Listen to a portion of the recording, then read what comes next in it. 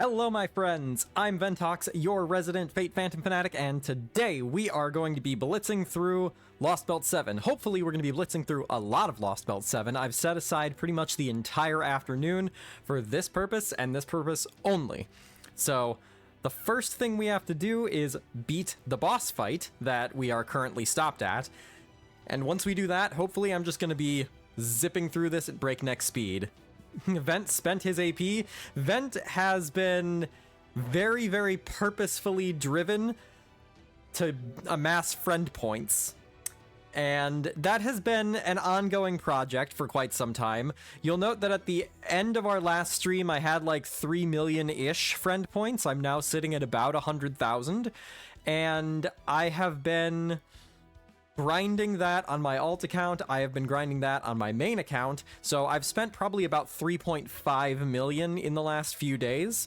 Yes, FP for Grails, that was what originally motivated me to do it in the first place, was I was doing my Grail casting for December, for January, and I came pretty low. I was like, wow, I'm running out of those friend point coins that I've been collecting. I'm gonna need to spend more of the friend points I've been amassing. So that was where it started. But then, as I was going through and collecting XP cards that I didn't need, and collecting CEs that I didn't need, and collecting foes, I've never burned a foe. I use all my foes. And now, these here are the servants that I have not yet finished foeing. I am so close. And a couple of these are dupes, like those Angraminus, I just need to burn them. The Esports Phantom of the Opera, he doesn't need foes. The Esports George and Leonidas, they don't need foes. So I'm sitting at 1, 2, 3, 4, 5, 6, 7, 8, 9, 10 servants that need foes. And of these 10 servants right now, some of them don't really need that many, because like, let's take a look at Alexander here, for example. He's half finished, and Mori here is like practically finished. He needs 10 more attack foes for Berserker. Are you actually going to give Chloe foes? I don't know. Like, here's the thing. I'm hanging on to some Archer foes that I've just not used yet. Oh yeah, Kid Gil actually is finished on the HP side, and I just need more attack, or no, flip-flop that. Finished on the attack side, and I just need more HP foes. So, like, I'm really dang close, and at this point, I just want to finish it. I just want to be able to say I'm done, no more foes, and then all of the foes that are in my inbox, I can just have ready to go for whatever new servants I get. That's the goal right now. Foe stats not in increments of 50. I would ordinarily agree with you, but you know, I can't micromanage that, or it's gonna drive me crazy. I am completely finished on casters and sabers. I have no more casters or sabers that need foes. And then what? I am nearly finished on Berserker. Yeah, I need like what, 10 more foe points for Mori. He'll be the last Berserker. Ryder, after I finish Alexander, will be George and Ishtar, if I choose to do Ishtar. I'm still salty at her for the events of Summer 2, but I feel like I've held that grudge long enough. Maybe I should let that one go. Chloe, on the other hand, I don't think she's gonna get him, to be honest. I might just shove her in the second archive along with Babbage and then forget she exists.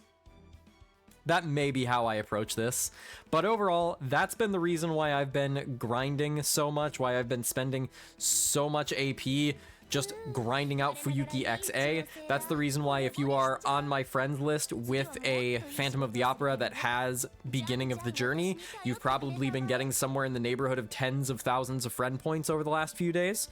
So if you want friend points, do that. Put a Phantom of the Opera up with Beginning of the Journey CE. That is the best way for me to accumulate friend points, and if I get those friend points, so do you. Let me see what the total is off of how much I'm actually getting. By the way, can someone please tell me why my command card enhancement is so dang expensive? Ah, man, I just cannot understand why Lostbelt 7's map is so frustrating. Let's see, so if I go to Fuyuki XA, which costs 3 AP a pop, and I find a Phantom of the Opera that has Beginning of the Journey CE, with the team that I've been using, you'll see that every single run is netting 250 friend points. With that, 3 AP a pop times 144 divided by 3. All right, we're busting out the calculator here. Hang on a sec. All right, so I hope that you guys can see this. Okay, well, it's rotation locked. Okay, 144 divided by 3 means that 1 AP bar I can do 48 times. I can do 48 runs on a single AP bar times 250 is going to be 12,000. So every AP bar that I do is 12,000 friend points. Now that takes a long frickin' time. I'm just gonna demonstrate for you. This is not how I intended for this stream to start, but you know what? I get on a tangent. That's what I do here on this channel. If you don't like it, then there's the door.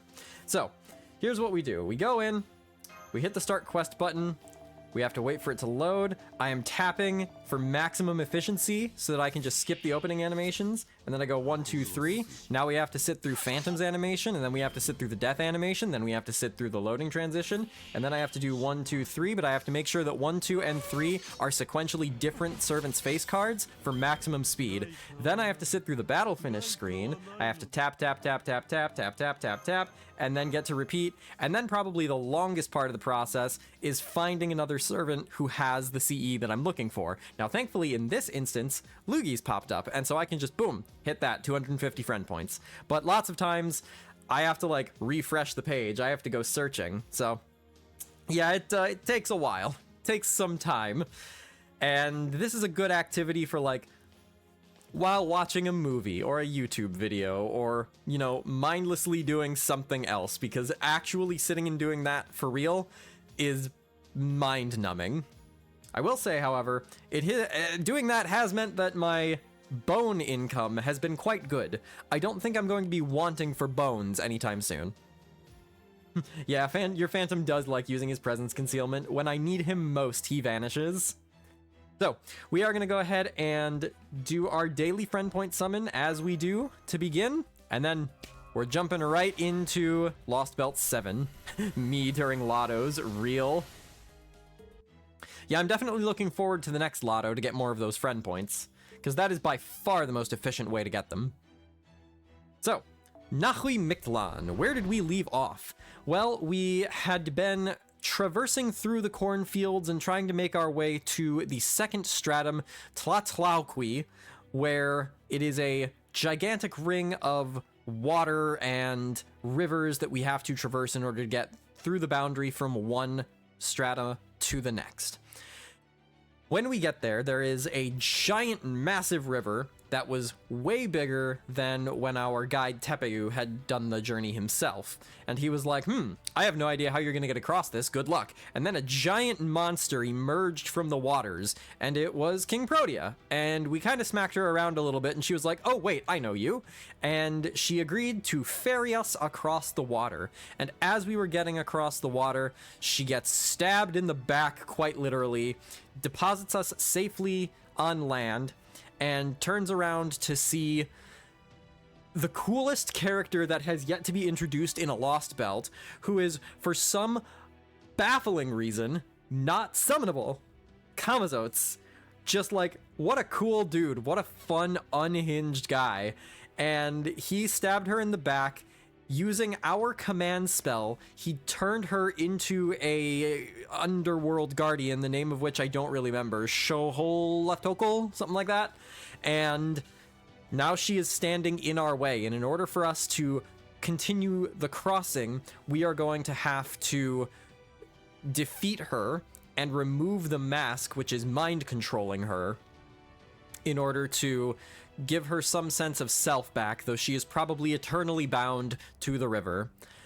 Along the way to planning this, we were approached by one Grigory Rasputin, otherwise known as Father Kotomine, who has arrived to shepherd Olga Marie to where she wants to go, I guess. He is posing as her butler, and basically we've come to the agreement that if we don't go along with this, then he reveals to her the existence of herself as the foreign god and kind of blows our cover, so to speak. So we are kind of reluctantly teaming up with the last disciple of the foreign god.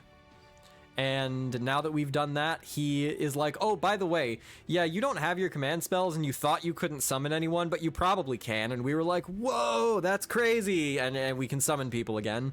So now we are in the middle of a fight against the mind-controlled King Protea altar and trying to break through the RNG hell that is this fight's gimmick.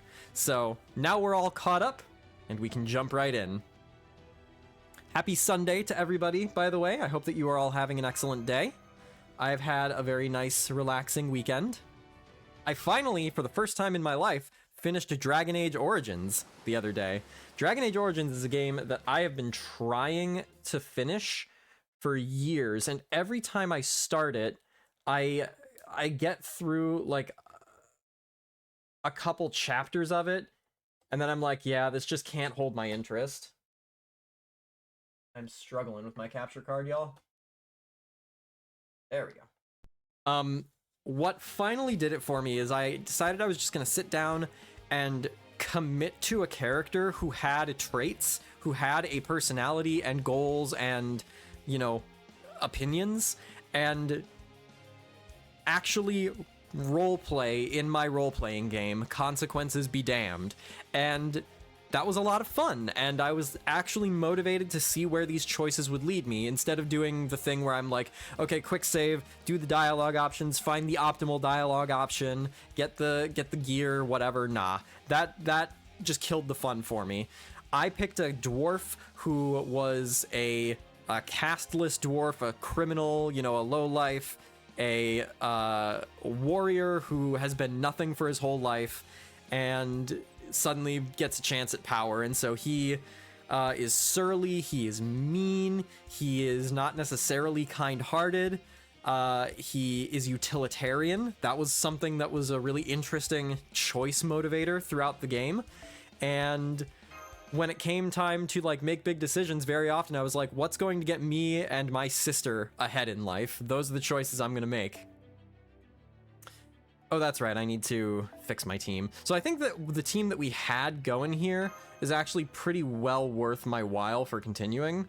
So we're just gonna stick with what we got here. What should I do with Oberon? You know, I'm just gonna do K-Scope with Oberon. I'll do a scope with him as well.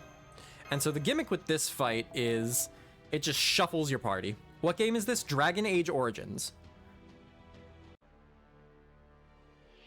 So this is the first of the Dragon Age games developed by BioWare. And BioWare is famous for primarily Mass Effect, Baldur's Gate, and Dragon Age. And they make, or used to make, excellent RPGs. Genuinely phenomenal RPGs. So I think I might just lose outright here. I'm not sure. Yeah, I think I just have to restart, to be honest. I know you're not rolling for her, but do you already know what Nito Alter's kit is like? I do not. I know that she's an Avenger. I'm pretty sure that she has 100% battery because she's a Nitochrist, but other than that, I don't know. Also, Domon instead of Kirei? That might be worth it, to be honest. The thing is, I don't think either of them... Oh my god, I just hate this Lostbelt. I don't think either of them is actually that good. If I'm being honest, I should probably switch them out because AoE just isn't good for this fight. And like, both of them have insta-death as their NP gimmick, which just isn't helpful here. Yeah, I think I really, really want X-Alter out on the front line at the beginning. Domon Enhanced Oberon crits did a lot of work together. That is true. That is true. That is worth keeping in mind. Alright, so I think I'm just going to Arts Chain here, and then next turn Alter Brave, or Alter Noble Phantasm. Innocent Monster, because normally on turn 1, I think she just uses skills. No attacks.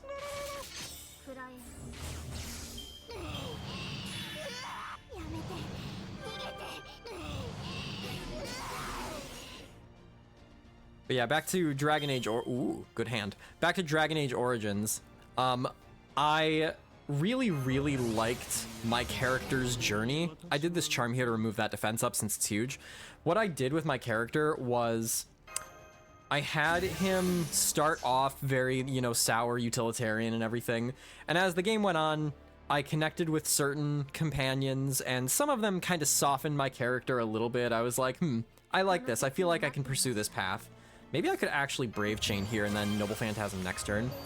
And then I'm going to avoid spoilers, but one of the companions that you have in the game has you make a choice towards the end, and if you don't go with the choice that they want, they just straight up leave you.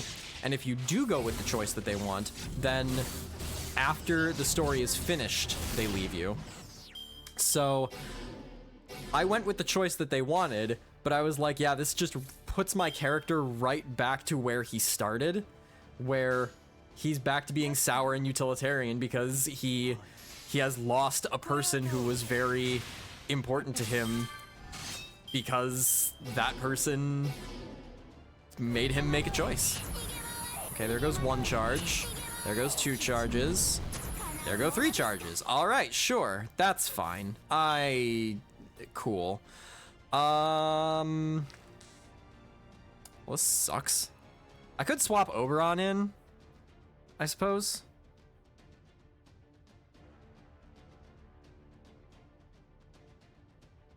I think this might just be game over. I'm gonna change up the team, I think. Medea isn't helping, and I don't really think I need Rasputin. How's it going? It's going. We're figuring out how to approach this fight. This one's just hard because I was talking on my last stream about how control is important for me when I'm doing these fights. I don't have a whole lot of control when it just completely shuffles my party right off the bat. So any level of control that I did have is gone.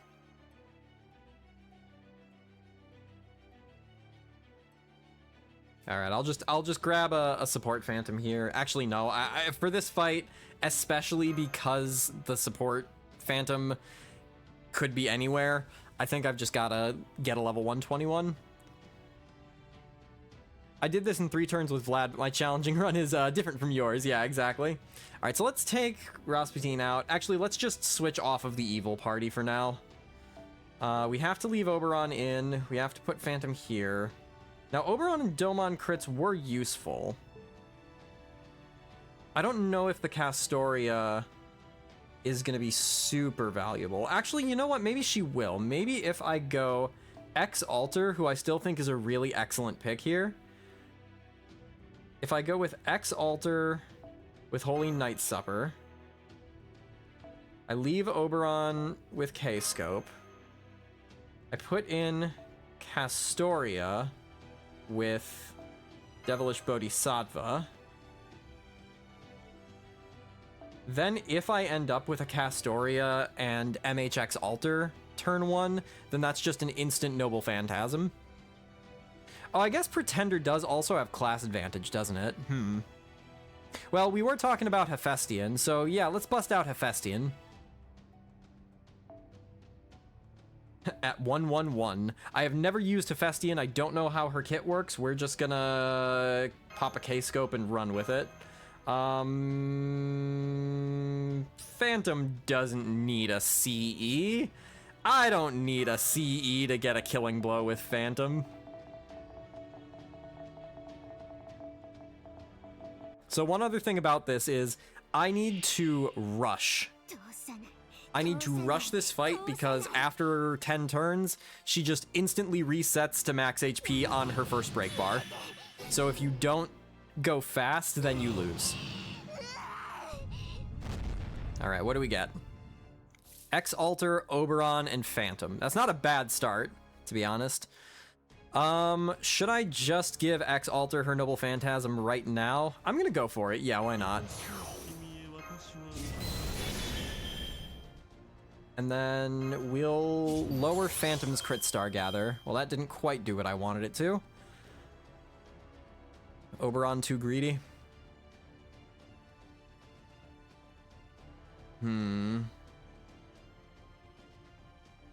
That's probably fine still. Alter does big boy damage. Then I've got Lilac Vortigern ready to go.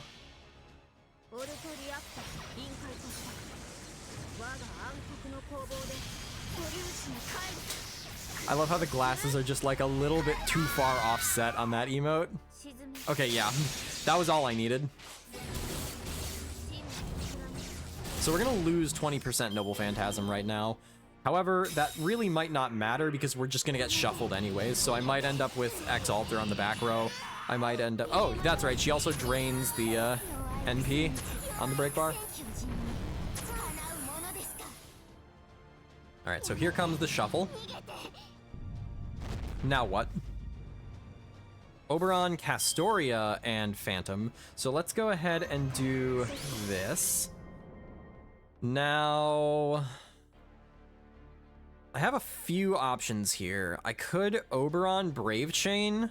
Castoria is going to get triple overcharge. I think I should save Castoria's Noble Phantasm, and so with that being the case, maybe the Oberon Brave Chain is the right move. Because that'll be solid damage. It'll put her to sleep, so I don't really have to worry about any damage this turn. Yeah, and then I can do Innocent Monster here without worrying about Phantom taking any damage.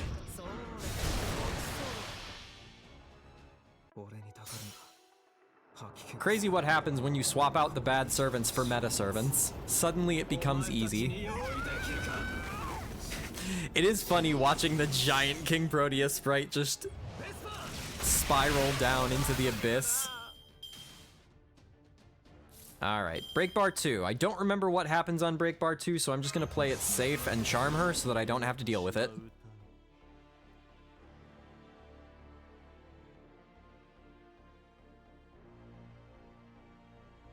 Excuse me.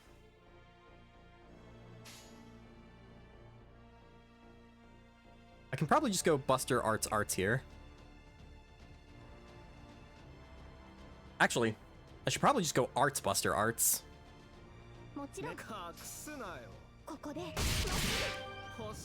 I mean, who needs meta? I just throw out Salome at things and it works. I mean, Salome does have class advantage against practically everything, so that helps. Okay, that's fine. Oh, that's right, Shuffle. Please bring Castoria out. Yay, it's the same party! Okay, cool. So now I can use Castoria's Noble Phantasm and then start prepping Phantom for an NP as well. Or I could start working on damage with Oberon's Buster card there. Let's do that.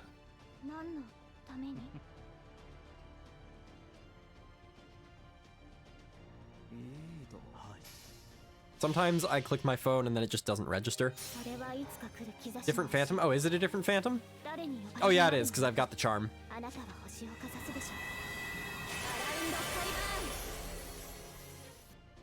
Which Phantom? It's my Phantom, I think. Yeah.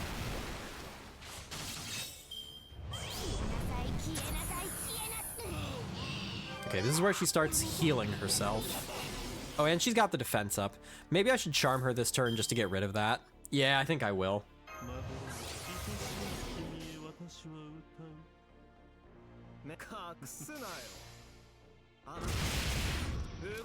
Now I'm gonna have to be careful. I don't think I can do an Oberon NP.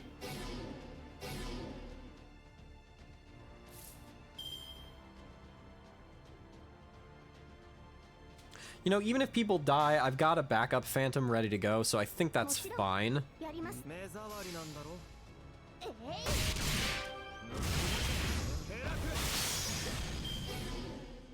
Alright, I am close enough to getting a Phantom NP that I think we're probably in pretty good shape.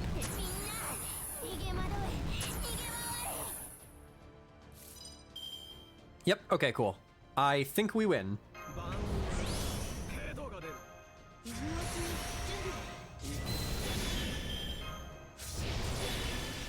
Yeah, definitely. There's no way Phantom doesn't have enough damage here. Alright, GG. Oberon doing some good work here. Man, I freaking love Oberon. I just want the bond points, man. I'm so close. I'm so close to being able to 120 him.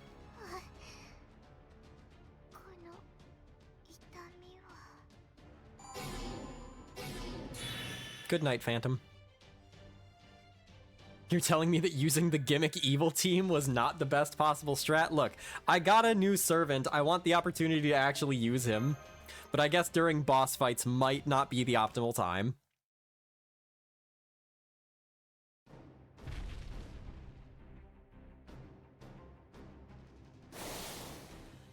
Rhodia has been pinned in place.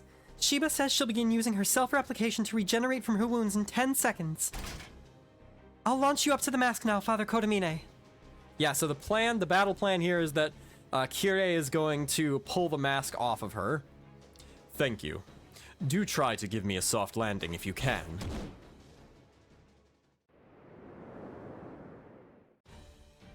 I need no scalpel or anesthesia. A spirit medium's method consists of simply reaching in and pulling out the infected area directly. Pain, suffering, agony. In the name of the evil dragon representing death, I bear witness to the incessant rot. The taint of death, the malaria of evil, calls on people from all walks of life. As muck spills forth without end, I shall be the one to scoop it up. Pomiluj nas gospodi. Lord, have pity on this poor soul. I don't know what those first 3 words are. If anyone can illuminate that for me, I'd be appreciative. I'm assuming this is like shouts of pain. Ah!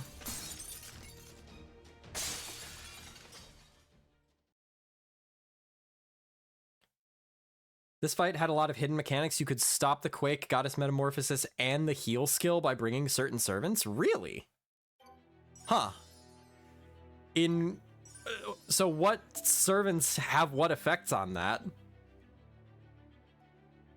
Servants with the Defender trait stop the Quake. Servants with Goddess Metamorphosis stop said skill, and Obstacle Makers stop the heal? I don't know what 2 out of those 3 things are. I would like to note that we are on another 23 AP alter ego fight. I kind of thought that was going to be the end of that.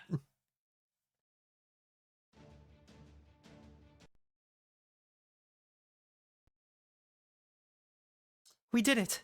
We got the mask off her. The plan worked. Look out, Mash. This isn't over yet. The mask is starting to move on its own. Hope you're ready for more fighting, Ventox. Now that it's just the mask, I won't have to hold anything back. I don't know the first thing about these Underworld Guardians, but I came to Earth to rule it. So you'd better give me all the support you can. Man, look at that. Look at that. That was like 8 lines of dialogue before we jump into the fight. Boo! Boo! Forcing me to take MASH as a starting member. Boo! Oh, wait. I did level her up to 90.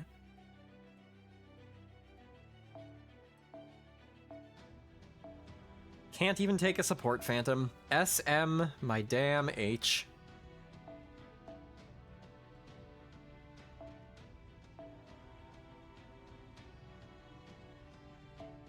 Alright, this one's just gonna be a pure DPS race. I'm calling it now.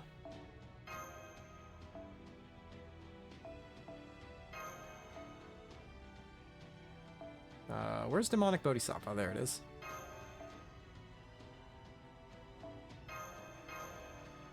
Alright, we're going for it. That's not even the shortest number of lines between a back-to-back fight in this Lostbelt, and that is a good thing. That's a really good thing. Pomiluj nas gospodi should translate from Russian into something along the lines of Lord have mercy on us, according to a quick Google search. Thank you. Yo, this is a cool design, though. Okay. What is your unique trait here? Black Calavera. Mana Free with the follow. Thank you for the follow, Mana Free. Welcome to the channel. Increase attack and increase charge by 1 each turn. Okay. I don't know that you, Olga Marie, is actually going to be incredibly useful here, to be honest. But I'm just gonna do her stuff anyway. So honestly, using her Buster card doesn't seem like a great idea, because it's half damage functionally, right? Well, this is fine because now I guarantee Mash and Phantom Brave chains for the next 2 turns, so I guess I'll just do the rainbow chain anyway, because the buster damage probably makes up for it on the second and third cards. But, like, not really, though, actually. Wow. Dang. You, Olga Marie, why you so stupid? Oh, if you can tank for me, that's fine. If you can just eat every attack, then I'm cool with that. Yeah, keep it up. Keep going, Prez. Hey, wait a minute. Oh, really? So it doesn't work the same way as, like, BB's shuffle, for example? Interesting. That's surprising. Okay.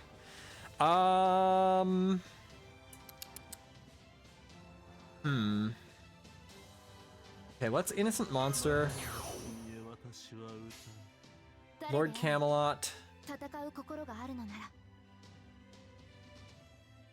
I really wish I had crit stars to give Mash right now. Do that. Or not BB, I'm sorry. Bunny Toria, who I was thinking of. Or alternatively, the Harry Potter command code. Oh, Mash has Instinct now, that's right.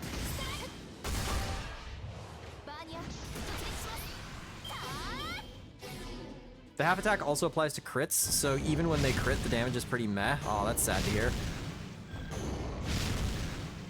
So one thing to keep in mind is that we have to let Phantom survive.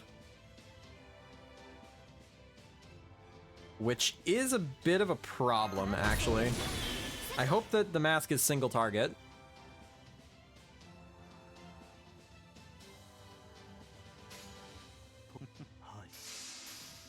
I doubt that the mask qualifies as a female enemy.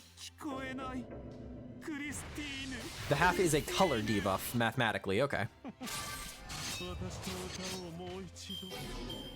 Which is kind of funny because she has a buster up in her kit. Carry death from behind, okay.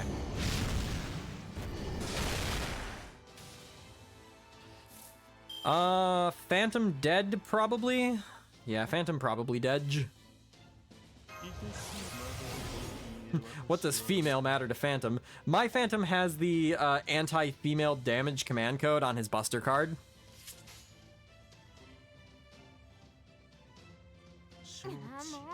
Is this skill helpful to me right now?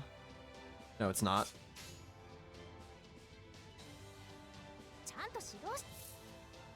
You know what? Let's break the bar. Let's at least find out what happens on the break bar.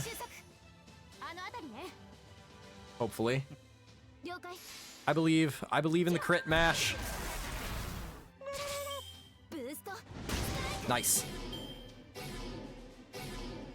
Yeah, I'm gonna need to have some way to cleanse this.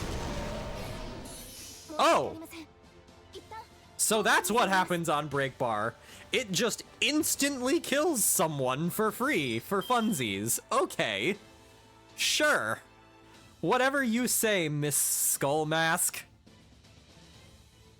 Yeah, we're just gonna do that. I don't think that I need you to do this anymore, thank you. We're gonna go bada bing, bada boom, bada boom. We're gonna buy ourselves a little bit of time. I don't know if we're buying ourselves much time in the long run. Yo, Sonic Brandon with the sub. Thank you. Christine. Thank you for 21 months subbed. And good old shameless plug, if you have Amazon Prime, you guys know the drill. You can connect your Prime account to your Twitch account and get a free sub every single month. But you have to actively renew it every month. It does not renew automatically. I'm just afraid that it's going to put that damage over time debuff back on, and if it does that, I'm just going to need to spam cleanses. I can heal Phantom at least. I can do that. How are you enjoying Lostbelt 7 so far? So I'm only 3 chapters in, so I'm not terribly far along as of yet. However, thus far, Lostbelt 7 is my favorite Lostbelt. Yo, Denner, too, with the sub. Aw, thank you. Christine. Ventos 2 wave. Hey, Denner. Thank you. I appreciate it. I appreciate everybody who takes the time to just be here. How much damage did Super Phantom's NP do last time? 69,000. So we're looking to get the Skull Mask into that range. Well, we're not doing it this turn. Nope, don't do that. Okay, that's fine. Hopefully this skill, or this NP seal is only one turn. It is. Okay, we're good. We're safe. So I can go 1, 2, 3, and we'll have Castoria's NP ready to go should I need it. Actually, we probably don't need it. I think I can just win next turn. Nice.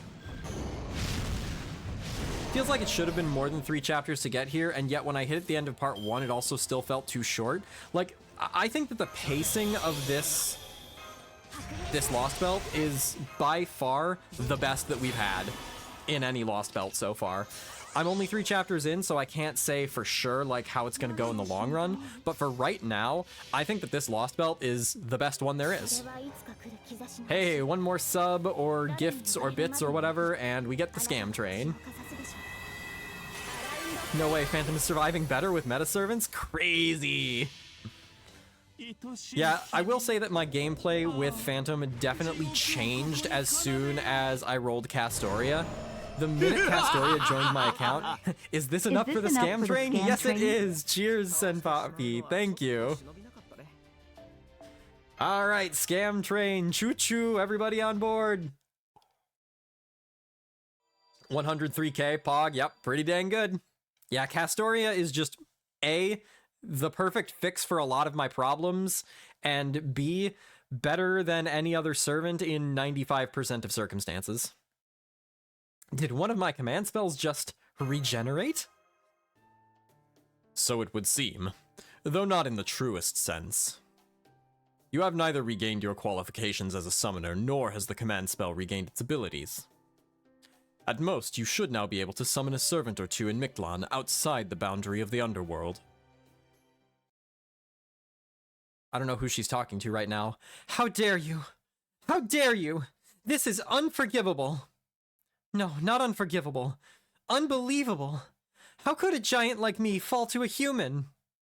And an arrogant human who thinks of himself as a summoner, no less. I stepped out of the midst of gods and giants. This is an unforgivable disgrace. Oh yeah, Protea, forgot about you.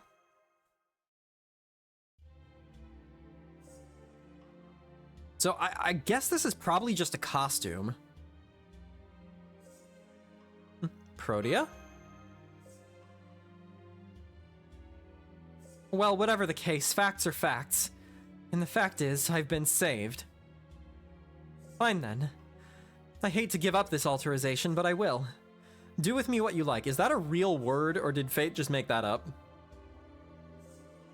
But I won't forget this humiliation, Master.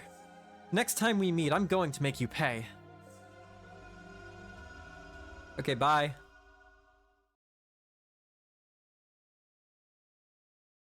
Did I just say something? Back into the tub. I'm sorry, I don't remember what happened. I mean, I was conscious up to the point you were nice enough to remove my mask for me, but... was I acting strange afterward? Like, lording it over you, or acting tough, or generally... being bad? Nope, it's good to see you. Welcome back, Protea. Thank goodness. And thank you, Master. Wearing that mask was really painful, and I couldn't even see or say anything. I thought I would stay trapped in that kaiju form, that I'd be killed, but you never gave up on me. I'm so happy right now. Aw, cute. Anyway, time to forget she exists for the rest of the Lost Belt. When I Google it, I only find a Harry Potter and Fate Stay Night fanfic? I'm gonna need you to go into a little bit more depth on that one, Ziggy. Please give us the synopsis.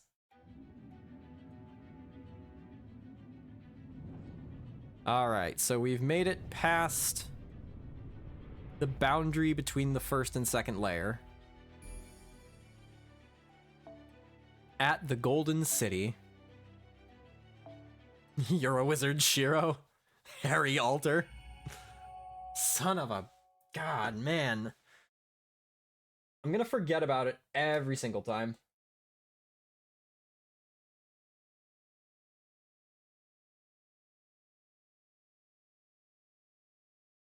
There we go. I mean, she is trapped to the underworld zone, so at least there's justification for forgetting about her. That is true. Seems to be something with Jeanne d'Arc as a female Harry. Of all of the... I mean, okay. I can kind of get...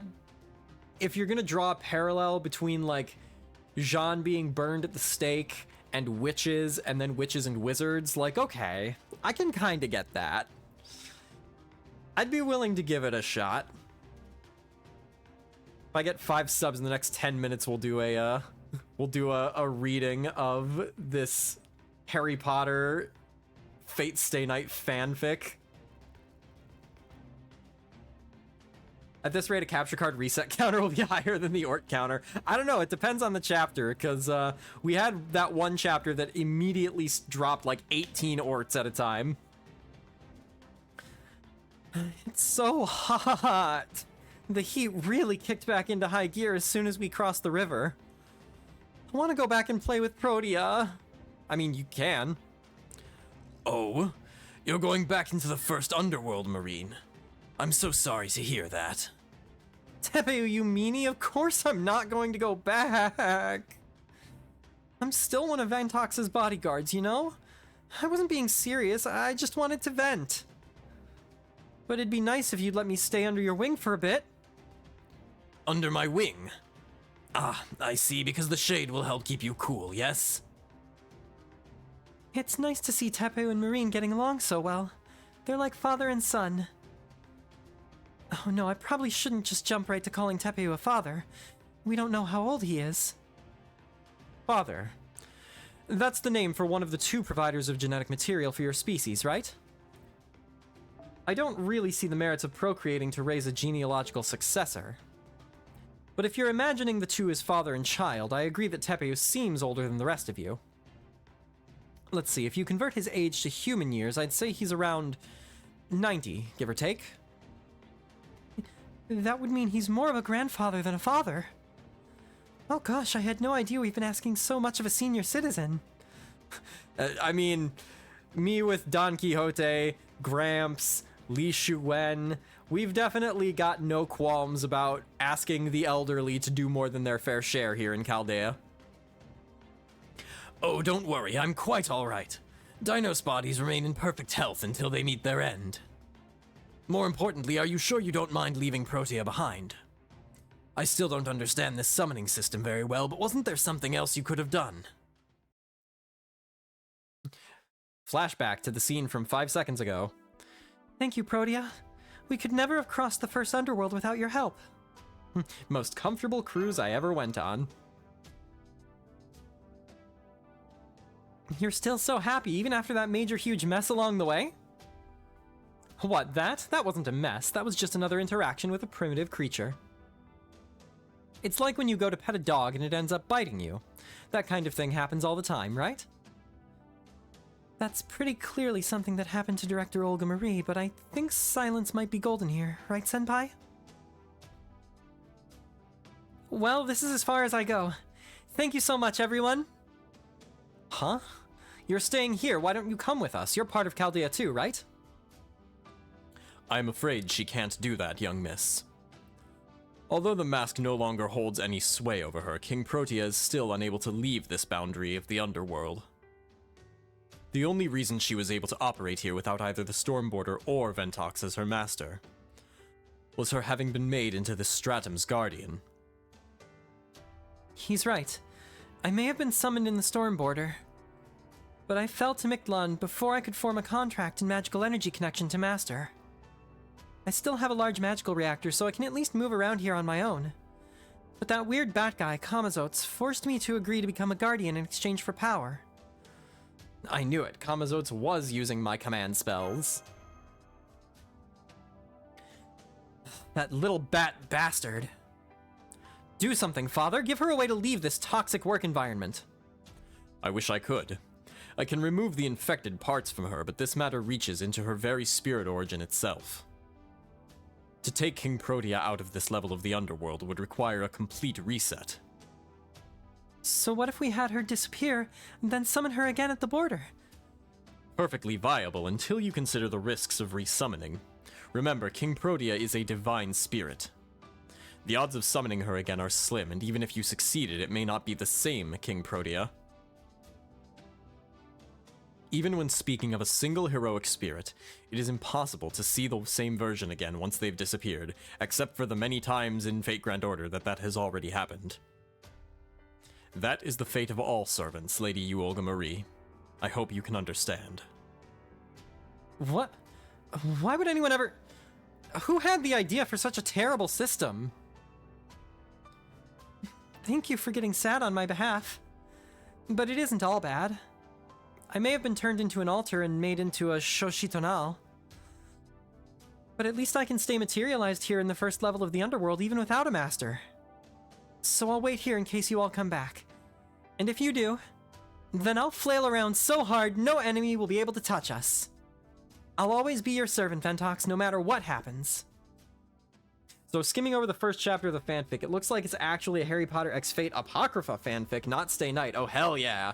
Remember how in Apocrypha, Jean was summoned using the body of a human as a vessel? From what I understand from skimming over the chapter in this fanfic, protagonist... Oh, Jesus. Iris Jean Potter is that human vessel, and it's Jalter being summoned instead of Jean. Oh my god. I mean, I'm glad that we're following up on the grand tradition of Raven... Ebony Darkness Dementia Way. I think that was her name.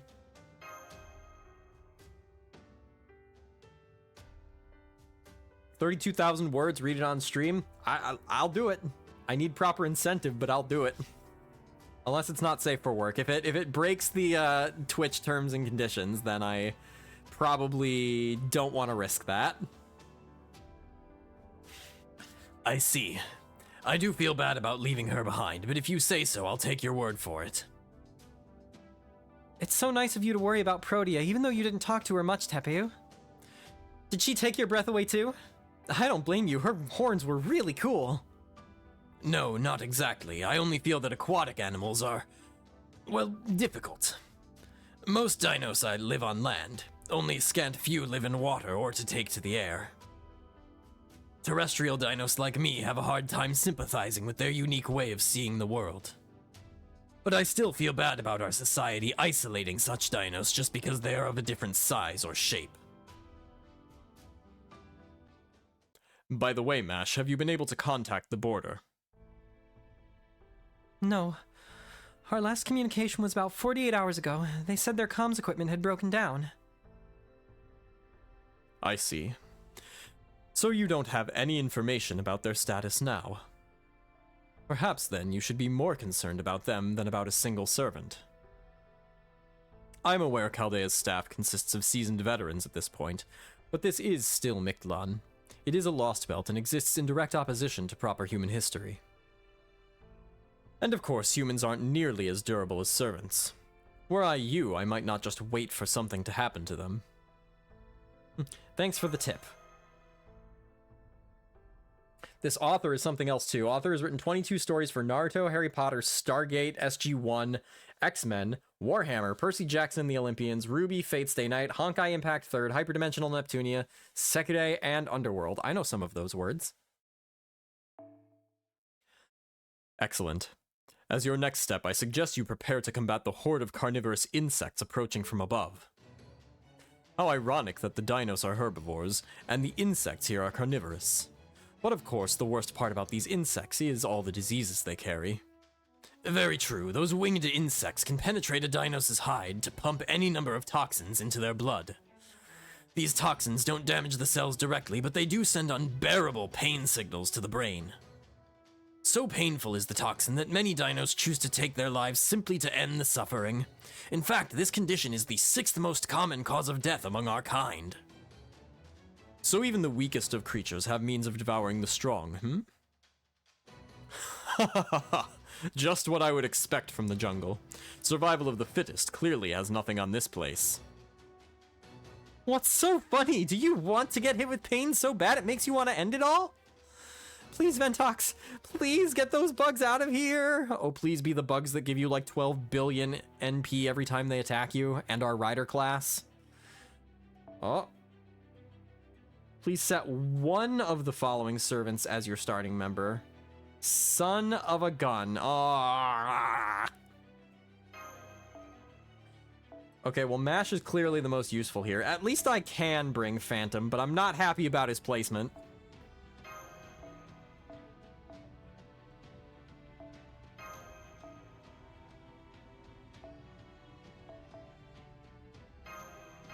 Alright, we can do this. Single Phantom versus Lostbelt 7. Woo!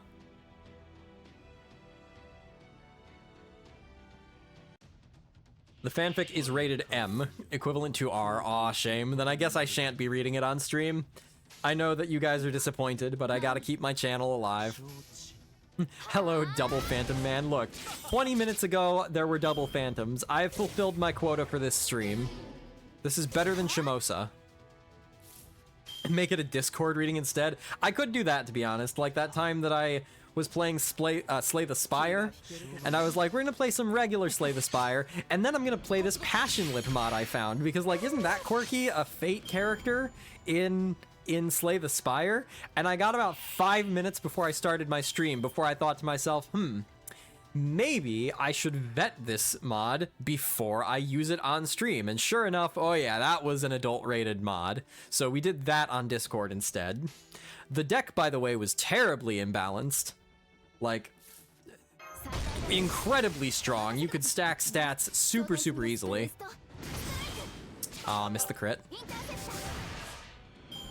What game did you mod? Slay the Spire. It is the de facto #1 deck building roguelike ever.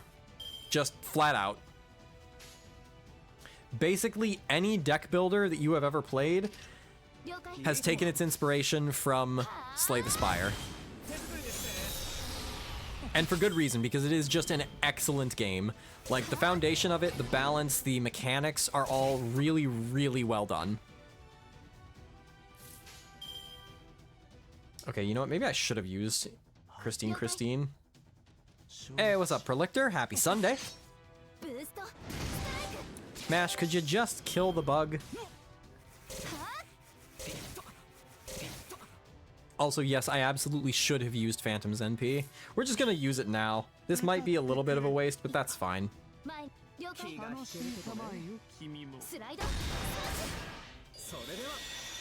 I should take a look and see if there are any other Fate characters that have been modded into Slay the Spire, and see if there are any that are safe for work.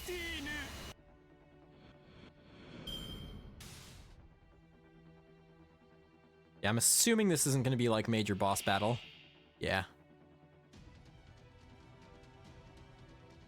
Now, Phantom does have Anti-Assassin as his append skill, so if I can get his Noble Phantasm, then this should be pretty free. That author really likes doing female Harry as Fate character. There's one where she is Gilgamesh. You know, if you found your niche, then stick with it.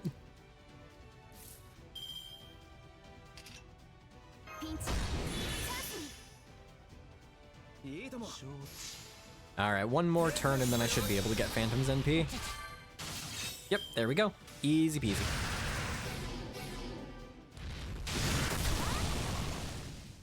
I like these enemies. Their design is fun.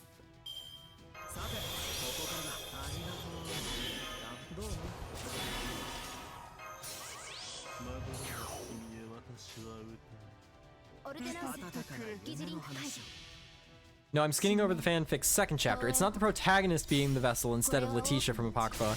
Jean still gets summoned through Letitia, but in this fanfic there's just a second ruler, which is Jalter in this protagonist. I mean, that's just kind of how any media that features Jean nowadays goes, right? Is like both Jean and Jalter show up so that you can have the two characters play off of each other. Oh look, an enemy where a mental debuff resist is useful. Too bad it didn't actually end up mattering.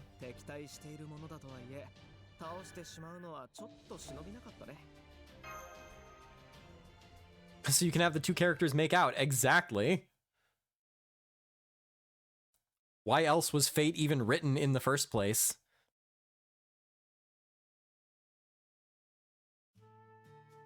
I'm sorry, guys. I'm so useless. What, you're still stewing about earlier, Marine? Come on, let it go.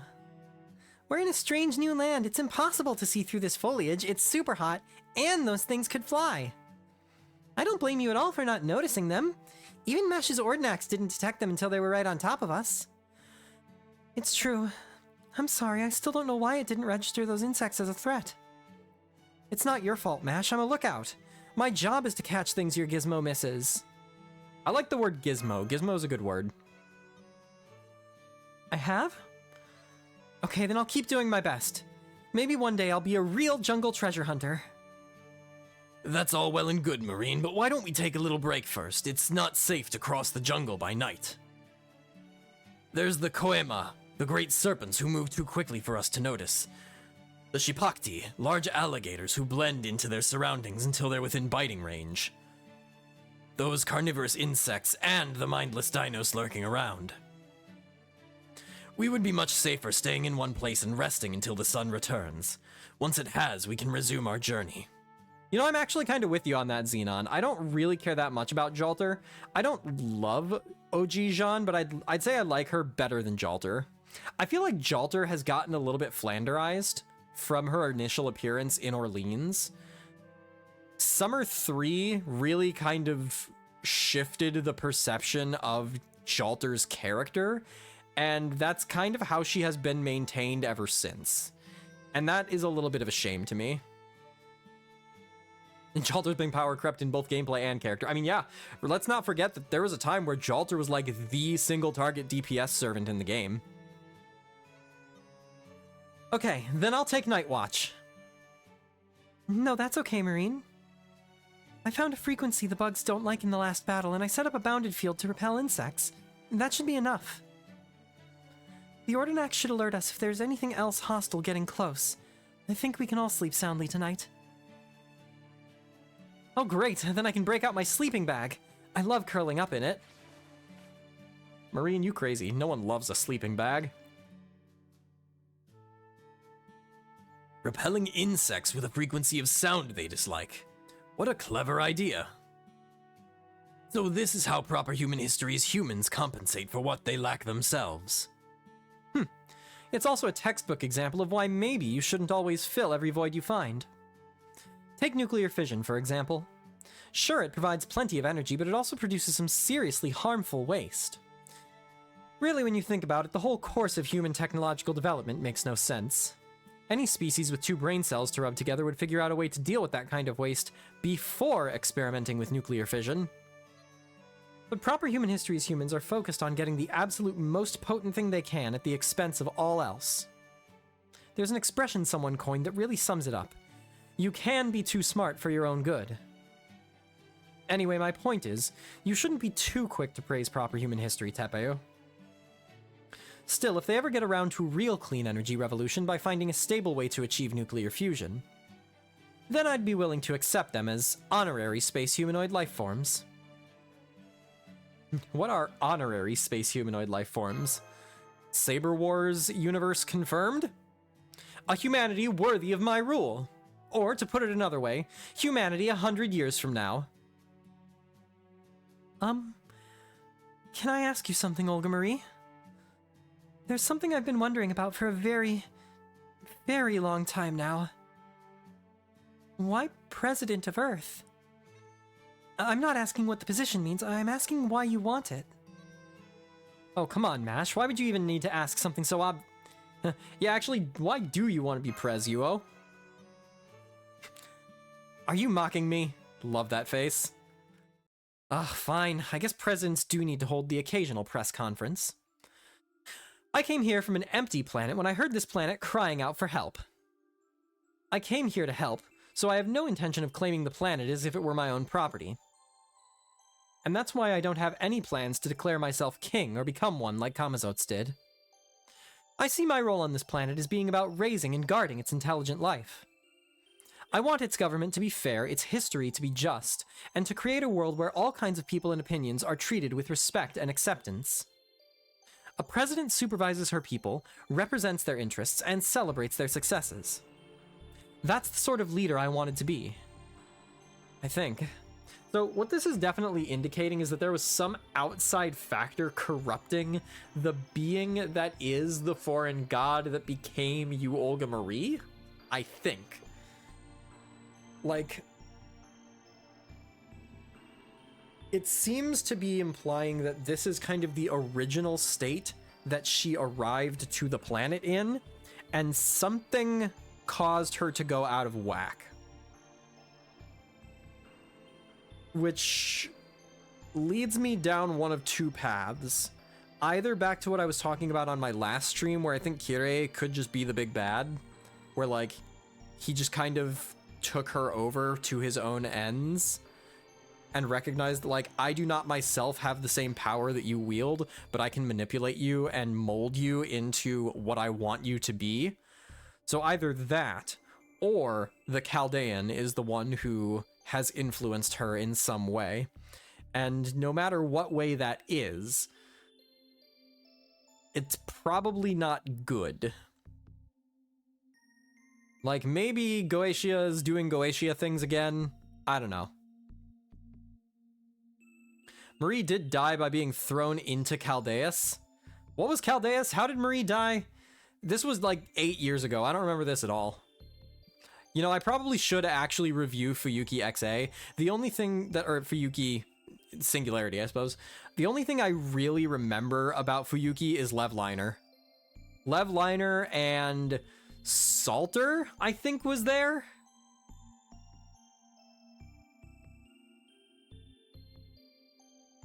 Was Caster Ku there too? Maybe? Chaldeus is the big energy ball that's a projection of the planet's soul. No, I don't remember that at all. I don't remember this one tiny bit. She didn't die in the explosion. Olga Marie was sucked into the space-time anomaly. Yeah, okay, I need to reread Fuyuki.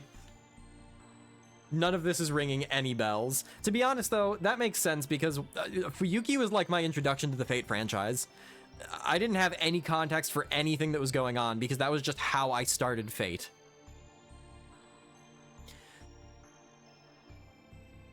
I, still can't remember my specific plans or my exact reasons, but anyway, that's what I think ruling is about.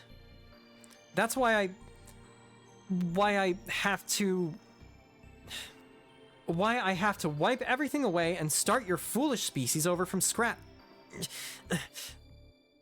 Director Olga Marie. Why do you keep calling me that?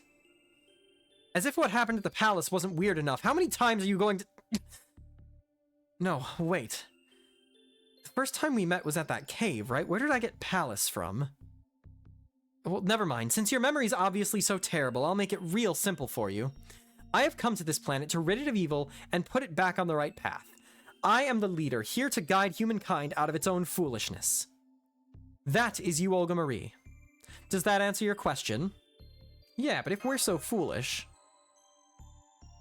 You think there are other better choices of intelligent life to help out in the vastness of space? Idiot. When did I say being foolish was a bad thing? Besides, humanity is far from the only foolish species out there. Heck, intelligent life forms are basically foolish by nature, right? The universe wouldn't be what it is if we didn't make mistakes. As I'm looking at it, I'm just going to go ahead and adjust the opacity up a little bit on the ort counter there. Yeah, it looks a little better. It's all well and good to say this from my high horse, but when is my body going to work like it's supposed to again? My humanity output organs are down to only 4% capacity, and my primary data processing faculties have been completely crashed. I can't even be a decent secretary like this, let alone president. Exactly what am I, anyway? You know, that's the question we're all trying to find an answer to, girl. Alrighty. I do expect today's stream to be a longer one. I'm planning on going for a while, at least. So, I'm going to probably take more frequent breaks than usual, in order to make sure that my voice is well taken care of, that my body is well taken care of. So I'm going to take the first of those right now, go fill up on water, quick bathroom break, and then I'll see you guys on the other side. Be back in just a few minutes. We are back, and it is off to Chichen Itza for the second arrow in Chapter 4. So far, no orts. Norts. And our resetting my capture card counter goes up by 1.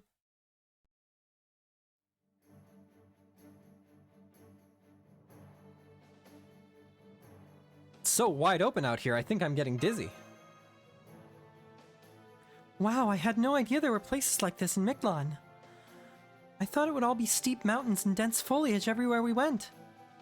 Still too hot and too much sunlight, but the breeze feels so nice. Come on, let's hurry. The storm border should be somewhere in that jungle past these plains. This isn't good. I'm afraid I have some unfortunate news and a suggestion I'd like... never mind, too late. You had best prepare for imminent combat. Tepeu? Not even trying to sneak across the plains anymore, huh, Okeleme? Well, you'll get no mercy from us. If you thought we'd be fooled by you bringing along a mindless Dinos, you thought wrong. The King of Dinosaurs has decreed that any who try to cross the plains should be attacked on sight, Dinos or not. You ocelotl bastards are in for a world of pain now. Alright. Man, I am here for these short sections of dialogue and then getting to do a fight. Dinosaur jump scare. Nah, that ain't no jump scare. I've been jump scared before. And there's good reason why I don't play scary games on this channel. Interesting that we're using the 6 enemy encounter layout despite only having 2 enemies, just to create a sense of like depth. That's really cool. I actually really like that. He's technically boss. Technically this is a boss fight. 9 invincibility. Okay, interesting. Oh, I can pick a support phantom other than Mash? Oh, in that case then this is invalid.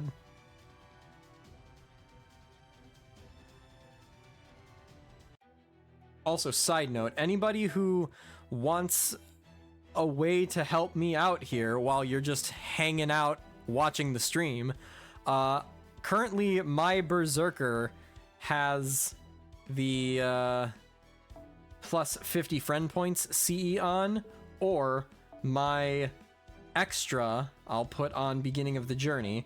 If you want to just go grind Fuyuki XA using one of these and as many friend point CEs as you have, then I appreciate that. Help me achieve my goals. Also, Fuyuki has a direct anime adaptation if you want to review that chapter faster than reading. That is a great suggestion. Oh my god!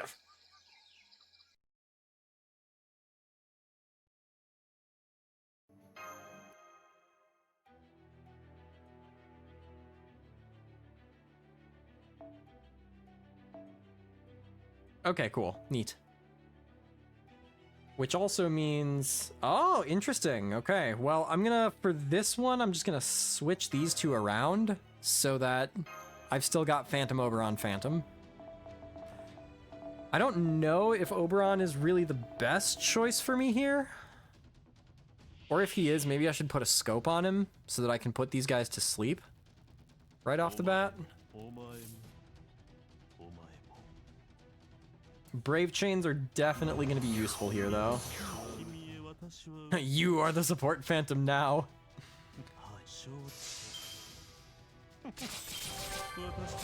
Yeah, I don't know if this is going to be real or not.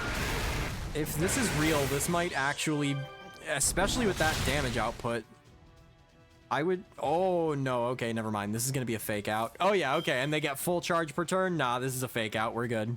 We're good. We're good. No way that we actually have to worry about this. So we're just gonna charm both of these boys.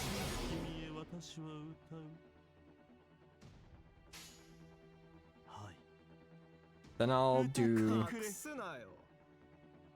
Let's see. Just in case I have to, like, take out one of them. Yeah, we'll do this. Oh yeah, you want Invuln Pierce. Yeah, you're right, rather than K-Scopes.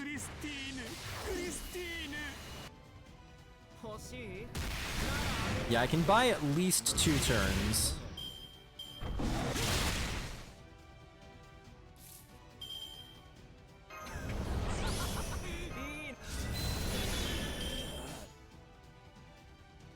How many more hits do you have? 2? Okay, so I can go 1, 2, 3.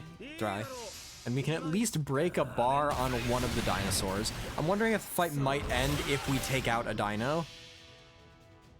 And if that's the case, then I might be well served by using Oberon's 3rd skill to brick one of the phantoms, just to buy myself extra time.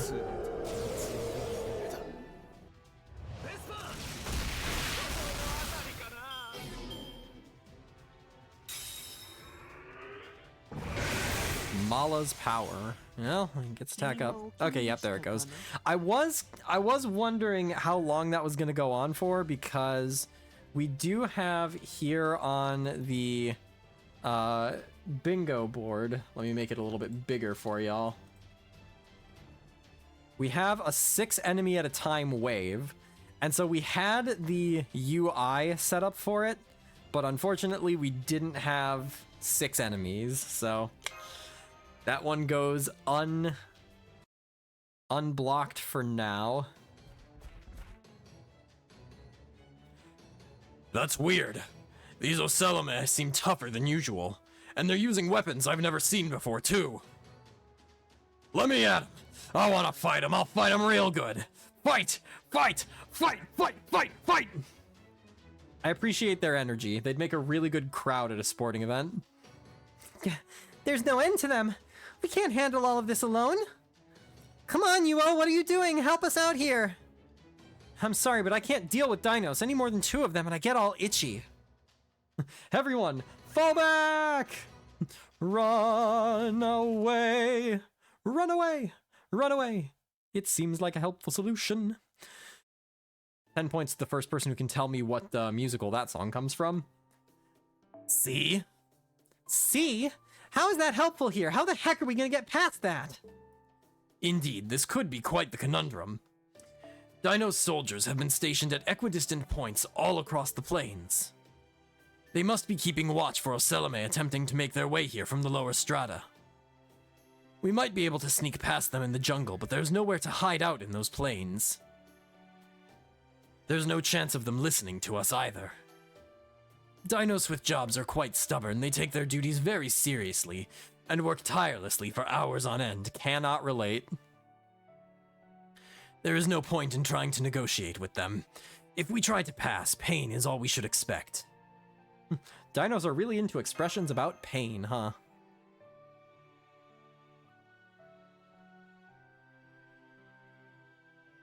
Pain is one of the few sensations we dinos experience, so many tend to reference it in their speech. I recommend we return to the road and make a detour at Chichen Itza. If those dinos are guarding the way on behalf of the King of Dinosaurs, then we'll simply have to receive authorization to pass from the King himself. I see. And I take it we'll find Chichen Itza at those ruins we saw in the distance early this morning. Correct. Chichen Itza is a holy land dedicated to protecting the sun. It is the one place in Mictlan where dinos live and gather together. It is also where we will find a being you call a god. Kukulkan, the teachings of the sun. Okay, so obviously the name is different. This might be like one of those Mayan versus Aztec things, but sun god fits Xolotl. Tezcatlipoca is a god of war and death. No. Xolotl's fire, but not the sun. The sun is Quetzalcoatl, I think. So if I have a chance at knocking off a square here, it's gonna be this one. I'm getting less convinced that we're gonna see Xolotl appear. Mayan name? Okay, so yeah.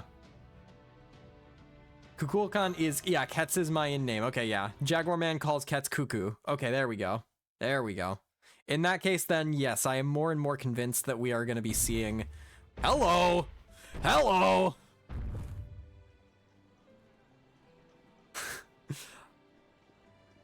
Yo, man, I love Lostbelt 7. Okay, so the color at the top of Chichen Itza is telling me that the plant mineral sun lady was probably Kukulkan. Welcome to the city of Dinos, everyone. It was built by expanding and renovating the remains of an ancient city. So you may find the buildings and various facilities a bit large for your tastes, I'm afraid. Now, with that said, Kukulkan is referred to as a king, so it might not be a female servant. Kukulkan could be like an actual king.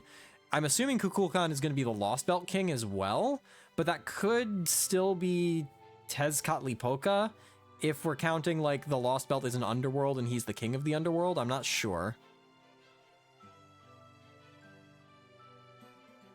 Shame neither Mary Anning nor Dino Oni participate in this chapter. I'm okay with Dino Oni not participating in this chapter because that would just be rubbing it in my face even more that I can never ever get her. I'm your resident dino expert. Feel free to ask me the kinds of dinos here, though some are too ambiguous. I have one question. This is not related to Fate, but it's related to the D&D game that I'll be playing tomorrow. What is the name of the dinosaurs in Jurassic Park that have the frills? Is that a Dilophosaurus? I'm pretty sure that that's the case, but I'm not positive. A bit? You call this a bit? This is all at least twice as big as anything humans would build. This might as well be a city of giants to a short fairy like me. Hell, I'm barely a meter tall even when I'm floating. I can't even climb these stairs. Guess this means I'll just have to go back to the Black Barrel. I mean, the Ordinax for now. And I was really looking forward to my first time sightseeing in a Lostbelt, too. Don't worry, Habitrot. You can always ride on my shoulder if you want. Dilophosaurus, but IRL they did not have frills or spew poison. That's their genetic modification. Aw, shame. I just really like the big... It's a good image. Or how about I carry you instead? Okay, this is just too freaking weird. What the hell did you do, Rasputin? I'm glad you like my disguise spell. Oh, I see now. I understand. Of course, he disguises himself as the coolest of the dinosaurs we've seen so far. The incident in the plains made it abundantly clear that we weren't going to get far in the Dino City looking like humans. Though it is not my particular area of expertise, I attempted a bit of magecraft. That is, a sacrament. To disguise Ventox, Mash, and myself as dinos. Don't worry, it's merely an illusion. Think of it as a kind of augmented reality. It was a big help, Father Kotomine. We couldn't have made it into Chichen Itza so easily otherwise. It's a good thing we have him here helping us, isn't it, Senpai? Rawr! That means I love you in Dinosaur. I'm glad you like it, but please stick to human language if you don't mind. Mash is a Pachycephalosaurus, or Stygimoloch? I'm not sure if I pronounced that one right. Besides, the other dinos won't think anything of it, even if they overhear us speaking our language. Too bad you, Olga Marie, and Marine couldn't come with us. Pretty sure Dino's on this year's SR ticket? Oh, really? If yes, then that's amazing, and she's probably the one who I'll pick. Yes, it is, but you, Olga Marie, said...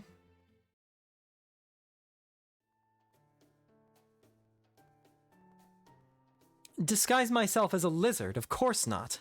No, I'm going to camp out here at my embassy. You'll stay here too, right, Butler? I'm afraid I can't, young miss. I am too interested in Chichen Itza to pass up this chance. I hope a nice souvenir will be enough to earn your forgiveness. Would you prefer something edible or something decorative? Wait, now you're deciding what to do? Are you sure you're my butler? I'll be tagging along in my spirit form, so I won't need a disguise. Man, I can't wait. We didn't have any jungles back in the land of the fairies, you know? I can't wait to see what kind of fairies they have in there. It looks like you'll be the only one staying here, Yuo. I do think you would be fine even without a disguise, but oh well. Really? Then I'll stay behind too. I don't want to leave you all by yourself. I like the journey of Yuo understanding what friendship is.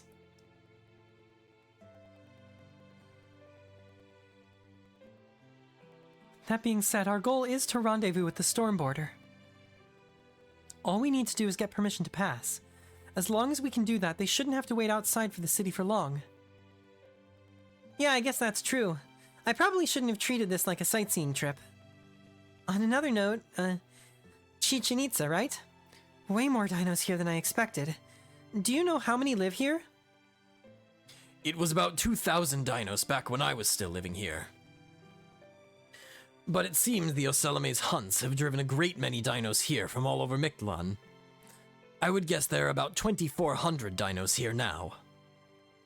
That's it, even though they came from all across Mictlan? Once the Cryptor came along and the Ocelome built Mexico City, many dinos have died at their hands. I'm sure some dinos are still hiding out in the jungle, but as a whole, dinos are now on the verge of extinction. In fact, it would be safe to say our extinction is assured at this point. For a time, the Ocelome primarily targeted females, so there wouldn't be any new generations. And even if a new generation were to be born, their future would be hopeless, given that Mictlan itself will be ending soon. You mean because we'll be cutting down your tree of emptiness? Yes, that's a possibility as well, isn't it? Please don't worry about us, Mash. You either, Ventox. You need only worry about making the choices necessary for your survival. No, Tepeu, we need to back up like 2 steps in this conversation. That's a possibility as well. So Mictlan is ending soon for another reason. I need you to elaborate on that, please, because that is probably going to be relevant information. If there is a cataclysm that is oncoming and we don't know about it, that's a problem. I mean, it's a problem even if we do know about it, but you get my point. All that should concern us is what we do with the time we have left. May I ask you 2 things, Tepeu? There's a structure on the main street over there that looks like a store. What is its purpose? If it's a business, does that mean the concept of currency has a place in your lives? Oh yes, money. That's one of proper human history's inventions, isn't it? No, we don't have anything like that. That building simply displays many things dinos may need. If you need anything there, it is free for the taking. The dinos there is only present for safety reasons. Dinos can vary greatly from individual to individual, you see. Hey, what's up, turtles? Happy Sunday. Something that may be a boon for one dinos could be poison to another. So they have a dinos who understands those differences standing by to explain what each item does. So it's a completely demand-based system, not even any bartering. Why is that? Probably because dinos lack almost nothing, and humans are constantly lacking almost everything, most of all common sense. They can't get sufficient nutrients just from moving their bodies. They lack the requisite internal resources to satisfy their minds. They always seek what is better or simply to have more of something than their neighbors. That unending want is what drives humans to crave wealth and to find new and better ways of accumulating it. Money is the blood of human society, and it is built upon the fact that it is in every... boy, this is a hard sentence. It is built on the fact that every one of our lives is finite. The dinos, on the other hand, possess strong bodies and calm minds. They want for nothing. It would simply never occur to them to steal from each other. It's true. Dinos have never gone to war with one another. We have no racial differences like you do in proper human history. I suppose there is our ritual, good lord, Shoktapayolistli competition, but that's a very peaceful thing. Yeah, what? It's essentially what the priest would call prayer. We give thanks to the sun for its light and pray for it to stay.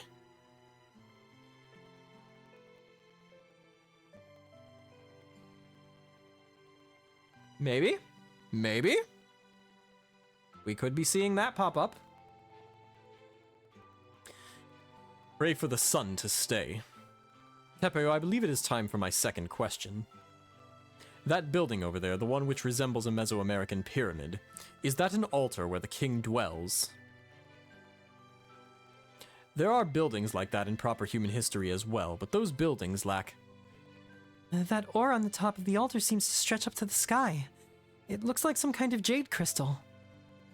Oh, interesting. So you have sun altars in proper human history too? I suppose the desire to draw closer to the sun must exist across many cultures. That altar is what makes Chichen Itza a holy land. It is where the sun both begins and ends. That is the solar sojourn.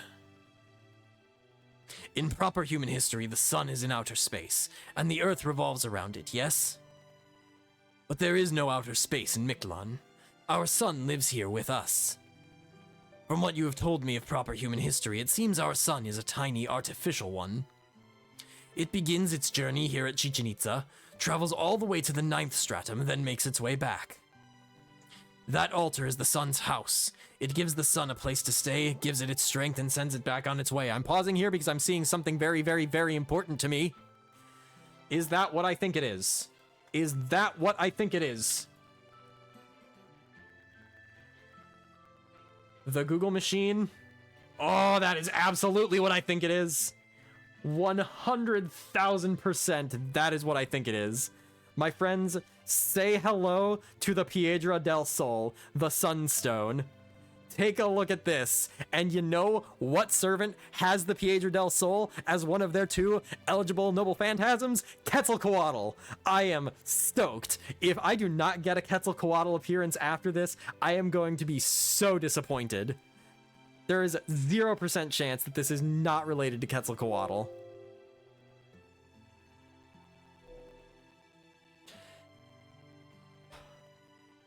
That is how the sun works here in Mictlan. Does that answer your prayers? It's just a rock, lol. I see. I've been wondering how the sun manages to float up there in the sky. Since Mictlan's gravity affects its outer edges or sides depending on your perspective. But it seems the sun is an independent relic of sorts, quite separate from the laws governing Mictlan. I believe it is, yes, but permit me to make a correction. Those pillars you see reaching up to the sky are not ore, but a plant. Their resin is what gives them that shining appearance. That altar is at the very top of the outer space tree that runs through all of Mictlan. Aha. Does that answer all of your questions? Good. Then let's go to the altar now. Are we not going to comment on the phrase, the outer space tree that runs through all of Mictlan? Are we not going to pick up on the fact that that is nearly an exact description of the thing that we are looking for here? I have heard that the king of the dinosaurs is a temperamental dinos, but I am sure they will understand if we just explain our situation, okay? So the king of the dinos is not a... Is the Lostbelt king just going to be a dinosaur? I don't know if the Lostbelt king is going to be summonable here. I guess the Lostbelt 5 king wasn't summonable, so maybe it's just a big dino. Maybe it's the Tyrannosaurus Rex from Jurassic Park. That's good to hear, but will we really be able to get an audience with this king so easily? Oh yes, as a matter of fact, I was once one of Chichen Itza's priests. I left before the king of dinosaurs appeared, so I've never met them myself. Would you roll Dino Ketz? Have I blown all my Saint Quartz rolling for a different Dino Mommy already? Yes. But I still have my record of accomplishments, or rather my connections, to vouch for me. Besides, we have no concept of things like territory or national borders.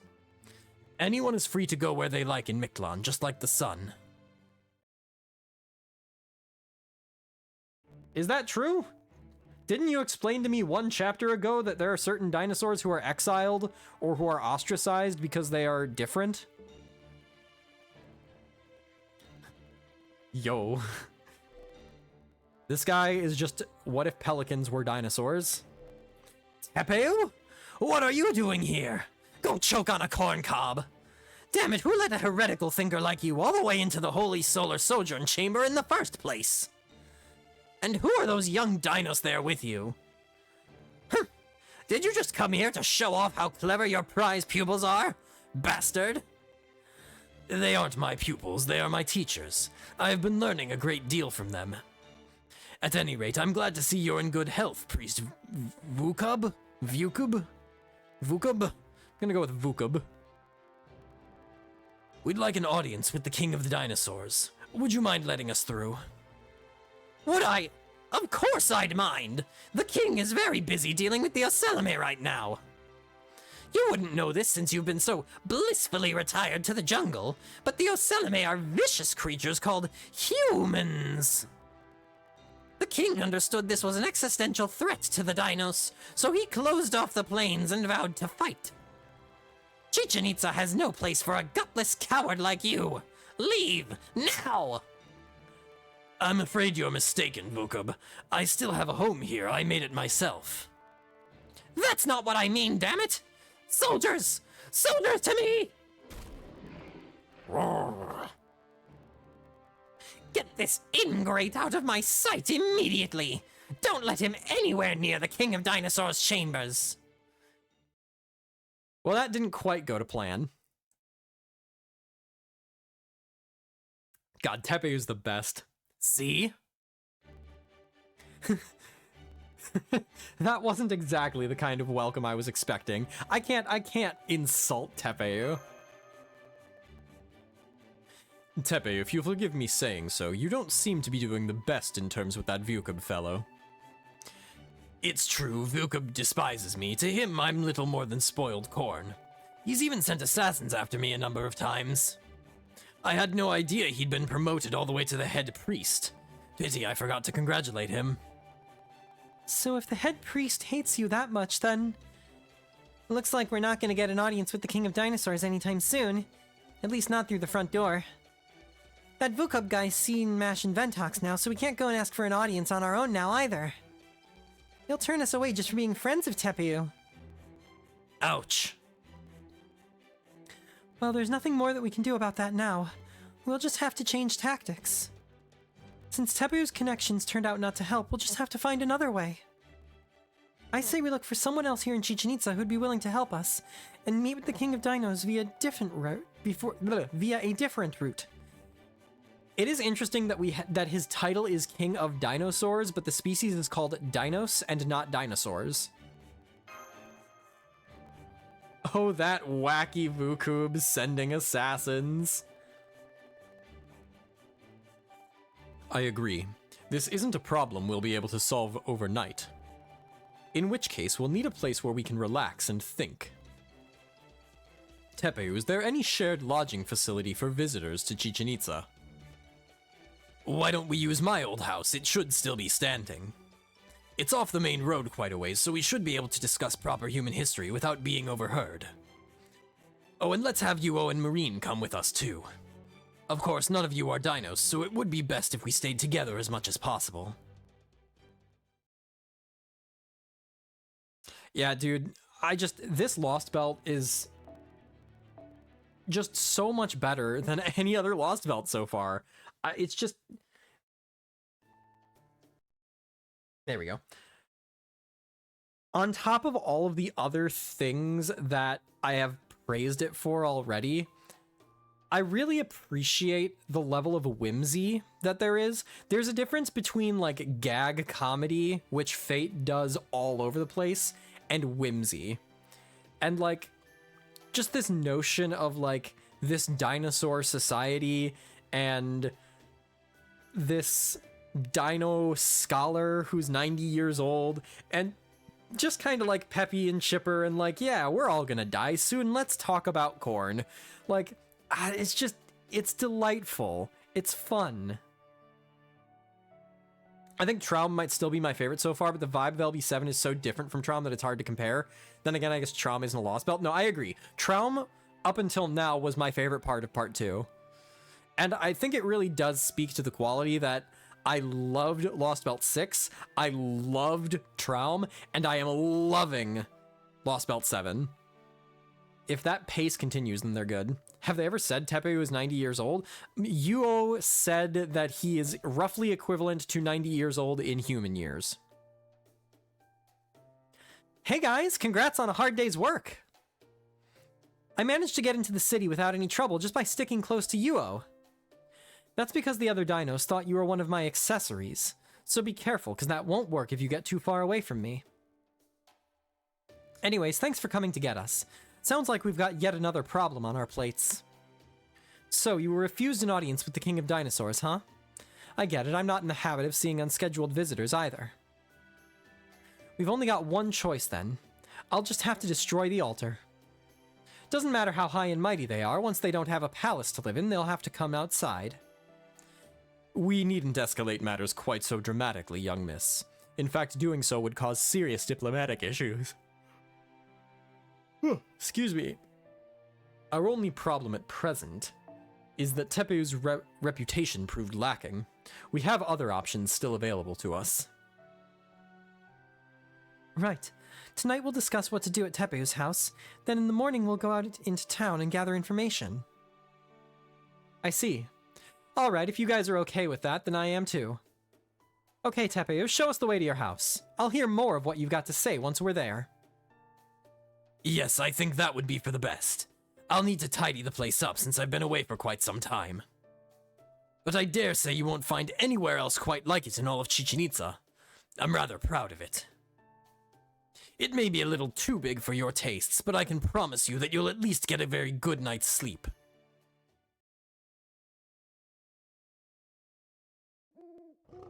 Wouldn't be surprised if Tepe was above Patchy in the fan shortlist from the Lostbelt allies to become servants.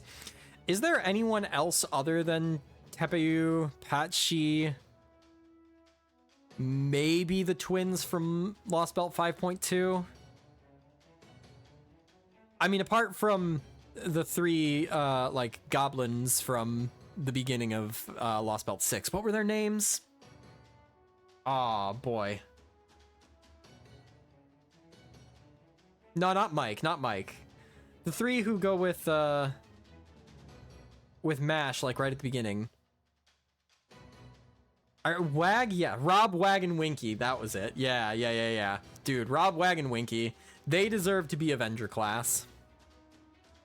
Minus Winky. There's Gerda from Lostbelt 2, but she'd have to be a pseudo-servant or something. I mean, yeah, yeah. Yeah, Gerda, Asha, Boy, and... what was his name? Toby? I don't think it was Toby. It was something like that from 5.1.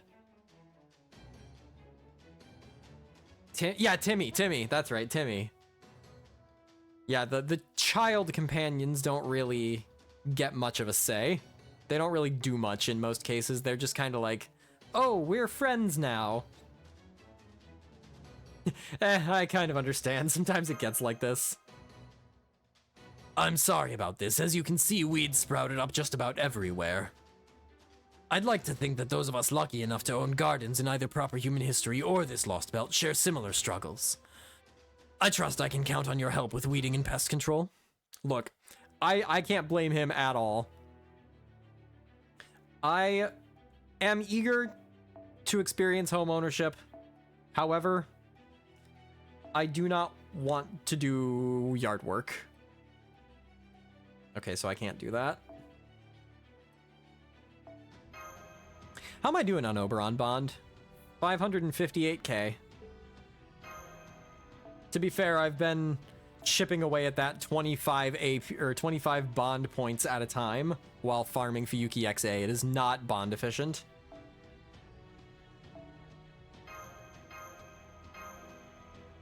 Poor Chinese kid from Lost Belt 3 doesn't even have a name. Yep, just Boy. Ah, oh, shoot. Son of a... I missed it again. Alright.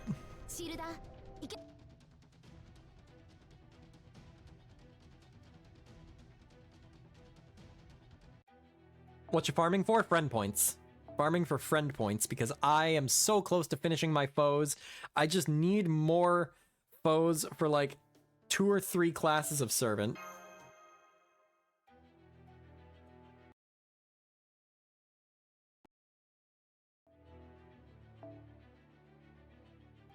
See, every time it pulls up that menu, I'm used to it doing the thing where it's like, do you want to bring your version of Habitrot or the preset support version of Habitrot?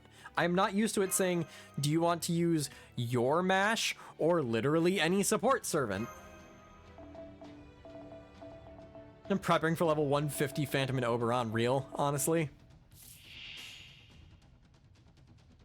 Alright, this lesson is learned. We're just using the NP right off the bat. Yeah, no, if they ever expand the level cap any further, I'm going to suffer, but I'm going to do it. And that's the benefit of Phantom being a 2-star, is if I ever need Phantom coins, if I desperately need Phantom coins, it can be done. They do put friend points in the Rare Prism shop every month. I can set up more alt accounts to just grind friend points. I would not prefer to do so, but I do have the option.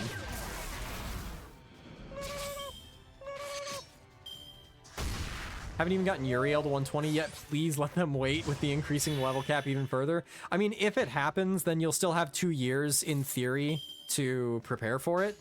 Now, with that said, they did just drop the support coin thing up on us completely by surprise one day in the middle of summer with no fanfare whatsoever. Just wake up in the morning, boom, coin update. So, you never know. Fortune favors the prepared. 10 points to the first person who can name the movie that I stole that one from. Actually, I guess the line is luck favors the prepared. They also occasionally say you can bring 1 to 3 servants instead of the usual 3 minimum. Oh, like, so you can do actual solos occasionally? That's fun. Yeah, we'll just Brave Chain. I can see the extra appends coming early. I'm not excited about the extra appends. I'm glad that they received the amount of pushback that they did on it. But, like, meh. I just wish that there were unique appends. Like, yeah, you can do the monoloading, you can do the extra attack, but rather than anti-class, I really wish each servant had had something that was, like, custom tailor-made for them, you know? Like, I'm sure everyone in chat here has a favorite servant. I'm sure everyone in chat here, given like 4 minutes of thinking, could come up with an interesting, unique, and useful append skill that could have gone on them. Yes, it would have been a lot of work. Yes, it probably would have had some balance implications. Yes, the coding would have been more difficult. But I feel like they have the time and the resources to implement something like that.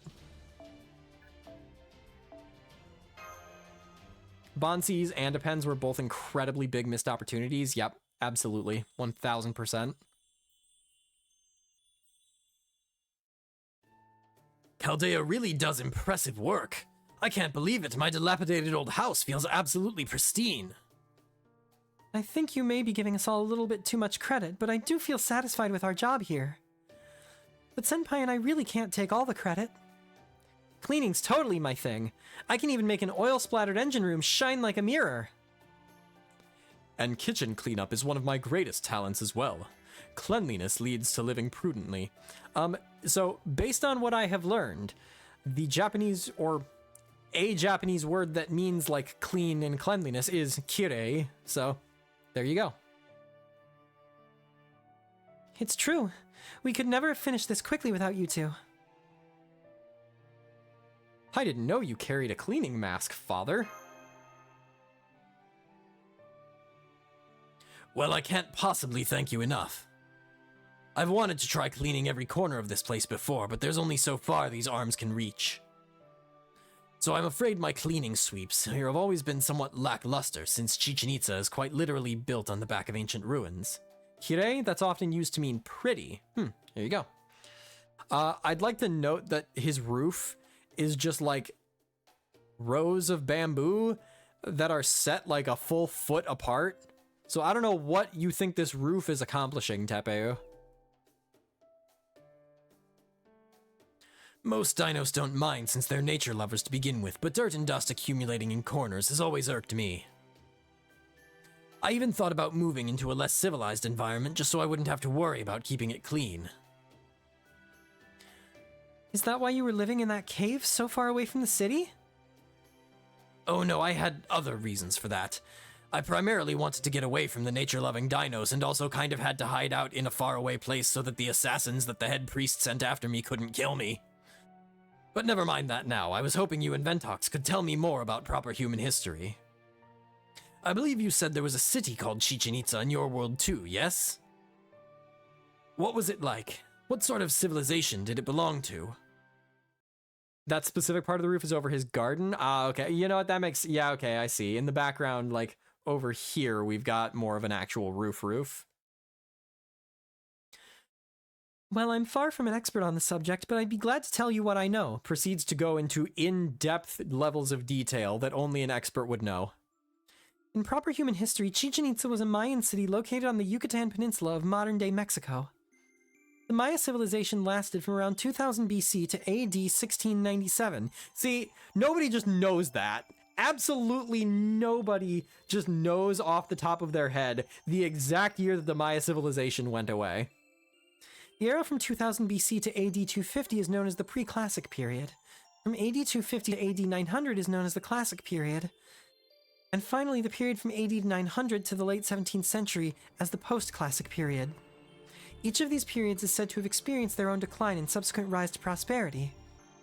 As for Chichen Itza, it was built by the Itza people, Mayan for water sorcerers, in the post-classic period. Literally nobody knows that. Literally nobody knows that Itza is Mayan for water sorcerers. Mash, you are an expert on this subject and literally every other subject in human history. The Itza are thought to be either outsiders to the Maya civilization or the descendants of Maya who managed to escape the fall of their central hub. But wherever they came from, when they arrived in the peninsula with its abundance of natural wells, or chinots, I suppose, they named it Chichen Itza, or the mouth of the well of the water sorcerers. The Itza people also worship a god of wind and water they called Kukulkan. This same god is known as Quetzalcoatl in Aztec mythology, which came later. My girl Quetzalcoatl. Honestly, I'm sitting at like 37 grails right now. There she is. It's only a flashback, so it doesn't count. She didn't actually appear, but like, she's absolutely gonna show up. I'm stoked. Kukulkan. So they existed in proper human history as well. Yes, of course they did. And yet proper human history's Mayan civilization still fell, even when they had their god protecting them. Well, yes. When the Mayan civilization declined, the gods disappeared as well, and all of Latin America entered its age of humanity. Mayan civilization is thought to have been created by the Mayan people, but in truth it was the creation of many different tribes and hamlets. Their descendants broke into several different ethnicities like the Tzotzil and the Quiche. The name Maya is now believed to have come many years later from the city-state of Mayapan. During the Classic period, Mayan civilization was composed of around 60 to 70 city-states. Even after their civilization's first collapse, the Mayans went on to create numerous cultures and histories during the post-Classic period. They are even believed to have been physically stronger and more mentally advanced than the average person at the time. City-states like Chopan, Tikal, Calakmul, and Palenque flourished thanks to a prolonged period of continuous competition and cooperation. These cultures had advanced written language and astronomical practices, and built incredible structures like the Pirámide de la Ranta, a pyramid in the Mayan city of El Mirador. By using the observatory El Caracol, which meticulously tracked the stars' movements, they created 2 calendars and efficiently managed the lives of their people. Although the Mayans never had a single unifying dynasty, the kings of their various city-states did forge alliances. Still, technological progress isn't a matter of manpower alone. It's also greatly affected by their environment, the kinds of crops they can grow, the ore they can mine, and the climate they lived in. The harsh climate of Mesoamerica helped to form a vibrant mythology. It also made the Mayan people very strong, but prevented them from making much progress when it came to hand tools like weapons. I mean, to be fair, they also, if I recall correctly, had unique and effective tools, just that differed from the ones that developed elsewhere in the world. The type of weapon that Quetzalcoatl has, which I don't remember the name of, but that like kind of paddleboard with spikes coming along the end of it, that was a pretty brutal weapon in actual like warfare. And they also, I believe historically are the first ones to use obsidian as like a cutting implement for just general purpose use, for weaponry, for medical purpose, for for like food preparation, because obsidian is actually incredibly sharp. I think that was the Mayan civilization as well. Yeah, just not made of metal, exactly. Now, as it turns out, yeah, metal's pretty good. Metal kind of mattered a lot for the general development of humanity. Obsidian knives are a mat of this Lostbelt. Yeah, exactly. So, it's just different paths of advancement. Ketz's weapon was a machana? No, I don't think that's right. Also, why did I say that like a Yiddish word? A machana. I don't know how that's properly pronounced. Waddle FGO weapon. I'll recognize the word as soon as I see it.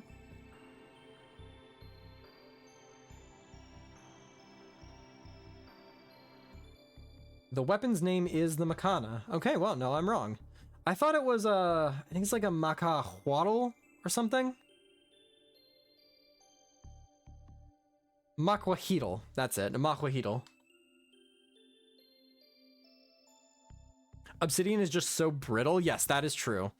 If you're ever interested in like a really, really whack physics and science concept, check up, I think it's called St. Rupert's Drop or St. Rupert's Droplet. Yeah, St. Rupert's Drop, Prince Rupert's Drop, that's it. Go look up videos of Prince Rupert's Drop. It is basically a way that glass can form in a teardrop shape, which the head of it, like the bulb, is practically unbreakable. Like, it will destroy a hydraulic press before it breaks, before it shatters. It is that strong. You can put tens of thousands of pounds per square inch of pressure on it, and it will not deform, it will not break, it will not shatter, it will not crack. However, the tail of it, like the end of the teardrop shape, just give it like a tiny little flick and it will just shatter completely. The whole thing will just explode in a shower of glass. It is just crazy. Boggles my mind every time I see videos of that.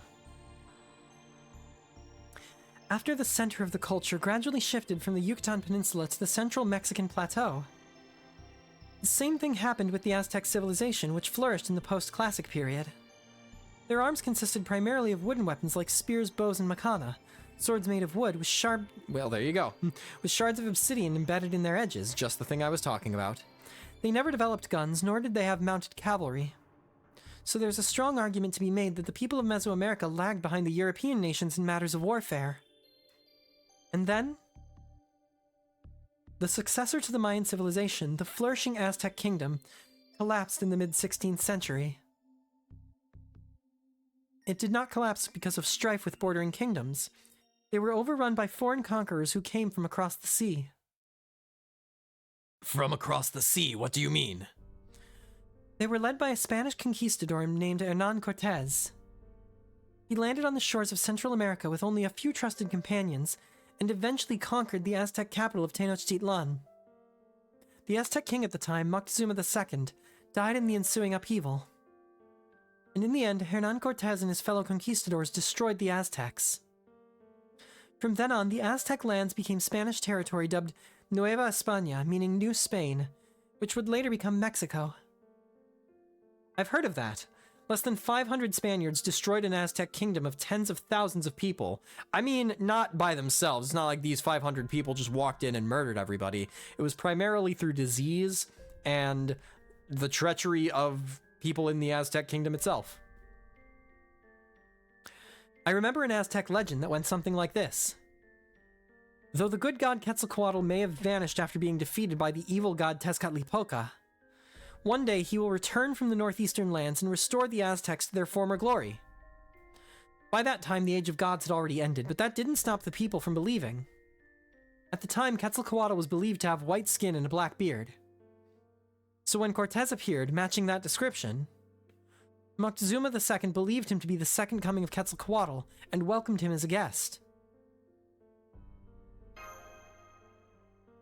This story is false, and they correct it later. I was actually about to comment on that. I do know that that is not true. However, there have been other instances in real, like actual real world human history where such similar coincidences have happened.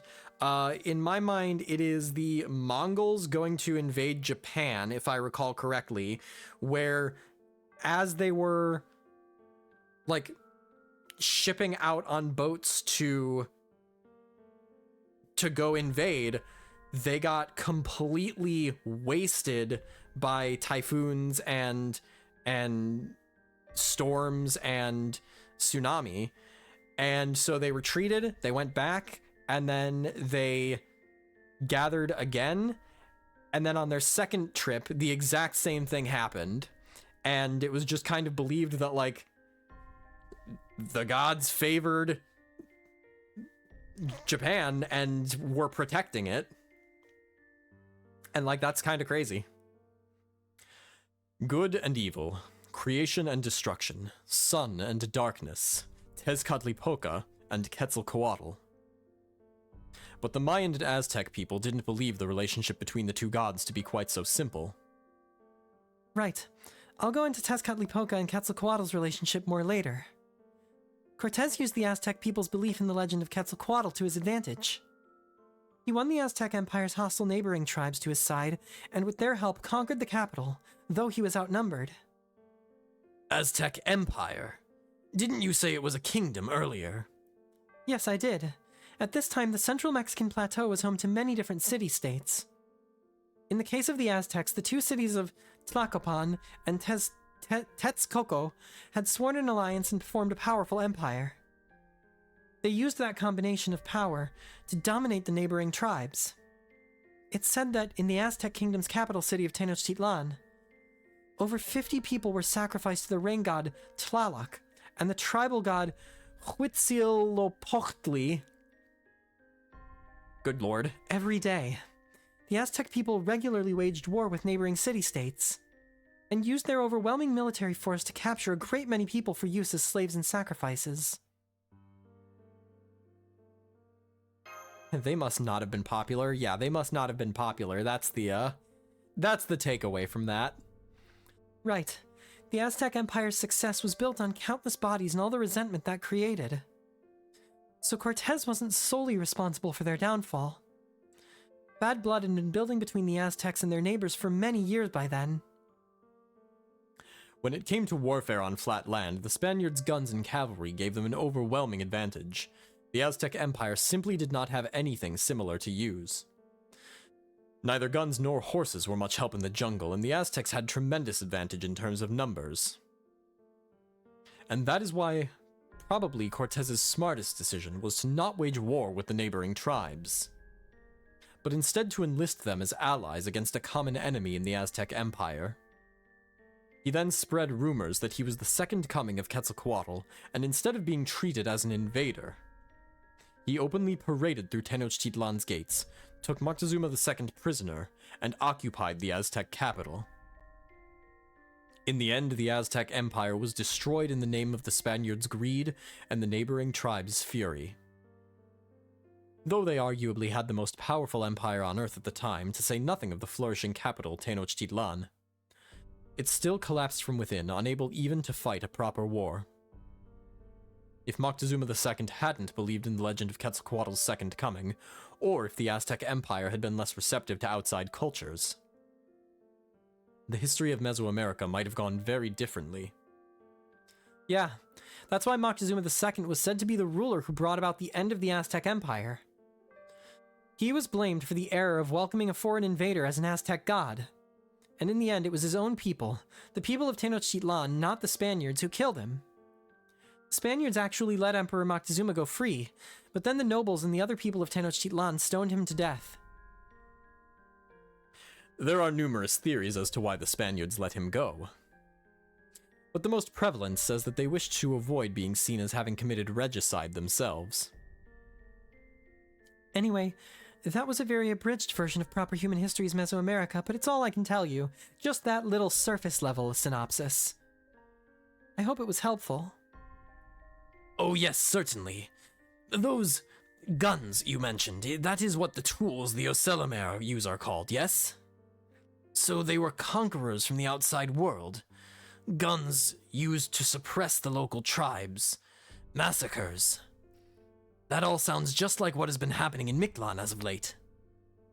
Which would make Daebit the Cryptor our very own Hernan Cortez. I like this parallel.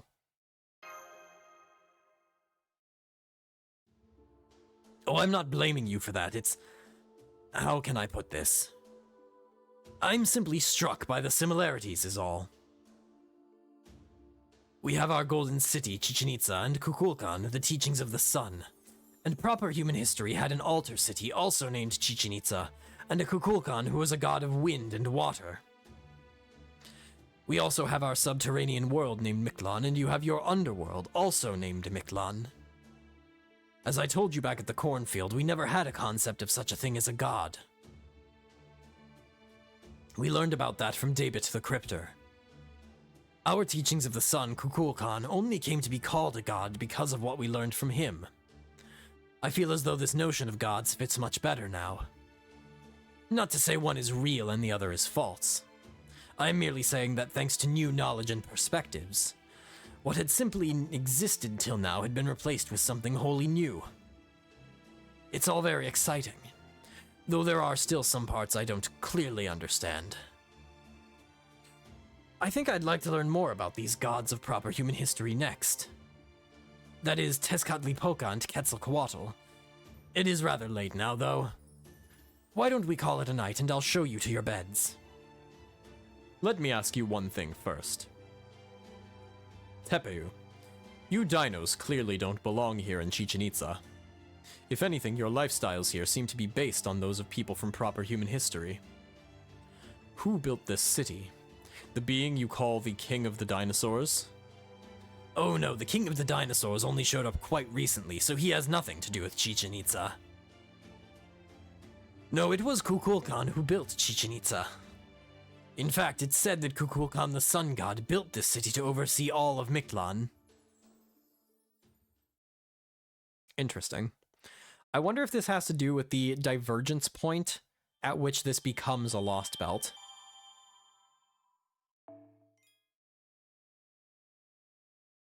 All right, chapters 3 and 4 are in the books. Let's go ahead and take a little pause. I'm going to go fill up on water, bathroom break, and then chapter 5. See you guys in a few. All right, friends. We're back, rocking and rolling with Section 5, Life in Chichen Itza 1.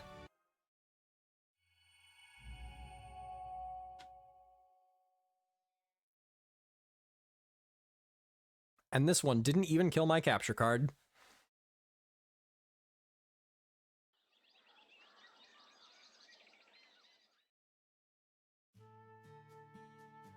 Best night's sleep I've had in a long time.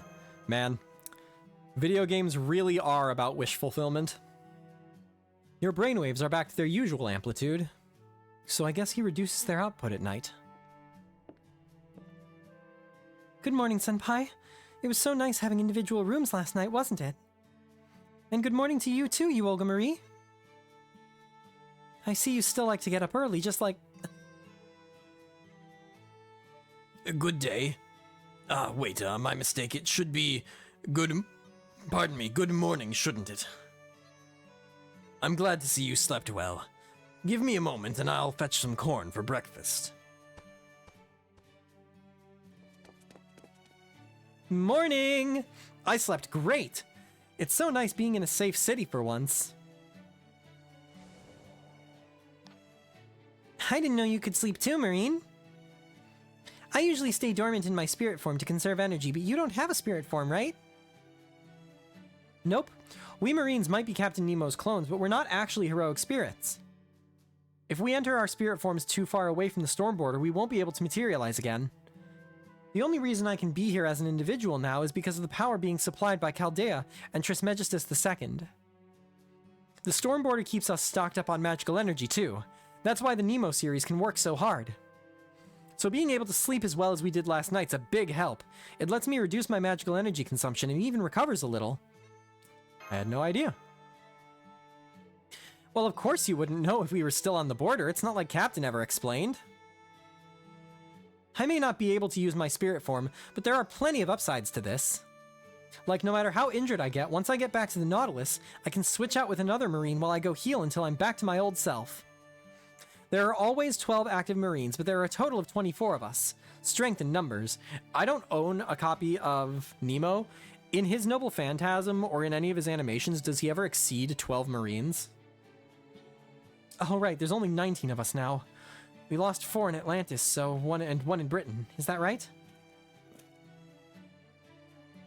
Please be seated.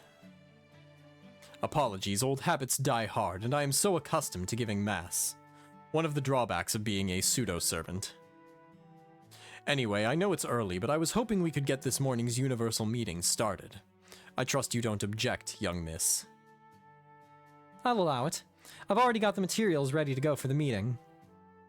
What materials? Why do we need materials? That's the Olga Marie I remember. Probably better not to interrupt.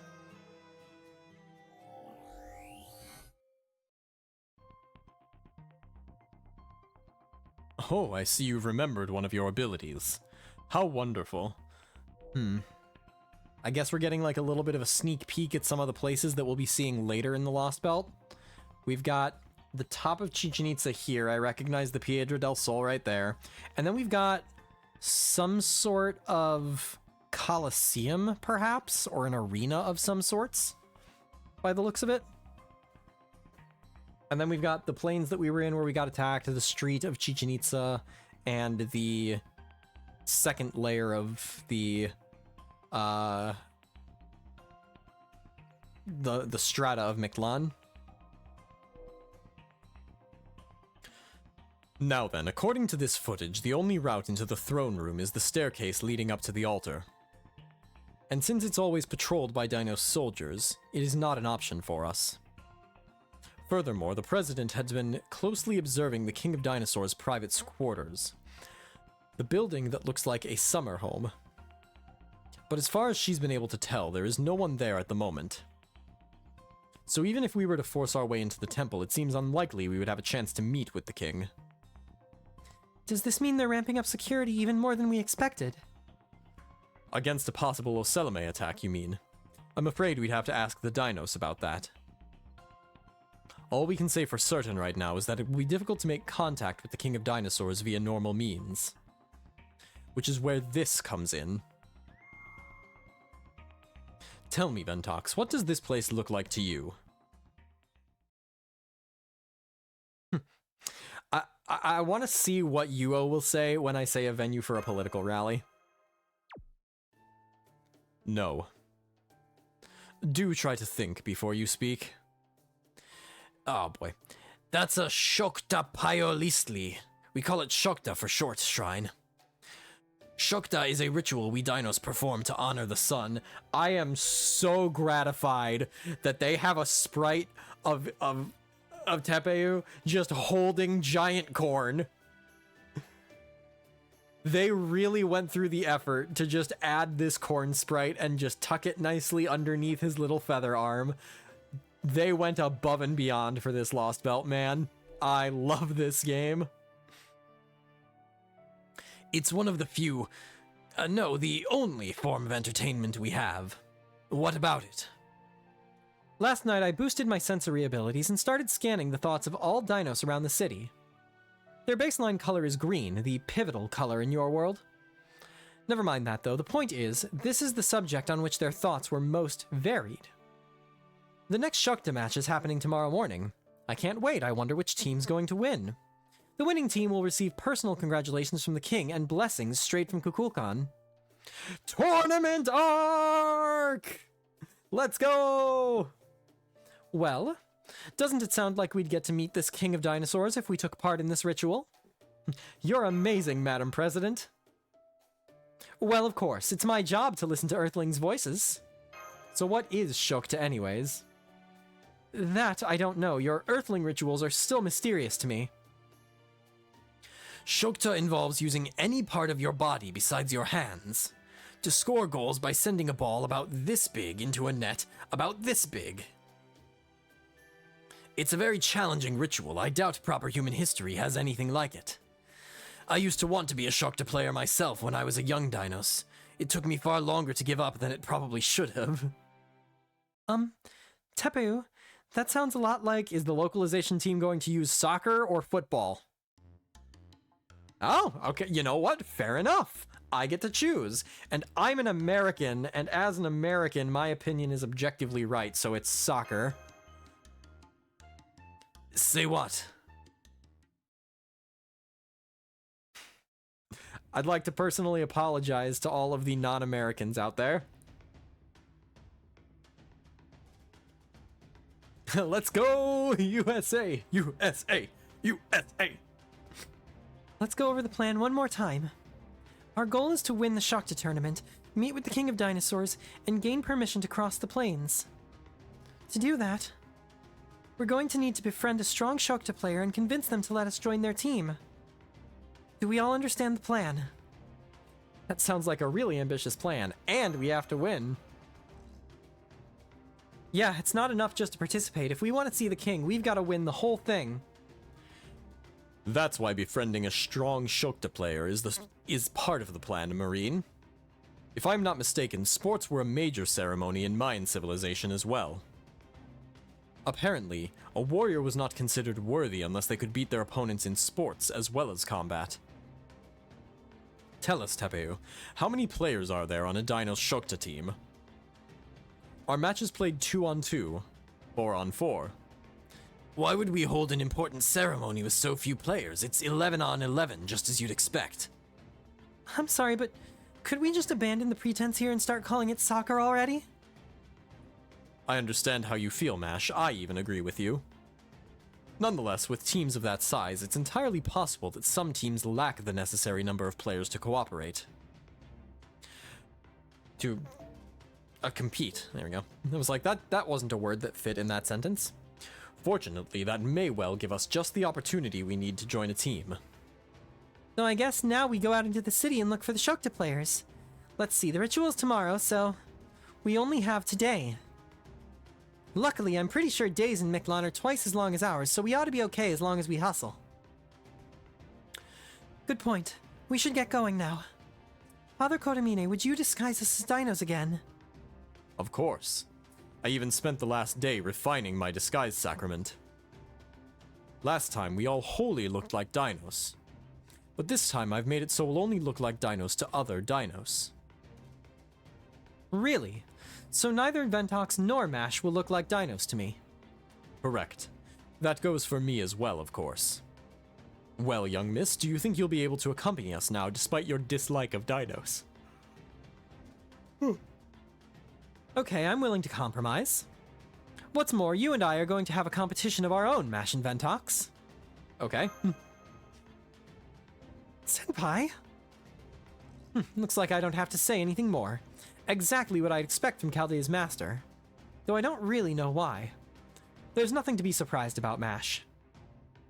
Of course, finding the winning team is a competition in itself. I'm going to try to ensure that the team I choose wins the whole ritual. You and Ventox are going to do the same with the team that you choose.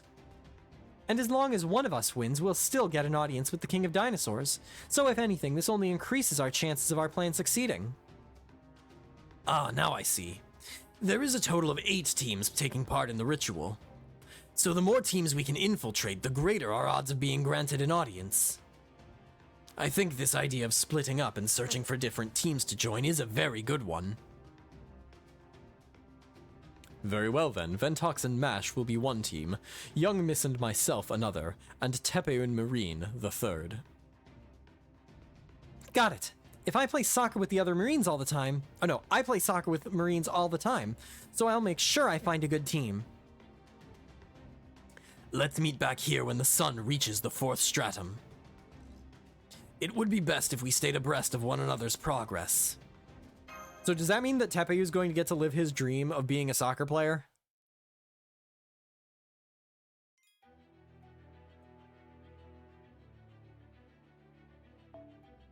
Only if we get to call your football American rugby? I'm okay with that. I don't care about football.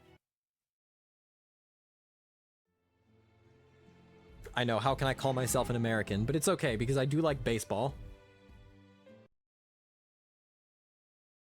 You see, football just never made sense to me.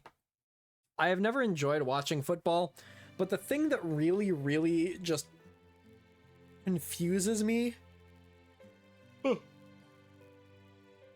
Right there, an example of what happens when I try to watch football. The thing that confuses me the most with football is, why does the clock keep going when the game is not being played? Why are there times where people are just kind of like standing, meandering around, chit-chatting, and the clock is ticking down? That's not a good... It's not a well-designed game. But beyond that, the thing that really makes me entirely disinterested in American football is the pacing of it is so stop and start. Stop and start. Actually, it's more like start and stop. It's a couple of seconds of like the gameplay, which can be exciting, and then a couple of minutes of standing around and talking and getting in position and whatever. And then if you're watching it on TV, I think it's something like 70% of an NFL broadcast is advertisements. And then the rest of it, in theory, is the game, but because the game is like 60% not actually playing the game, only like 10% of your time actually sitting and watching the sport is actually watching the sport. And that is just agonizing for me. My favorite sport to watch is hockey. I really, really enjoy watching hockey. Hockey has a nice quick pace. I understand what's going on. That's every shonen anime. 5 seconds of action and 1 minute of reactions. True. And I have also definitely felt I've outgrown shonen anime. I don't really watch a whole lot of it anymore. I do need to find what the next anime I watch is going to be, though. After finishing Carol and Tuesday, I just needed to step away and let that sink in for me. 1 hour of American football game time equals 3-ish hour broadcast. Yeah, exactly. Frieren is up there. Frieren is definitely a possibility. Yeah, I do have the list that we talked about. Alrighty, anyway. I'm here not to talk about anime. I'm here to make progress on Lostbelt 7 so that I know who I want to summon in like 2 weeks. Another blistering day. I hope the jungle birds are okay. Especially since the native creatures of the wetlands can't convert energy like we can. If the heat is this bad for the next week or so, I'm concerned they might dry up and wither away. Hey, it's not all bad. The brighter the sunlight, the bigger the corn stalks. And the fact that the sun's so close means Kukulkan's nearby too. Maybe they'll even appear to us, like I heard they did for Priest Vukub. Thank you. Cheers, Door.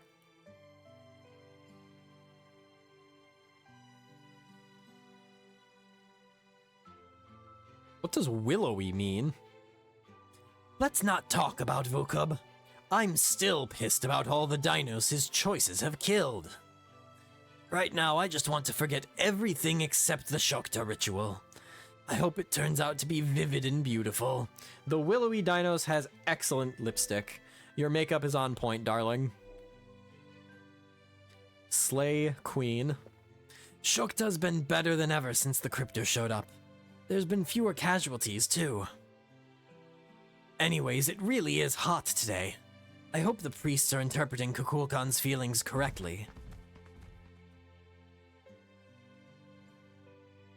I guess it makes sense that the main street would get busy during the day. These dinos are really big. We'd better make sure none of them step on us by mistake. Hey, there's some small dinos out here too. And I don't think they're kids or anything. There's supposed to be a whole bunch of different dinosaur species, right? Know anything about them, Ventox? Pretty much that they were just the ancestors of birds. That's a lot more in line than my ability to identify which era they were from. I could give you some information if you like. I'd like. Come on, Ventox, let's hear what she has to say. Oh boy, another subject on which MASH is not an expert. Dinosaurs lived during the Earth's Mesozoic era. In 1959, a herder named Victorino Herrera discovered a new species of dinosaur fossil from the Mesozoic era's Triassic period. They called it Herrerasaurus, and in 1986, when they found more skeletons of the species, they became the oldest known dinosaur fossils at 228 million years old. This discovery proved to be a turning point in the field of paleontology, as more people began studying ancient life with renewed interest and fervor. After years of research, they discovered that the supercontinent of Pangaea began to significantly break apart 50 million years after the Herrerasaurus' time during the Jurassic period, and that the dinosaurs that lived on the now separate continents had evolved significantly to adapt to their new environments. Among these evolutions, the most notable was probably the gigantification of certain species. This period is when large dinosaurs like the Apatosaurus first appeared, as well as the truly enormous 30-meter tall Supersaurus. Really? 30 meters? I didn't know that. That's like 100 feet tall. That's crazy.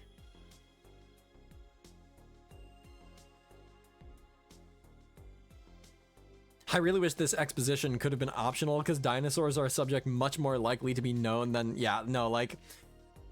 definitely there are a lot of people who are playing this who, as kids, had all the dinosaur books and played all the dinosaur video games that the parents got them. Yeah, definitely. MASH, the free encyclopedia Kyrie-lite. MASH, Da Vinci went on about dinosaurs for 36 hours after that one summer, so darn it, I'm gonna share what I learned, Kyrie-lite. Yep. Kind of forgot that summer existed, to be honest. 55 million years later, during the Cretaceous period, dinosaurs were unchallenged in their position at the top of the food chain. Oh, she gets a blackboard, good. The Tyrannosaurus rex, perhaps more commonly known as the T-Rex, is without a doubt the best-known dinosaur of all. It's arguably the superstar of the prehistoric world. The Triceratops, the most famous... what's that word? Ceratopsian. The motherly Maiasaura. The long-necked Diplodocus, a sauropod. The adorable Parasaurolophus, with its distinct crest.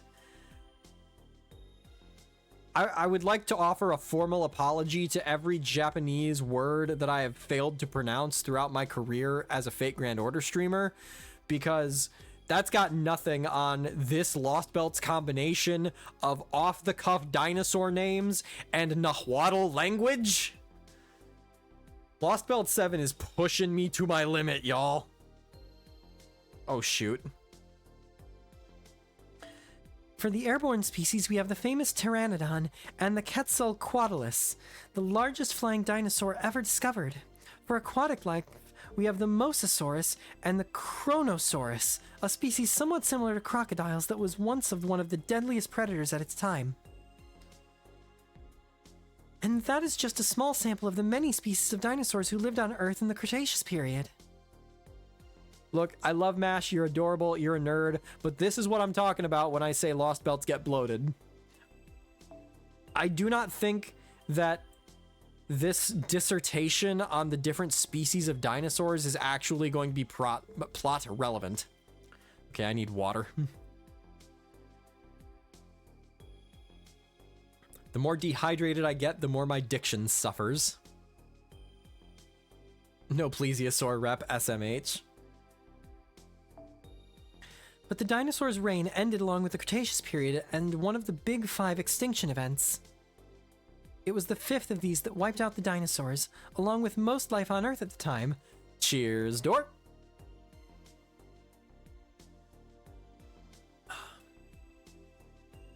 You mean the meteorite impact? Yes, the 5 mass extinction events, or the Big 5, that took place on Earth in the past include major changes in sea level, fluctuations in the Earth's crust, meteorite collisions, and a global ice age.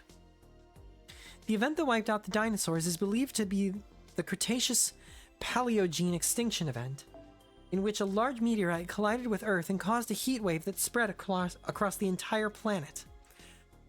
Dinosaurs disappeared from Earth after that. Our mammalian ancestors appeared shortly after. And now, approximately 6 million years later, we have modern humans. So even though humans and dinosaurs lived on the same planet, we could be said to be from different worlds. Our environments were much too different for us to ever coexist. I'm so happy to have had the chance to meet dinosaurs like Tepeu in this Lostbelt. You know, I'm pretty happy we got to meet Tepeu too. Gotcha. So these dinosaur things were our predecessors, but by a really long time. So Mash, let me ask you something. Which dinosaur was the most dangerous? We didn't even cover the Velociraptor. Oh, and that doesn't necessarily mean the strongest. I mean the wildest, cleverest, most deviously tenacious. I know the dinos aren't completely equivalent to proper human history's dinosaurs. But even so, it'd be good to know in advance what the worst kind we could meet is, right? Then I'd have to go with the Deinonychus. Deinonychus aren't very big, but they're very intelligent and vicious, possess sharp talons, travel in packs. And there is evidence of them having hunted and eaten dinosaurs much larger than themselves. There are even famous scary dinosaur movies with velociraptors, whose appearance in the movie was based on the Deinonychus. Fortunately, there aren't any dinos in this Lostbelt which are connected to the Deinonychus. But if there were, I'd have no doubt that they'd be the mafia of the dinosaur world. Wow, Mash, you're like a walking encyclopedia. Derogatory. Oh no, I'm sorry I rambled on for so long. Let's get back to the subject at hand, Master. Tepeu was actually kind enough to give me a tip about where to find a member of a well-known Shokta team. He said he should be training at the Shokta Shrine in preparation for tomorrow's ritual. He also said anyone can visit the shrine on weekdays. Let's go check it out now. I wonder how much shorter this stream would have been if we had just cut the diatribes about Mesoamerican history and the various types of dinosaurs.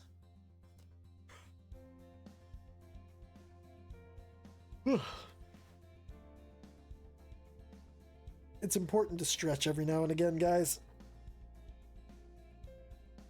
Oh, there we go. By about 30 minutes, yep. I feel like I'm visiting the park on a holiday. Yes, I see a number of Shokta players warming up here. All the dinos are so kind and mellow. Also, I do have to say, it's nice to have Mash back as a companion character, but there is definitely a reason why, for a very long time, I was of the opinion that Fate Grand Order was better without Mash in it, and that the Lost Belts and story chapters that restricted her from being with the main story were better. They've gotten better about it, but... I'd bet even the most intense Shokta rivalries they have are marked by warmth and mutual respect. So they're all friendly and polite and stuff. Sounds like great sportsmanship. So which is the team Tepeu told you about? Is it the one with the T-Rexes landing header after header over there in the back? Let's see. He said they're called Team Death Rolling, and they'd be practicing on the east side second red platform. Death Roll?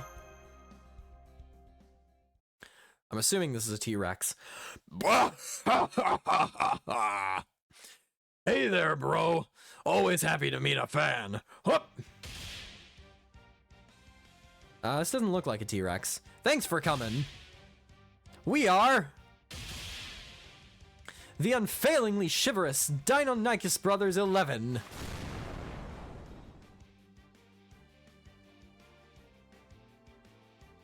Absolutely flabbergasted. Deinonychus Brothers 11, center. Oh yeah! These guys are rock stars, hell yeah. Nice to meet you, dude and dudette. We haven't seen you around here before, but there's nothing wrong with that. Welcome to the home of Team Death Rolling, astonishing 7-time consecutive winners of the Mazatl Tlantli, aka the Deer Cup. What is the 21 orts at the bottom, by the way? 21 mentions of ort? Yeah. People said that I was going to want to counter for how many times the word ort is stated. I'm a little disappointed, not going to lie. We've gone 2 whole streams so far without the word ort popping up even once.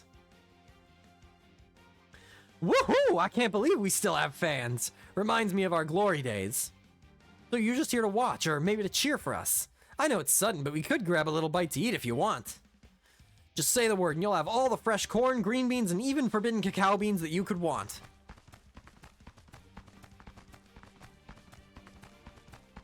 Oh, that guy right there. Completely speechless. 18 of those are from one arrow in the prologue, yeah. Oh, we were actually hoping to join your team. Wait, hold up, brothers. I think these might be Master Tepeu's friends. They sure smell like him. Maybe he somehow knew the trouble we were in and sent some folks to help. Gotta be. But we still have our pride. We're 7-time champs. We can't accept Master Tepeu's help just like that. Not even if we've lost 200 rituals since he left. All right, rookies on the field. We're gonna see how good you can move. With our own 2 legs. Let's do this, brothers. That guy right there on the left, he's my favorite. Utterly gobsmacked. This is one mission where if it forces... No, it doesn't. Oh, okay. I was gonna say if it forces story support, then I wouldn't be too upset about it. Okay, so this is one of the forced habitrats. And I cannot move her out. Oh wait, does Mash have to be a starting servant, or should she just have to be a servant? Nah, she has to be a starting servant, damn it. Alright, well...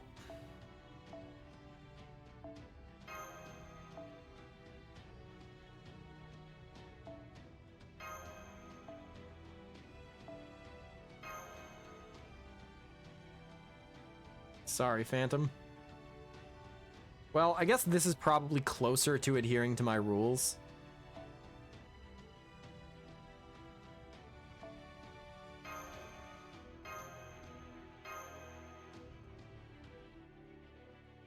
Has Mash ever been forced without also being forced to the front? Occasionally, it does happen, but it doesn't happen often.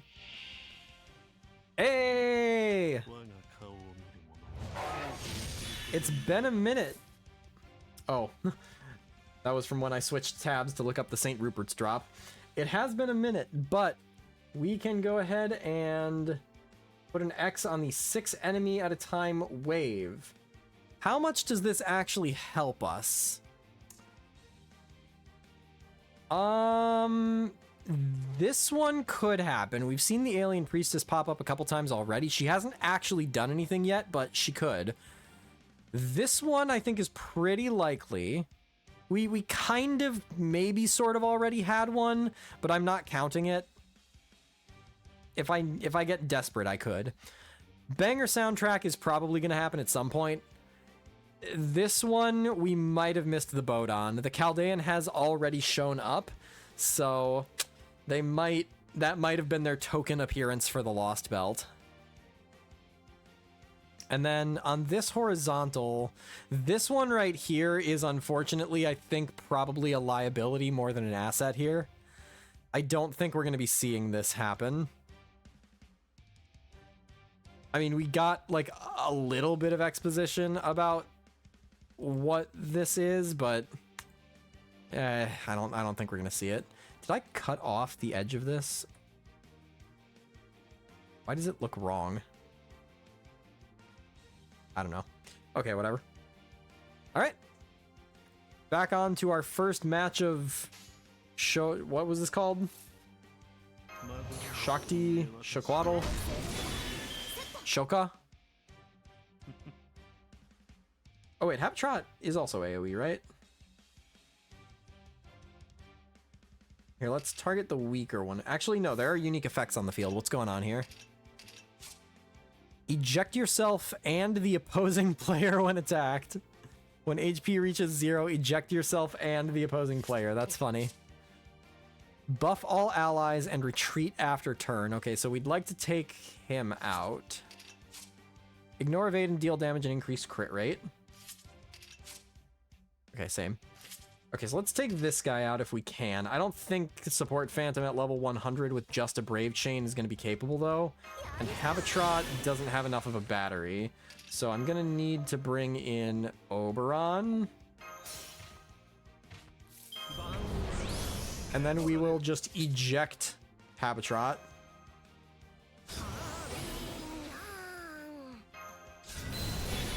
I don't know why I did that, to be honest.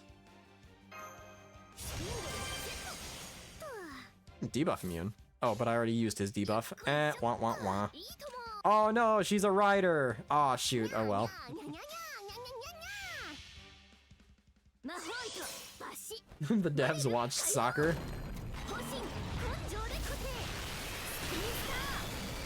Yeah, I didn't really bring any good options for this fight, did I?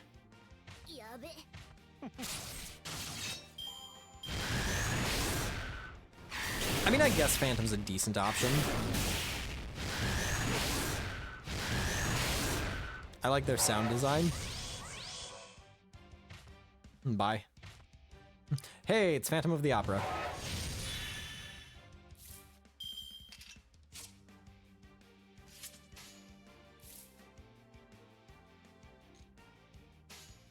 I'm just gonna go for the quick chain, I guess. Yeah, let's just... I don't need crit stars that bad. Ah, so close.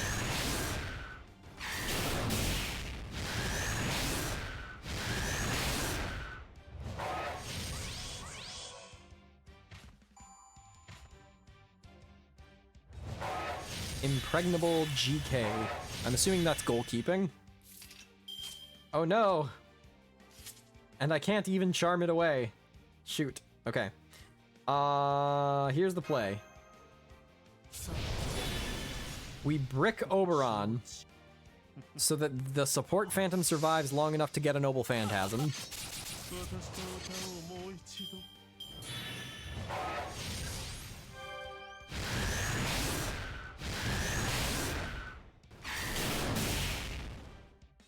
Yeah, they're not that dangerous unless they crit.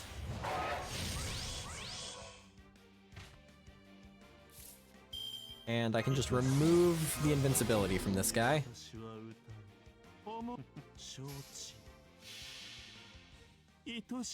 Oh no, anyways.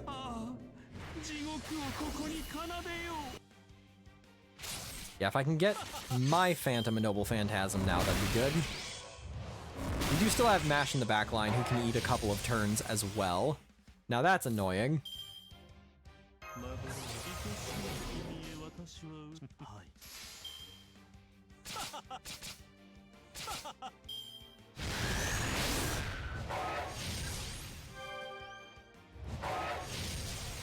Oh, that's a problem. Oh, wait. Never mind. I miscounted my turns. We're good. We're fine.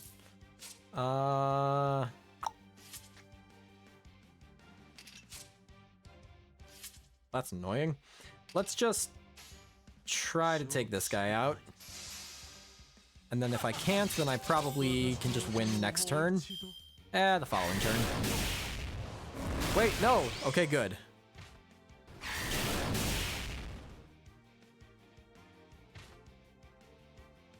Yeah, Mash even has her taunt ready to go. Because I used it and then swapped her out, I think. Yeah. Neat.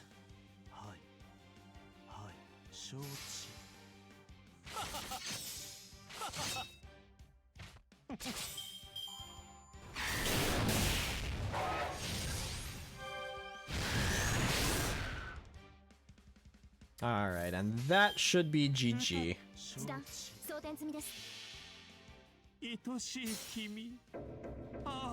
Not technically a boss fight, but it is fun that we were able to take it out with Phantom. Oh, it just occurred to me that this is a new, like, battle background.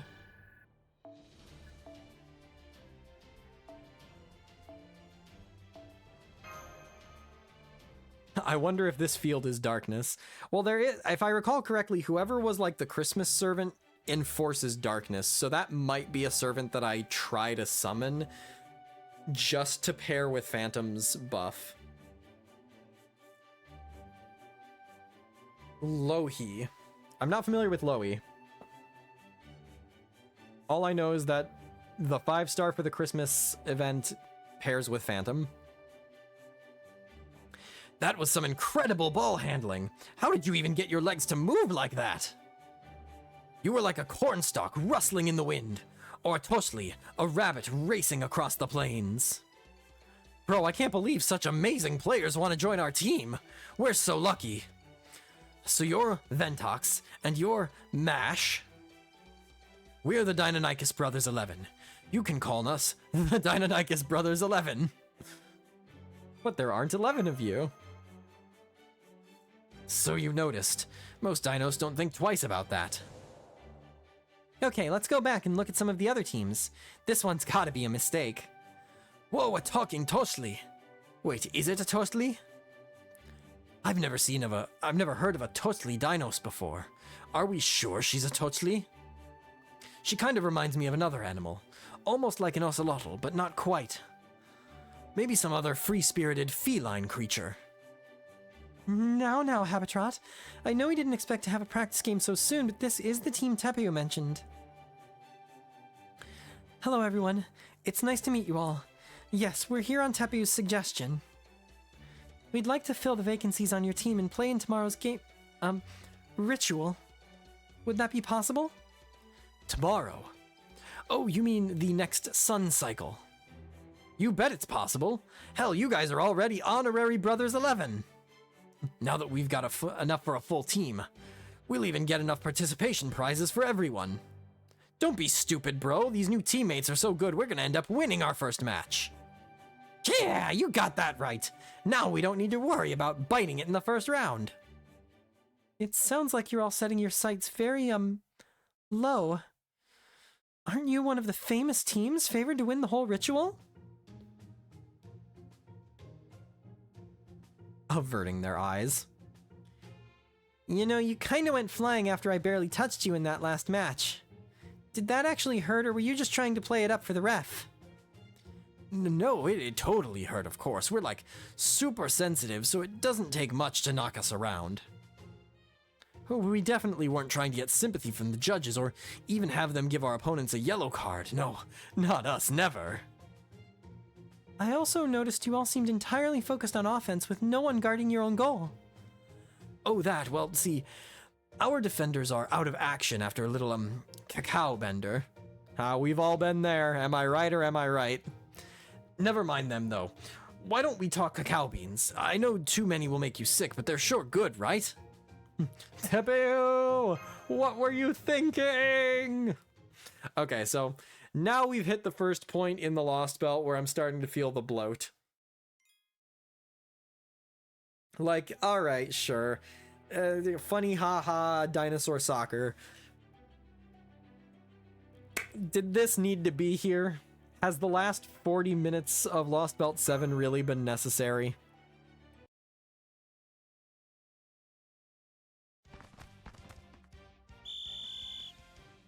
Okay, 10 more sets just like that one. Bring the ball to the middle of the field without dropping it. You there! Where's the hustle? Anyone slacking off will have to do the bow pose until their legs fall off. I swear by my own trainer, the great King Leonidas, I will make you into proper Spartans. That's a throwback. I had no idea Big Sis Mash was so scary. Thank you, King Leonidas.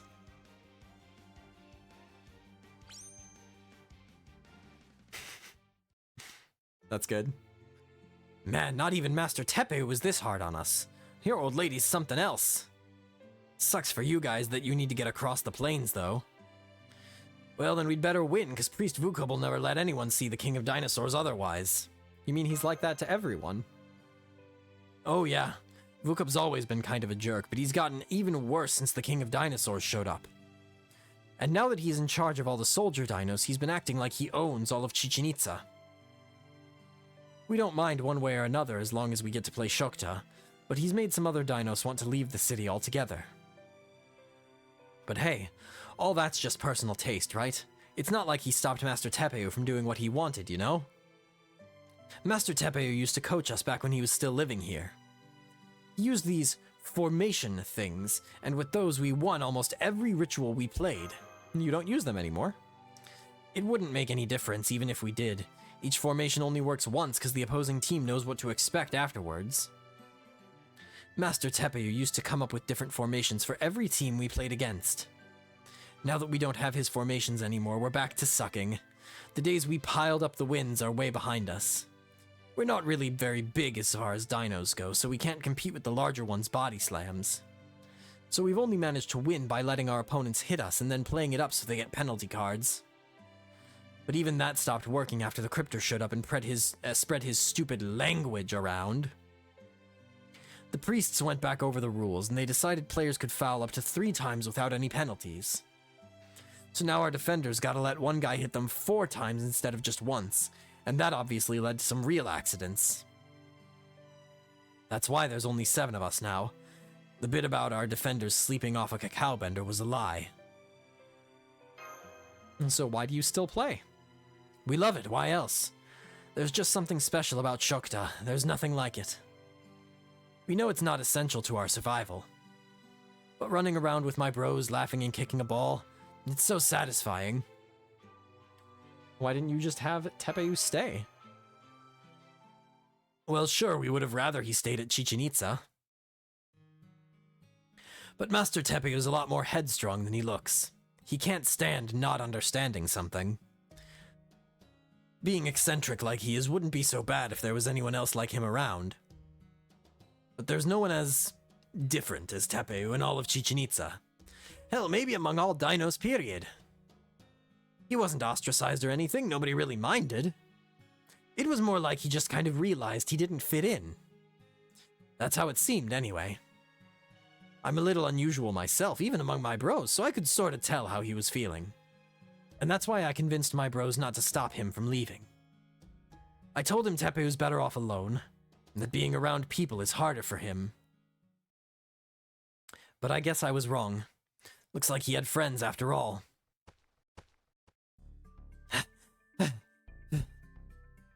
Running! Running! Running! What you up to, bro? You and Ventox trading secrets or something? Alright, as much as I enjoy the dinosaurs, the gravelly, raspy voice from now on might be reserved for Tepeyu only. Real Meet the Robinsons. They all hated me. Hey, wanna hang out? Yeah. I love that movie. Fun fact. My first year in Florida, cheers, door.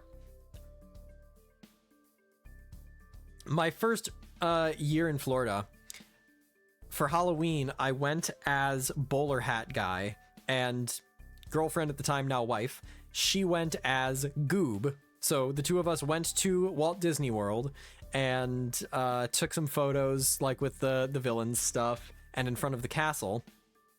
And she posted a photo of me to, I think, Instagram, with me like with the mustache, and she made the binder and like sealed it at the end and just left the top open, and it served as my candy basket. And so we took a photo of that, and the director of Meet the Robinsons found it and liked the post and follows her on Instagram now. Maybe it's just me. Meet the Robinsons always felt more like a DreamWorks movie to me. It happened in that weird period of time where, like, post Disney Renaissance, pre-Frozen, where like Disney was still kind of trying to find what it wanted to be, and Pixar wasn't really in its strongest era either. It's still a good movie and I like it a lot. It has a lot of charm, but I do think it lacks some of the magic that a lot of Disney stuff that reaches like the highest heights had. And I get why it is generally a forgotten Disney film. Pre-Rapunzel, but still. No, personally for me, I think Rapunzel, it far outshines Frozen. I much prefer Tangled over Frozen. However, Frozen was kind of the solidification of, hey, Disney is back on top, baby. Disney is the powerhouse that we always knew it was. And then after that, they followed it up with Moana. They followed it up with Encanto. They've just really cracked out winner after winner. They've had some stumbles along the way. Let us not forget Raya and the Last Dragon existed, as much as we wish it didn't. That one upsets me so much. God, man, Raya and the Last Dragon. I could talk at length about how excited I was for that movie, how cool it looked, how much potential it had, and how severely it let me down. Never saw it, never heard of it. They didn't market it well, which is fine because it wasn't a good movie. the big problem with it for me is it has a very similar tone to Avatar: The Last Airbender. It has a similar world, it has similar like thematic ideas. It is very much based on a mix of like Eastern Asian cultures and myths and aesthetics. And it has somewhat of a more like mature vibe to it at first. Like the main character's whole civilization has basically been wiped out. She's living in a wasteland, and she has to go like, you know, restore balance to the world, whatever. Like I said, very Avatar: The Last Airbender coded. And then the titular last dragon, Sifu, I think is her name, is played by Awkwafina, and she's just not a good fit. Like, the writing is just like, here's this serious, compelling world, and then here's Awkwafina playing Awkwafina, but she's a dragon. I don't have anything against Awkwafina as a person, but as an actress, any project that she is in, I am almost immediately turned off because it turns into the Awkwafina show. And this movie was no exception. The comedy was bad. The pacing was terrible. There were a couple of other bad characters. The ninja baby took up way too much screen time with her antics. And there were some really good moments too. Like, there were some really poignant and touching moments. There's some characters who had real depth to them and were really interesting. And so that's my biggest problem. The other major problem that I have with the movie is it doesn't have a theme. It wants to have a theme about trust and about betrayal, but the actual plot of it undermines what it's trying to go for in a really egregious way. It could have been fixed. They really could have fixed a lot of stuff about the movie if they had had some rewrites, but the theme just falls flat when you actually examine it for more than a quarter of a second. Never heard of her? Is she like how The Rock plays the same character in every movie? Not quite as bad as The Rock. The Rock is like the poster child for this, for like, The Rock plays The Rock. Awkwafina is like one step down from that, in my opinion. The cultural representation wasn't very good either. It was a Western story with an Eastern kind of coat of paint. Yeah, that is definitely true as well. And that is a little surprising because they did genuinely bring on a lot of consultants and a lot of people who had an enthusiasm for it and were from those cultures and were from a lot of like East Asian diaspora. But it just, the final product just couldn't really live up to being a good children's film because it was trying to do all this weird stuff with the culture and with the aesthetics, but it couldn't live up to being culturally grounded in any meaningful way because it was trying to be a successful children's movie and the marketing wasn't good, and it just fell apart, man. The writers themselves were not from Southeast Asia. No, that is correct. But they did have a lot of people that they brought on. So anyway, I don't have any idea what got us onto this tangent. We're moving forward. It's great that you're bonding and all, but don't he and Mash need to get you-know-what? Because as far as I can tell, they don't have theirs yet. The necklace? Do I get a necklace? Hell yeah. You don't have your own Shokta balls. Aww. Every player's got to have at least one to offer to the sun. I'd give you my spare if I could, but Kukulkan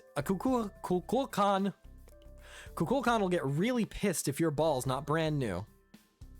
So go get the materials quick. You can find the sticky trees in the wood west of here. Make sure you and Mash each get one. With you guys on our team, I think we'll have a real shot of enjoying the ritual for the first time in a while. All right. Oh yeah, we got back onto it from Meet the Robinsons, that's right. Okay. It is that time again, my friends. I am out of water, so time for a refill. I'll be back in a few minutes, and then We go procure a soccer ball from the forest so that we can play in a competition with our team of 11 dinosaurs. I'll be back in a few minutes. Lostbelt 7 be wild. Hurdles asks, so what do you guys think the chances are of Nasu hijacking 10th anniversary for his summer story? I'm really hoping that that does not happen. I think it is likely that it will. I just so desperately want an anniversary servant that is actually like meaningful to the player base and is not a bikini servant. I went into this in depth a lot on the last stream though, so I'm not gonna I'm not gonna go too much more into that. Oh hey, welcome back, Ventox and Mash. How did it go? Did your plan work? I mean, yeah, Tepe, you kind of saddled us with the worst team in the league, but okay. Yes, we were able to join Death Rolling like we hoped. The whole team is training hard to be the best team in Chichen Itza. I'd be glad to hear that. I do hope you'll take a good care of the Dionychus brothers, 11. Yuo and Rasputin have not yet returned. Hopefully their day is proving no less fruitful than yours. Though of course it won't be a problem for us either way, since the team Marine and I picked, the South American Nautilus, is posed for a clean sweep. What? What? Did you rename that, or was the team named that ahead of time? Because there are two sections of that name, and both of them have problems. You are aware of the ritual's entry requirement, right? Entry requirement? What could you need besides a team? Ah, drat, I just remembered. Each teammate needs their own ball, don't they? How did I forget that? We should go get the materials we need right away. Would you all mind helping with that? Marine, you can best help by staying here and coaching the team. The forest is rather dangerous, you see. Are you sure? I guess the team does need a coach. Okay, I'd better get going. He definitely looked sad about being left out. The sticky trees grow in the western woods. One tree should be enough to make shokta balls for everyone. The problem is there are a lot of carnivorous insects around there, and there have been reports of ocelame too. We'll need to be very careful. Yes, this area should do nicely. I'm certain we can find a good sticky tree somewhere around here. Would you mind keeping a lookout while I search for the best tree? Are those rubber trees? They seem way bigger than the ones we're familiar with. Rubber trees, aren't those... Yes, they're the trees used to make natural rubber. Their sap is called latex. Hey Mash, Ventox, sorry to interrupt, but it looks like we've already got company. That's not the sound of mindless dinos, that's iron rattling, which means ocelame.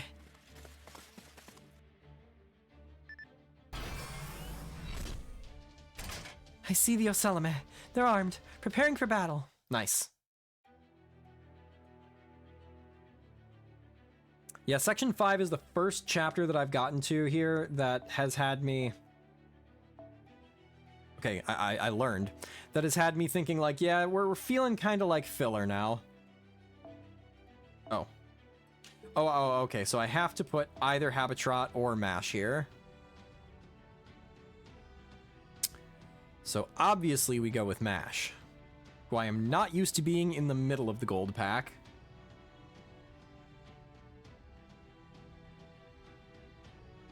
I guess I'll just scope her. I want Foe to become an actual servant. I still think that the best option is Romani or Solomon or Guatia, or it could be like Rasputin where it's all three, where like one ascension is Romani, one ascension is Guatia, one ascension is Solomon. I don't necessarily think that's likely, but I think it would be cool. And I think that of all of the characters in Fate Grand Order, I think that for the 10th anniversary, it really makes sense to kind of have a reflection on like where we began and have this character who was the touch point for part 1 of the game, which was originally meant to be the entire game. Like, he was supposed to be the beginning, middle, and end of Fate Grand Order. So if you're gonna have some special servant for the 10th anniversary, it makes so much more sense for it to be him than just about anybody else. You basically want the two souls to swap back and forth in their Saint graph. Whatever canon they want to come up with, that's their prerogative. There are rules, and rules don't matter in the Fate universe.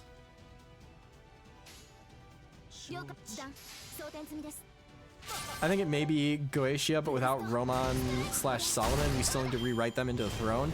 I mean, Fate's lore and canon is so bonkers that I feel like you could just kind of justify it in whatever way you choose.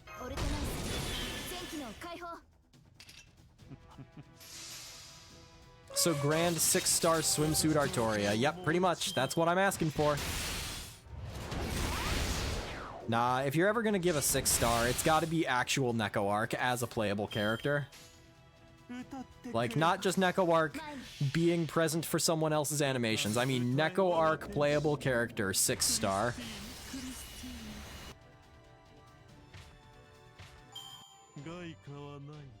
Gai kawanai no ga.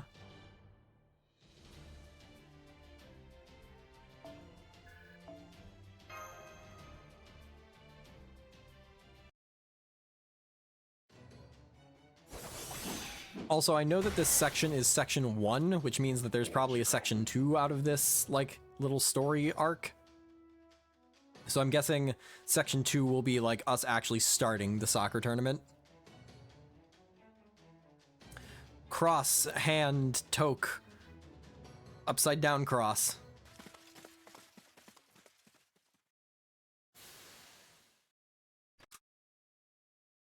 If they ignore that rule, then Temple of Time is ruined. We need at least a chapter where we bring them back to allow the summoning to happen. Oh yeah, no, I think they would like actually have a reason to write something. They wouldn't just like do it for no reason. They could potentially pull a Castoria and have it as like a teaser for something that is upcoming. I could see that happening. Turtles says, I think Olga is most likely for 10th anniversary. Olga is another possibility. I don't know the state of the story on JP, so I can't really comment to that one specifically. The Oselame have retreated, and there appear to be no reinforcements headed our way. What shall I do, Master? Remain on standby. Wait! Hello? Master, those gunshots. Gun Monk? Is it Gun Monk? I don't know when she shows up, but I want to know who she is.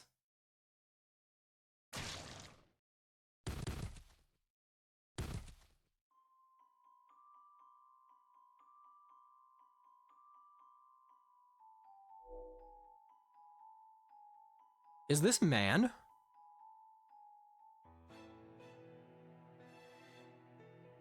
The art style seems very similar. The kind of like soft edges, the way that it's colored, and his hair is about the same. The style of clothing is very different. I don't recall man having a necklace. If you're going to pull the trigger, then make sure to kill what you're aiming at. Some Jaguar warriors you were. You're not going to get anywhere near your dream of eradicating the Dinos if this is how you do it. You haven't learned a thing, have you? What's the Cryptor doing anyway?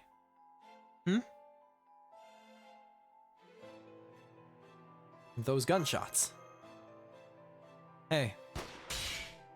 Look out, Master. He has a gun. Please get behind me. Why aren't you wearing your masks? Don't your rules require you to hide your faces? You shouldn't be wandering around here looking like that. The Dinos will kill you if they find you. Wait, who are... You want to know who I am and why I killed them?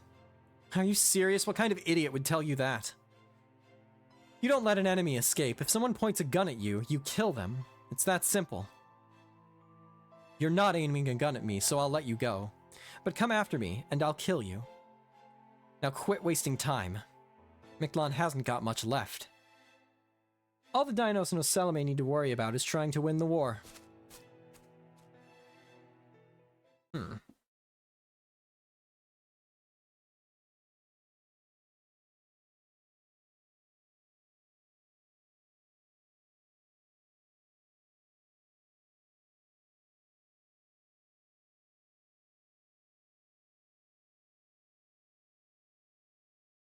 Well, he looks like Man. And Man was like the guy who's ferrying people between the lands of the dead. So it makes sense for him to kill people. I don't know that I can learn much out of that. He said that the rules said that the Ocelotl have to keep their masks on at all times. Good news, I found the perfect tree. Thank you for guarding me while I... Oh! Did something bad happen? You both look crestfallen. And there was a human boy out here in the jungle.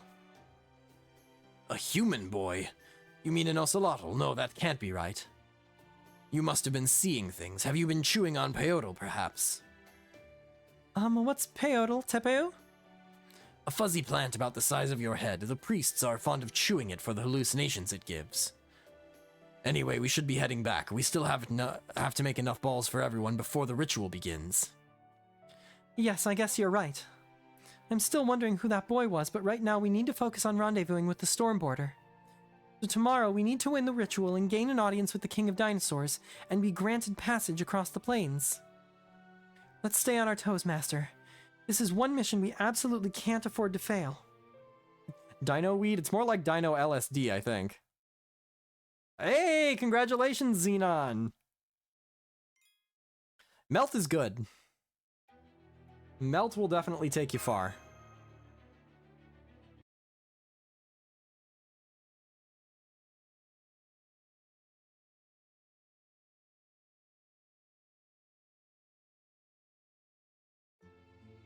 Alright everyone, let us not forget to say grace before our meal. O Lord, we thank you for this blessing. The corn is, as ever, delicious tonight. I can't wait to dig in. I love how it's both sweet and spicy. How'd it go with you, Olga Marie's group?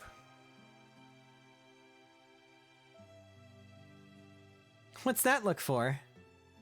Let me do a quick head count. Ventox, Mash, Habitrot, Marine, myself, and you, Olga Marie, will all be participating in the ritual, yes? Then I'll spend the rest of the night making enough balls for each of us. The rest of you should get some sleep. We're so lucky to have Tepeu helping us. Let's take him up on his offer so we're all rested up for tomorrow. You all deserve a rest after that time out in the hot sun. Don't worry about cleaning up. Marine and I will handle that. You can all go back to your rooms. Remember, the ritual starts bright and early tomorrow morning. And our schedule is absolutely packed since we'll be playing an 8-team tournament in a single day. Hey, what's up, Carm? So I want all of you to be in top condition when we play Shokta tomorrow. Go Sparta! Shouldn't it be Go Team or something? Apparently we're going long today. Yes, that is very much the plan. I wanted to have a longer stream today because A, it's a weekend and I have a little bit more time to commit to it. B, I know a lot of folks live farther in later time zones, so I like to have an opportunity for you guys to actually hang out and be here. And C, I want to get as far as I can in Lostbelt 5, or Lostbelt 7 rather, before the banners go live, because I don't want to get spoiled on servants by gacha banners when I could meet them in the story. How was Vent's reaction to Dino Soccer? It is amusing, but I think it's going on for too long. This is the first part of the Lost Belt where I feel like, hey, we've got that signature Lost Belt bloat happening.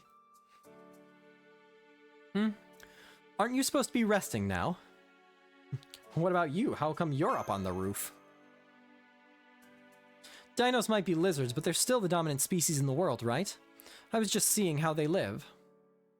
Anyway, things sure took an unexpected turn, didn't they? What terrible luck getting stopped right before your destination. We're used to it. I think you said your base was called the Stormborder. Maybe it's the jungle blocking my sight, but even with eyes like mine, I can't see it well. I can just make out a metal box stuck between a bunch of trees. You can see it from here? I can only tell something crashed there. More than that, I can't really see. How many human allies do you have? Just give me the number. Best Boy. Da Vinci doesn't really count. Shion. Kadok. Jingle. 5 in the command room and 7 in other sections. So 12 altogether. You can relax then, everyone is okay. You're so obviously relieved. I don't even have to look at your face or wave color to tell. At least you don't need to worry about them now, right? Now go back to your room and faint. It's not fainting, it's sleeping. But more importantly, hey, Olga Marie. What is it? I don't care if you're my secretary. If this is stupid, I don't want to hear it. Is it just 12 including servants? So... there were other Chaldean staff that made it with us onto the shadow border.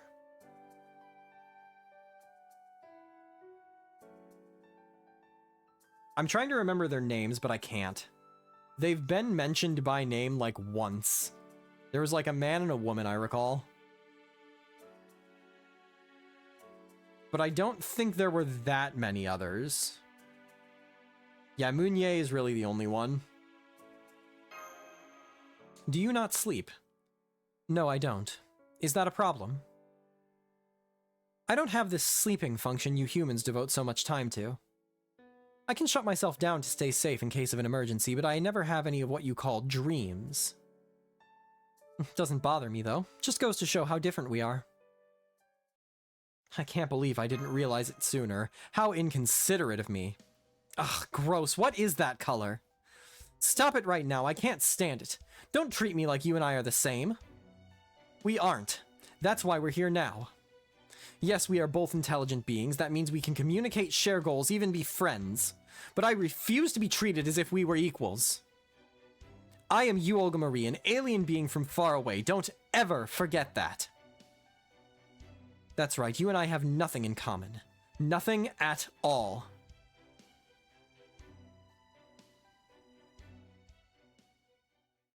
Alright then, touchy. Sylvia and Dustin and Elrond are the ones that we have evidently brought along with us. Well, let's not, why don't we just, just lay down, close your eyes, and try to sleep. See if it works. Did you not hear a word I said? Where is all this positivity even coming from? Still, I guess there's no harm in trying. Besides, I get the feeling I failed when I refused to try new things before. Okay, I'll give it a shot. You basically want me to lose consciousness, right? Well, I can easily shrug consciousness off for a bit. Just watch, I'll show you there's nothing I can't do. And now you, Olga Marie, learns what the meaning of insomnia is. I will say I'm very glad that Rasputin did not require any Lostbelt 7 materials. I am not looking forward to rolling for servants that do need them.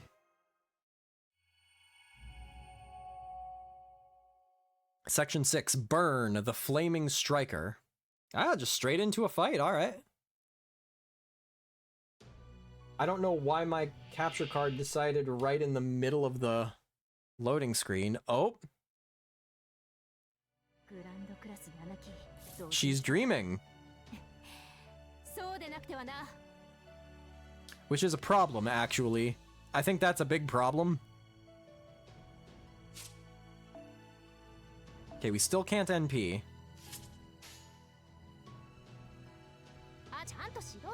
Well, I guess it doesn't really matter if I have NP gain.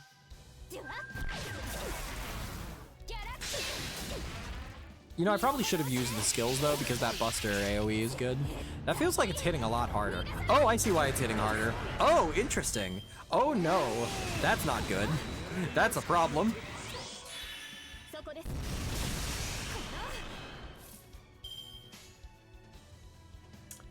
Alright, then. Interesting. Okay, so which one of these has the Buster bonus? This, okay. And then, does this help me in any way?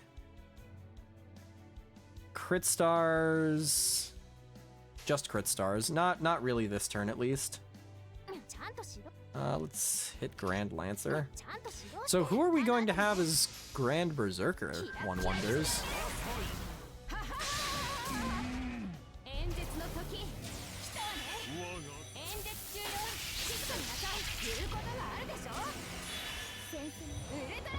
This is fun.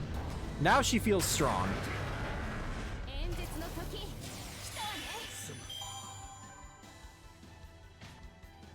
Really making me wait for it, huh? So now I can do this and that. And now I've got crit stars again. Planet Olga Marie.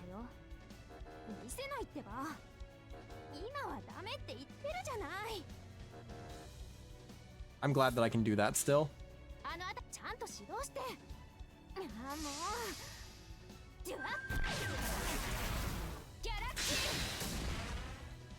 No wonder Rasputin said she was the strongest. She's got 30 levels on everybody else. Alright, Grand Berserker, what are you?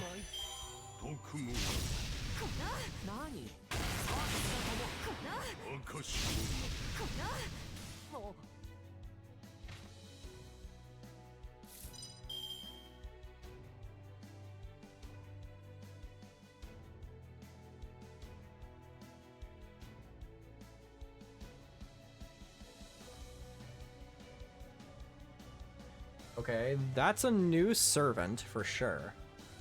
They have like a forked devil tail. Their left leg is steaming? My first thought was like maybe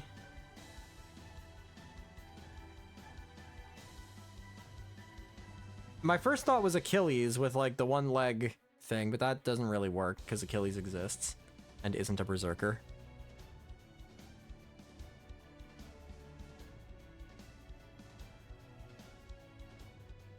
Hello, everybody. I hope you're enjoying this close-up.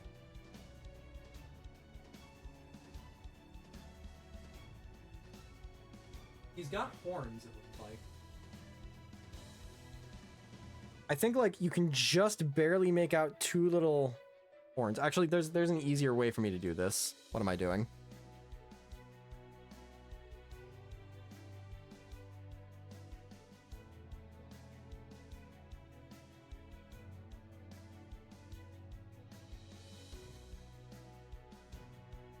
Yeah, right there. You can just barely make out that he's got these little, like, bumps on his head. He's got this, so he's kind of devil-y. This leg is what's throwing me off here.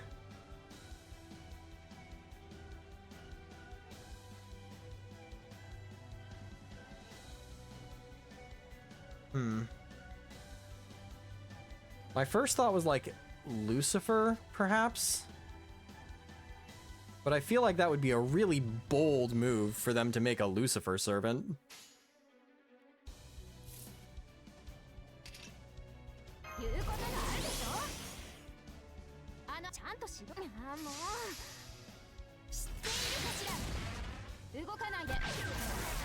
Yeah, I shouldn't have done this, actually. I should have let him attack. Oh well.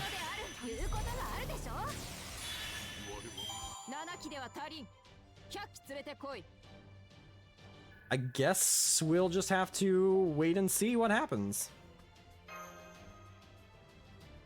I don't think they'll ever touch Christianity. I think that they could in the more outer edges of the Christian, like, mythology. I think you could probably have some of the archangels, or I mean, like, David exists, for example, of the David and Goliath story. Like, you can have stuff like that.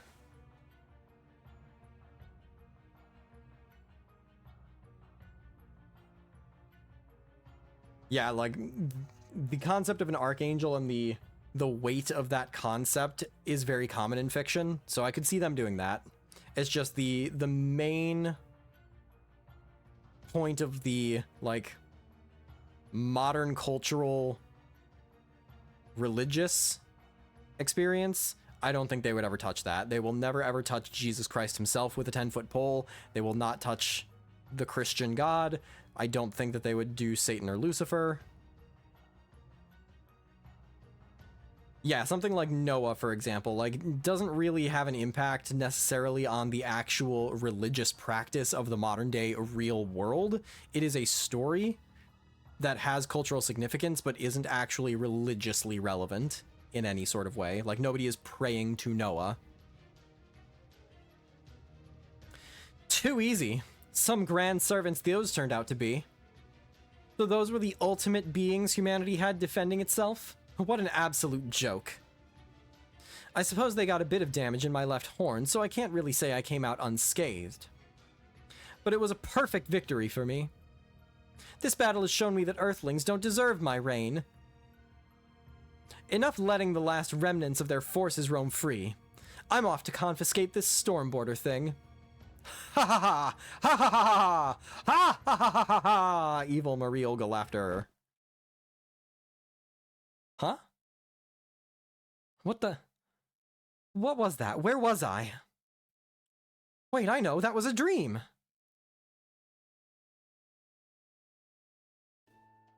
Good morning. Good morning, Senpai. Everyone's up so early. You must all be excited for the ritual.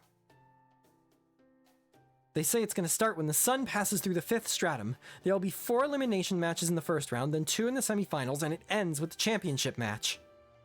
That's 7 matches total for the tournament. We're going to have to play 3 matches in a single day. We'd better watch our energy. That assumes one of our teams makes it to the finals. Ah, here's the tournament bracket. Taiga! Amazing. Alright. So, we've got Death Rolling, which is our team, against Taiga. We've got Too Scary 11 versus Cactus Na, Iguanodon versus Evening at Cenote, and Olin Tecpotl versus the South American Nautilus. Which of these do I think would be...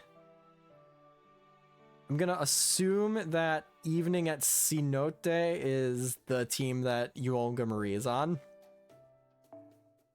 So Marine and Tepeu's South American Nautilus... Oh, that's right. That's right, okay, yeah. So Marine and Tepeu's South American Nautilus is on the bottom right corner. I guess that means we could be facing each other in the championship match. Oh, I don't know if it will come to that. We assembled our team as a matter of convenience in case the rest of you couldn't join a team on your own. So I can't promise that we'll live up to your expectations. There you go again. You're a great coach, right, Tepeu? So I'm sure your team's going to do just fine. There, you see? I knew I was an enemy of humanity, Ventox. What? Which is why there's nothing I can't do. I destroyed a bunch of Grand Servant things all on my own, in a dream. Oh, it was so fun. My body handled like a dream. Not like now. I see. That does make sense since you were, dreaming. Oh, really? Are you sure about that? Why, you little... Oh, that's a good face, too. Yes, I'm sure. I really did defeat those Grand Servants. In my dream, I was the strongest being on Earth. Pouty Olga Marie.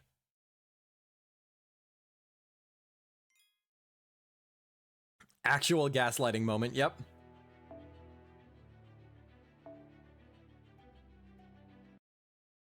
So I think someone said there were 10 sections. I just really, really wish I knew when part 2 was set to debut. I do plan to do a stream on this upcoming Tuesday. I do plan to do a stream on Thursday. However, next weekend I will not be able to because I am flying back out to Orlando one last time to get the last of our stuff and drive back up here with my wife, who is finally going to be joining me and living with me, and I get to be done with moving. So I'm very, very excited for that, but that means that I will not be able to stream.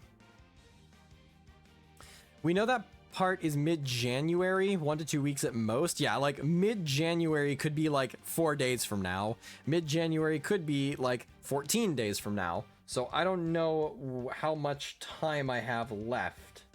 And so I want to just reach the end. Praise be to the sun! Praise be to the sun, our father and mother! Praise be to Chichen Itza, the golden city, home of the sun.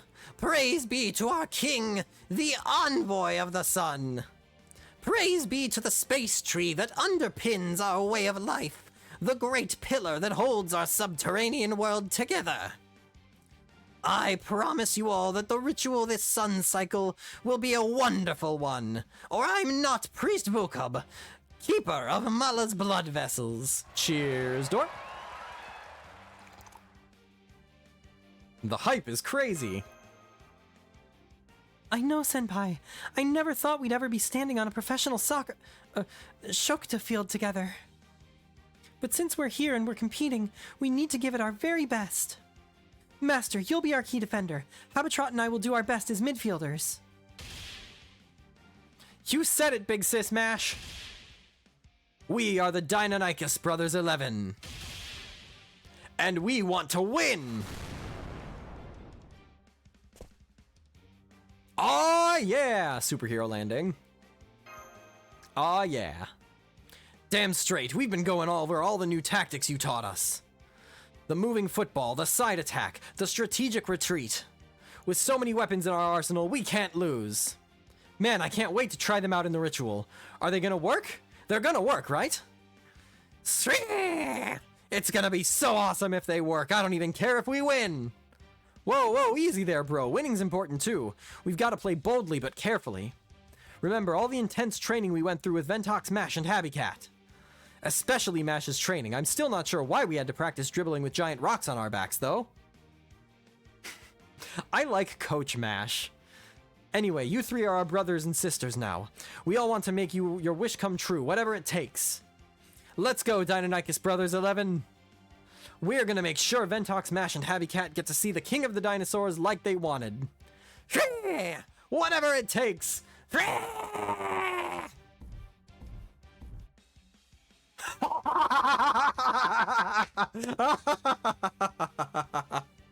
Oh, amazing. Oh, incredible. That is Jaguar Man's staff. And she's colored just like Jaguar Man with the green stripes and the orange. Amazing. Absolutely amazing. Worth it. Worth it for this gag. We did not. I almost put Jaguar Man on the bingo board, but I decided for Quetzalcoatl instead. But this is excellent. This is phenomenal. Sounds like someone needs to give you weaklings a reality check. It doesn't matter how enthusiastic your new players are. It's like a water drop to a parched cactus. Your team's foundation is weak. It's you, the most destructive Shokta player of all time, the captain of Team Taiga, Great Deathclaw. Solid introduction, Dino Twerp. Saves me the bother of introducing myself to your new friends. I just came here to warn you, if you don't want to die in this ritual, this is your last chance to back out. It meant sacrificing a lot of my dribbling skills, but I've trained myself so my body slams hit even harder than ever. So the last thing you twerps will see on the field is my stripes barreling down on you like a runaway boulder. And if my body slams don't get you, I'll finish the job with these claws. Bah ha ha ha ha. Really, the claws? The claws is what you're gonna go with and not the teeth? It looks like our first game's gonna be a breeze. I like the confidence. Yeah, we think so too.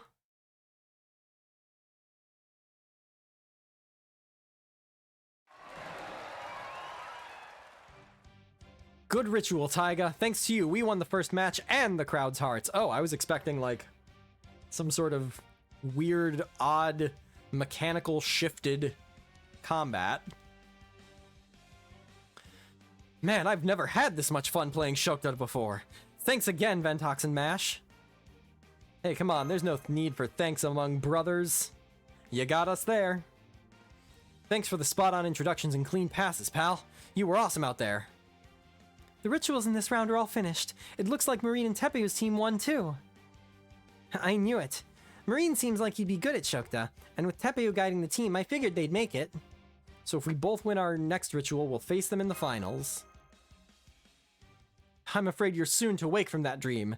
You see, your next opponent is me, you Olga Marie, and my team of extra-large dinos.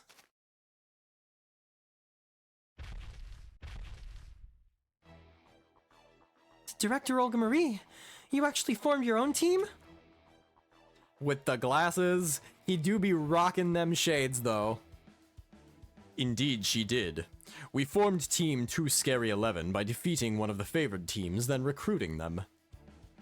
Ours is an entirely new kind of soccer which combines young Miss's incredible offense with my own clever tactics. We swept our first game 100-0. You can also write out the 11 in our name if you like.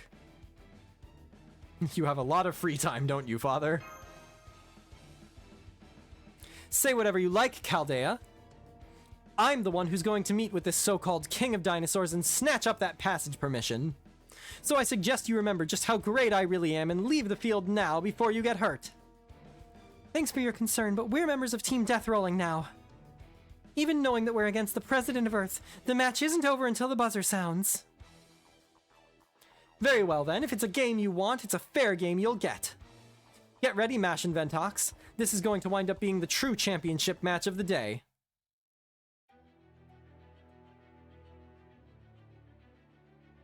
Alright. Up to 4 servants can be set, and please set Mash, of course. Oh, wait. Oh, no! Darn it. Ah, shoot. Okay, I can put the support phantom there, put this here, switch this to Mash. That's wrong.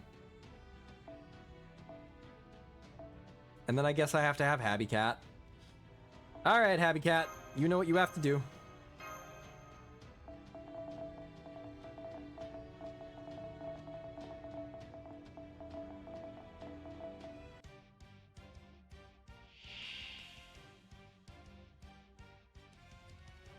Oh my god, with the Coach Kotomine over here as if it was a master battle. Nice. Oh, this is a problem. Okay, actually, maybe this isn't that much of a problem. I do have 2 phantoms, and the HP bars are low. And Guts makes killing blows a whole lot easier, so Olga Marie is the problem here. What up, Kingdom Hearts boy? Happy Sunday. We could just kill you, Olga Marie, here and save us a lot of trouble. That wouldn't be in Master's character, though, and you know it. Okay, so this does not kill me. But it is a battery, so let's save it. So Balatro seems to be consuming my life. Yeah, Balatro has a tendency to do that. Balatro is an excellent game, in my opinion, because it is the first deck builder roguelike that I have played in years that does not take any inspiration from Slay the Spire. As a matter of fact, the creator specifically went out of their way to avoid playing Slay the Spire so that they wouldn't be influenced by it. Welcome to the club. More of a spades guy myself. But yeah, I have it on my phone and also on Steam. I definitely have been sucked into the Balatro world. Jimbo too strong.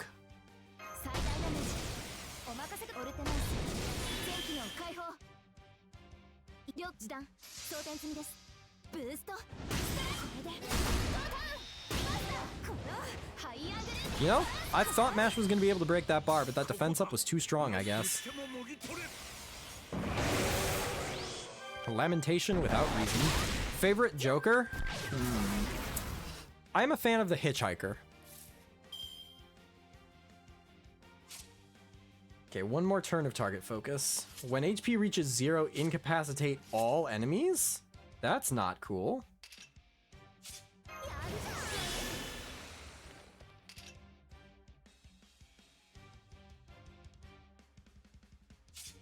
Could I just swap her out? Yes, I could, but I don't think I want to.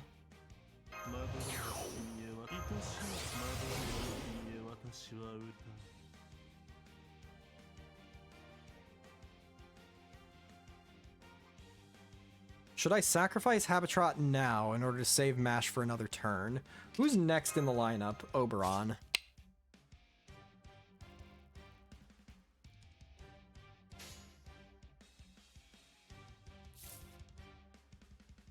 Well, I charmed Olga Marie, and Mash is not susceptible to Berserker class advantage, so I'm just gonna go ahead and let it ride for now. That 30 stars makes Ordinax so nice to use. I mean, with that crit buff and buster buff, like, she crits like a truck. Mash is actually very strong offensively now.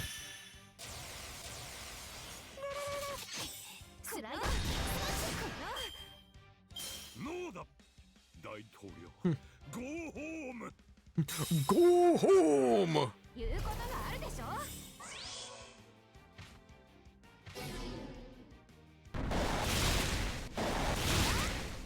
Oh no, it eats my NP gauge. That's so rude. Good thing I have a battery.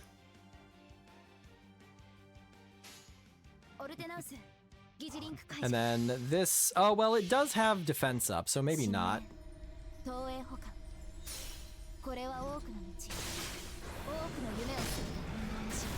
Yeah, no, you definitely should try out Slay the Spire. It's an excellent game. Also, the modding scene for it is super duper robust. Easy peasy.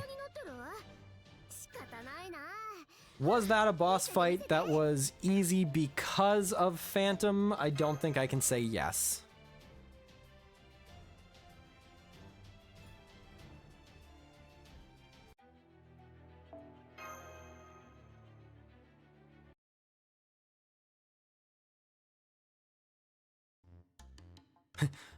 You won!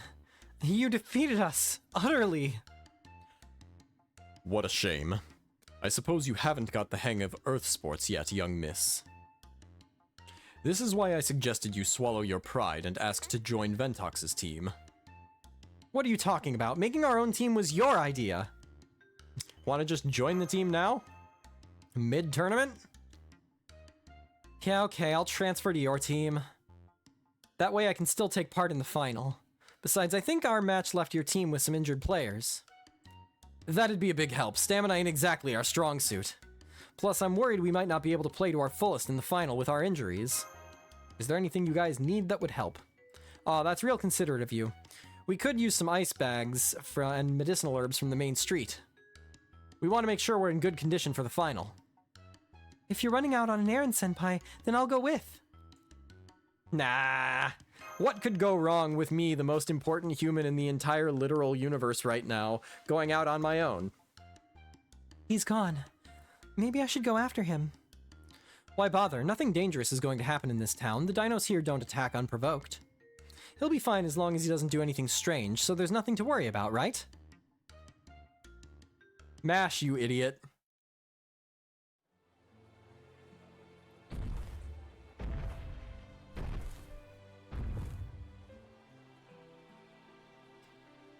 What a good fake out it'll be if this just goes according to plan and then we go back and play the finale. Let me have that yellow cucumber. Never mind the taste, I just need it for hydration. Do you have any mint incense for keeping bats away? You do? Oh yeah, this is good quality. I'll take 2. Okay, keeping bats away is, conspicuous. Is that Daybit? Gosh, you're picking up some weird stuff. I've never seen anyone take an anodized aluminum oxide membrane before. I think we only have those because of the last dinos who ran the store. What are you going to use it for anyway? Spacesuit. It'll take some modification though. Hey, that guy sounds American.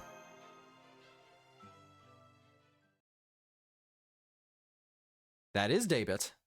I recognized the elbow. Huh?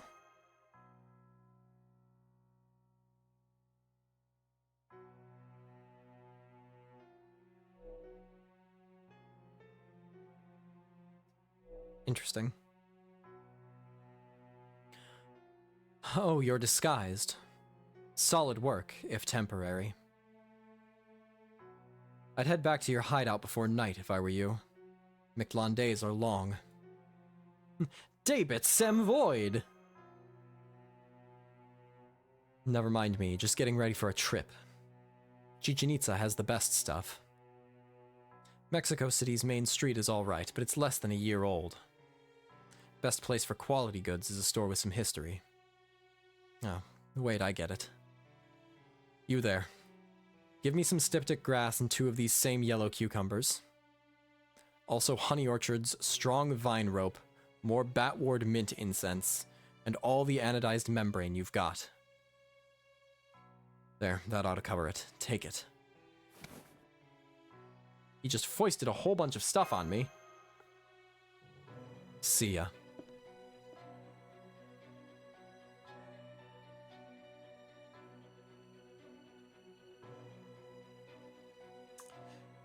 Top row, second column. David helps Chaldea at the last minute. I don't think we can call this at the last minute, and we don't really know if it's much of a help as of yet. Oops, wrong button. So we can't fill that in just yet. We have nothing to talk about, nor do we have a reason to kill each other here. Nor do I have time to answer your questions. I like to be efficient with every second I've got. I'm not saying small talk is meaningless, but I'd rather you picked someone else for it. Then let me ask you one question about the cryptors. About our roles. Do you mean for the foreign god or for Chaldea? I want to know what you think of them, and if you have a wrong opinion, then I will kill you here and now in the street. Not much time right now, but I guess I'd better answer that one. Caddock's efforts are currently going as well as I expected. Ophelia died for nothing. Octa's death was expected. Pepperoncino died like a dog and was buried with his past. Beryl got what he wanted, and he's the only one. Yrstaria's plan was always doomed. Yeah, I always figured it'd come down to this. I'm going to return Chaldea to nothingness on my own. That's what I've got. Did it help? If we ever meet again, ask a different question.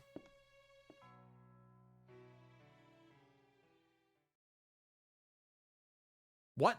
What data updated? It's 6 o'clock. Oh, is it the weekly rollover for new master missions?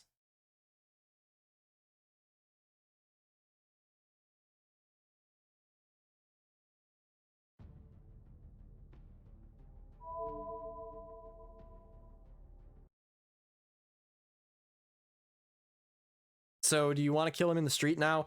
Thing is, he's not wrong. I'm happy that he praised Caddock. Pepperoncino did, in fact, die like a dog. A poisoned dog, but a dog nonetheless. Ugh. Oh yeah, that reminds me, I need to get my bot running up again.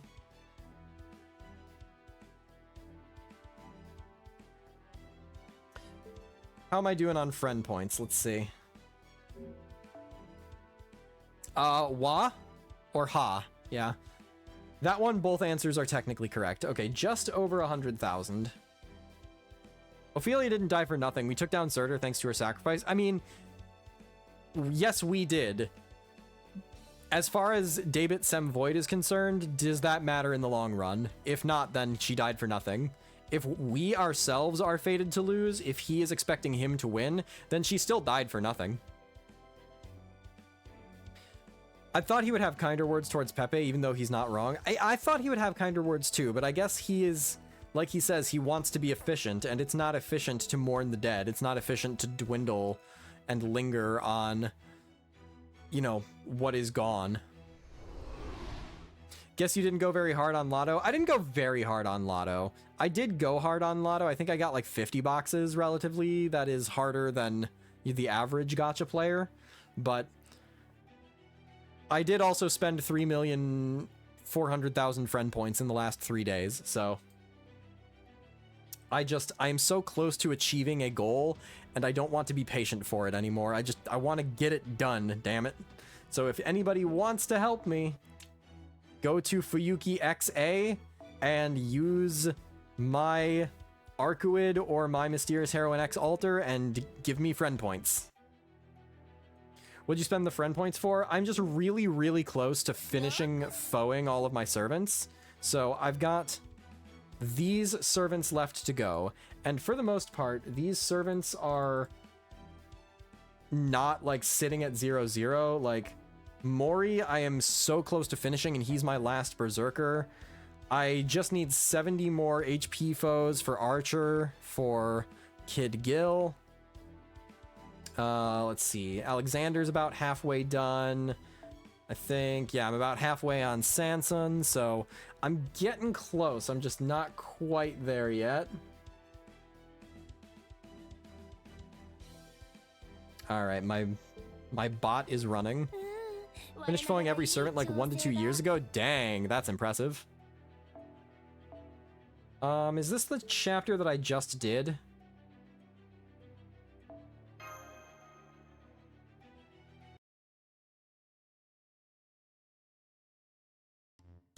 Yes, okay. You know what, actually, here's probably a good opportunity for a quick break. So I'm gonna take a little pause, run to the restroom, fill up on water, and then we'll be right back. So I will see you guys for the finale of the Lostbelt 7 Dinosaur Soccer Tournament arc, which is not a sentence that I was prepared to say when I started this stream, but hey, here we are. So I'll see you guys in a few. Welcome back, everybody. On to Arrow 4 of Section 6. Also, we've gotten through nearly 3 whole chapters today, and not a single mention of Ort. I was stressing to get this counter up and running for today's stream, and it hasn't even mattered.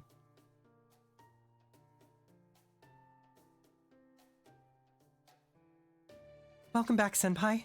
Thanks for getting everyone's medicine. That's a lot more than I was expecting. Did something happen, Master? Nah, we're good. We're chill. Hear me, my fellow dinos! At last, the final 2 teams of pilgrims have been chosen! The glorious sun has climbed high over our heads and will soon be setting into its throne here at Chichen Itza. Once the winning Shokta team has been crowned, Kukulkan, the teachings of the sun, shall be revealed. Now, let's see which teams will be competing to reach the pinnacle of... Huh? What do you mean? Why didn't anyone tell me about this? Whisper, whisper, whisper. Why did that noisy dinos just shut up? Did something happen? It looks like they're arguing about something. Is there a problem with the ritual? Oh, that! Vukub must have just received word that we forfeited the match so Death Rolling would win. He never did handle unexpected news well. Dude, Tepeyu's so petty. I love him. I love him more and more with every passing minute. Huh? You forfeited? Why? Why? Well, there's no point in playing, is there? Your team made it to the finals, and so did ours. We would get to meet with the King of Dinosaurs no matter which of us won, so there was no point in competing. Isn't that right, Marine? We're lucky things worked out so well. Yeah, you're right. There's no point in playing a match now. Good thing all this worked out. Okay, I'm gonna go and thank the rest of the team. See you guys later! Why is Marine leaving? Our teammates are still inside. You really can't figure that out, you cold-blooded lizard brain? He wants to be alone. Why didn't you let him compete? Didn't you see how excited he was for this? I just thought he was excited about reaching our greater goal. I didn't think individual emotions really mattered. Do you want me to flood your brain with dark matter and devolve you back to an amniote? Can the excuses. Just go apologize to Marine now before I decide you need a plasma blast. And don't forget to think about why Marine ran off on the way. Understood. I'll go do just that. This is the whole problem with intelligent beings who rely entirely on pure logic. I thought they'd be at least a little better than you, but I guess humans and dinos both have strengths and weaknesses. What? Why are you looking at me like that? You really got upset on Marine's behalf there. Of course not. Tepeyu's answer just rubbed my horns the wrong way. Did you forget what I told you yesterday? You and I don't think at all alike.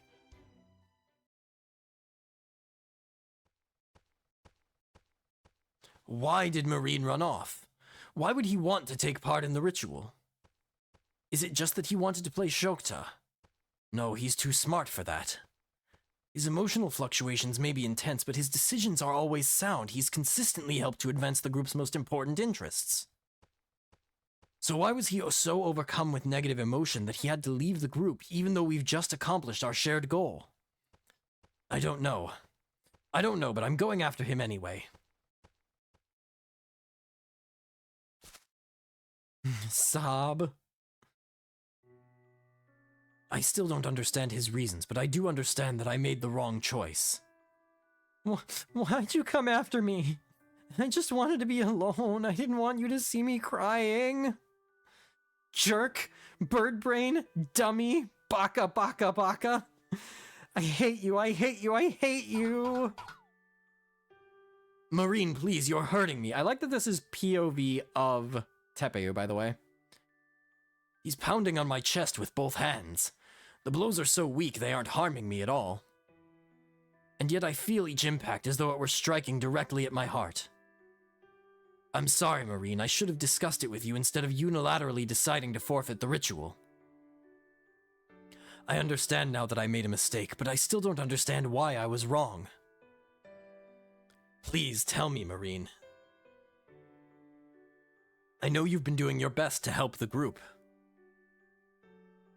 But once Ventox, Mash, and our team all reached the finals, there was no longer any need for us to win.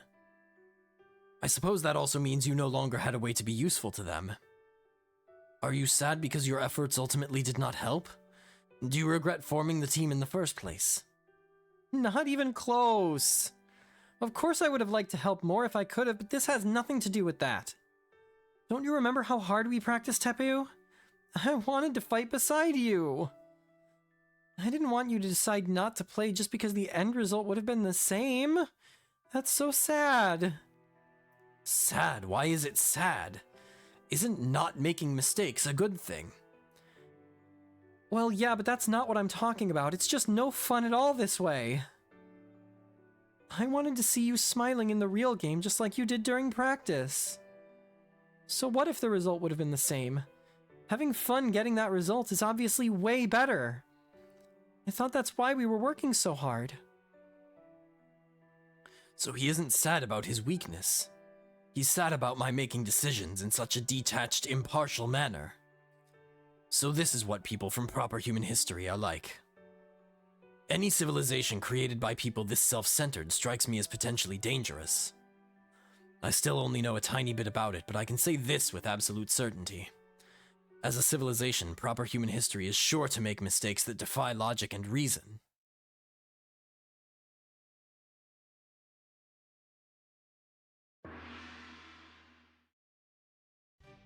My fellow dinos gathered here in this cycle, lend me your ears. We have never before had a Shokta team achieve victory because the opposing team forfeited the final ritual. I believe this decision threatens all of Chichen Itza, if not all of Mictlan itself. However, in the time that takes the sun to move to the next stratum, the king and I have been deliberating. And we have agreed that the ritual is still meaningful even without a championship match. 歌え歌え我が Yo, 天使 door! クリスティーヌクリスティーヌ Riot. Riot! Yeah, let's not induce a soccer riot in the Lostbelt.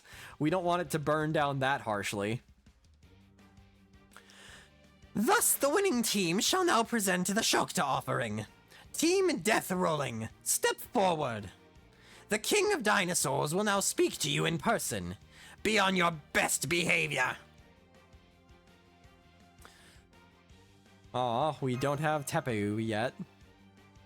Death Rolling, step forward, Death Rolling. Oh boy, Vookub's really ticked. I guess now's not the time to be laughing it up. You two are our leaders. You go ahead, Ventox and Mash. You want to make a request to the King of Dinosaurs, right? We're satisfied with just having played 2 rituals. Thanks, brother. Alright, time to meet the King of Dinos. I noticed that we had a 24 AP. I didn't check what the class was, because I didn't figure it mattered. I figured it'd just be a throwaway fight against Tepeu's team.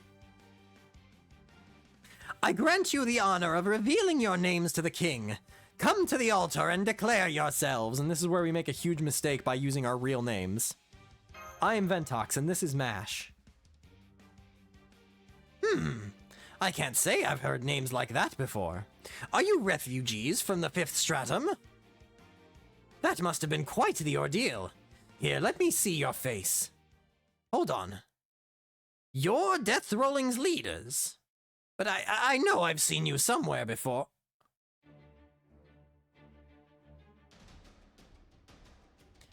Enough prattle, Vocub. I keep telling you to stop wasting time. This doesn't merit a consultation with Kukulkan. I made the law that says I give the winning team something they desire. It's a shame we didn't get to see a championship match, but your Shokta style was new and interesting. It wasn't good enough for the last Shokta ritual ever, though. Not a great way to wrap things up. But no matter, you're the special dinos who triumphed in this ritual. State your desire. I respect putting your life on the line to win a battle, even if it's only part of a game. So I will reward your bravery no matter what you may request. We'd like you to let us cross the plains. You're a weird one, aren't you? What, did you forget something over in the 5th stratum or something? You could die if you get too close to Mexico City. That's why I gave the order to... Damn it, this cloth was keeping me from seeing you properly. You're not Dinos at all, are you?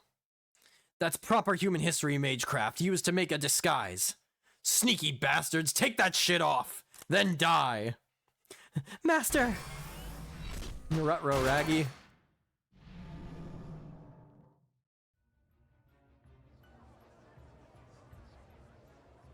Huh? What? What's going on? Ocelame! You're apes from Mexico City! What's the meaning of this?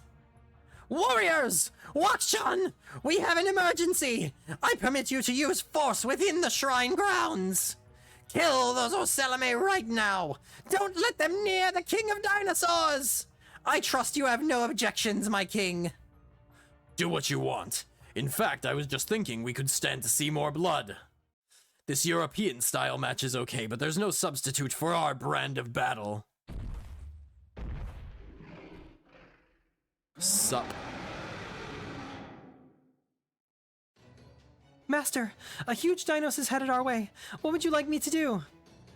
Either knock him down or find a way to make him give up. Fight! Up to 3 servants from my party can be set. Why is it always the mash? Oh? Oh! Wait, no, but I still can't. Okay, that's fine. K-scope. Bond. Bond. Actual bond, yeah.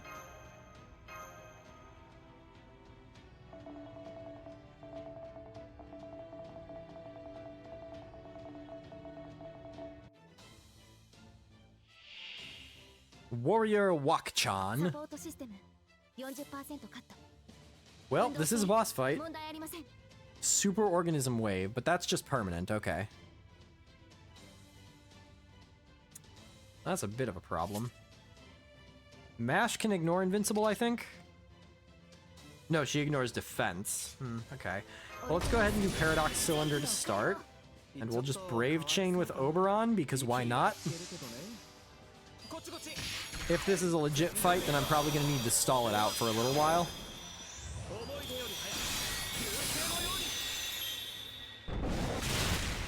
Oh no, she has ignored vulnerability on the taunt skill.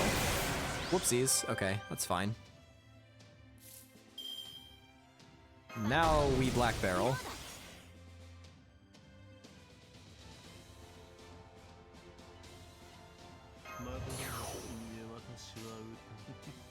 Go Mash, go!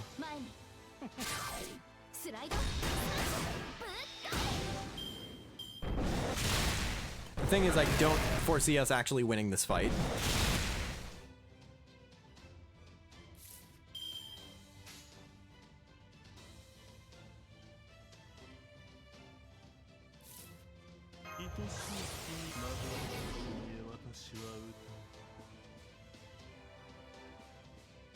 There's not really a reason for me to use Phantom's NP. 了解師団装填済みです差し込む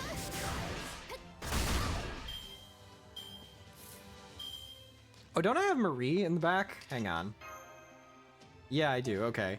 Been nice knowing you, Mash. Bye. Because she's got Ignore Invulnerability as well, and I think that's team-wide. Yeah. But I need to have full Noble Phantasm. There we go.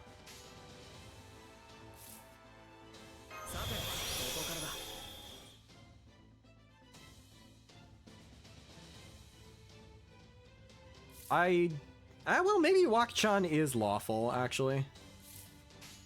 Let's go 1, 2, 3.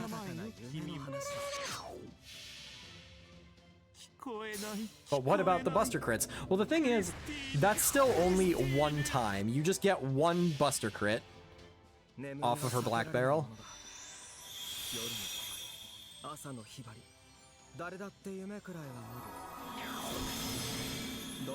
Nighty night, Wakchan.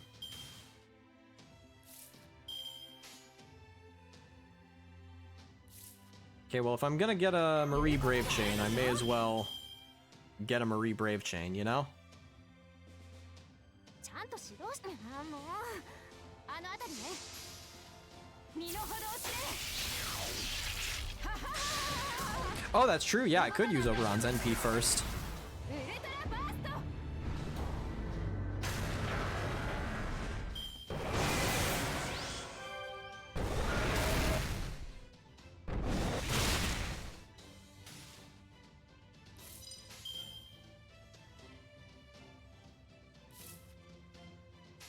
It is nice that this boss fight is anti-rider. Phantom is a whole lot less in jeopardy than he usually is. Oh, but I need... Okay, so I need Marie's NP. あの辺りねあもうじゃあじゃあ But I guess every time he takes damage, his attack goes down for the turn. So this is working out pretty nicely. I don't like that damage cut.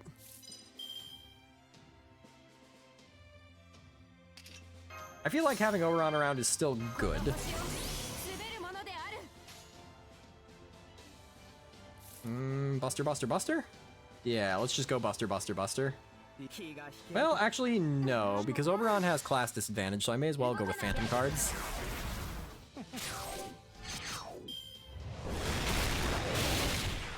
Ouch.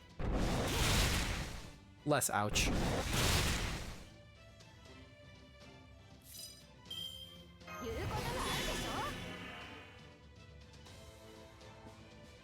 One more turn and I get Phantom's Charm. あもうあの辺りねギャラクシー身の程を知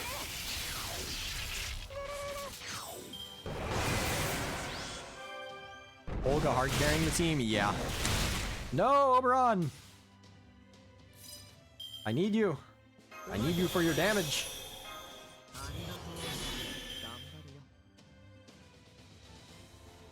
Okay, well, that's about all the damage I can get out of him, because I don't want to brick Phantom. So yeah, you can die now, Oberon, that's fine.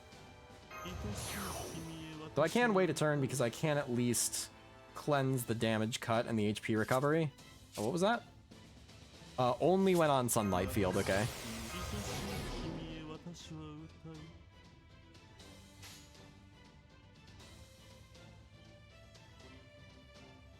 Yeah, we'll do that. あの辺りね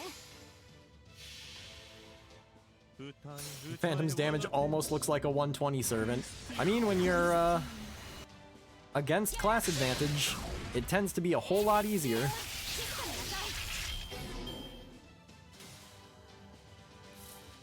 Okay, now we eat the Olga cards, get the crit stars, go 1, 2, 3. あもう演説中よ静かになさい Oh, it doesn't matter because he's invulnerable. キ Okay. ラッキラにしてあげる絶対に逃がさないこの Goodbye, Oberon. We hardly knew ye.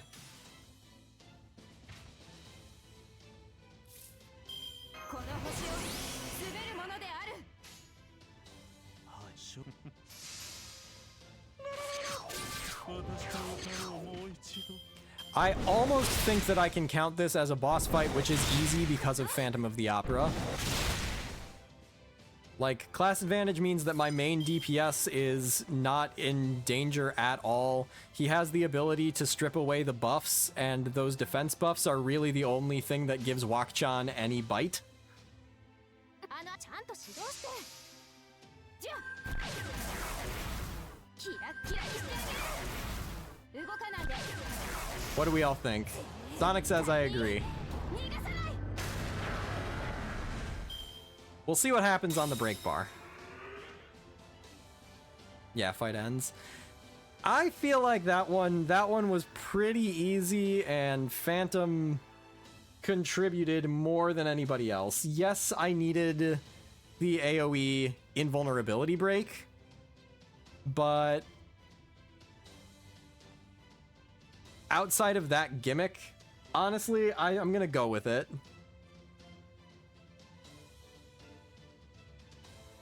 We're gonna drop that in there.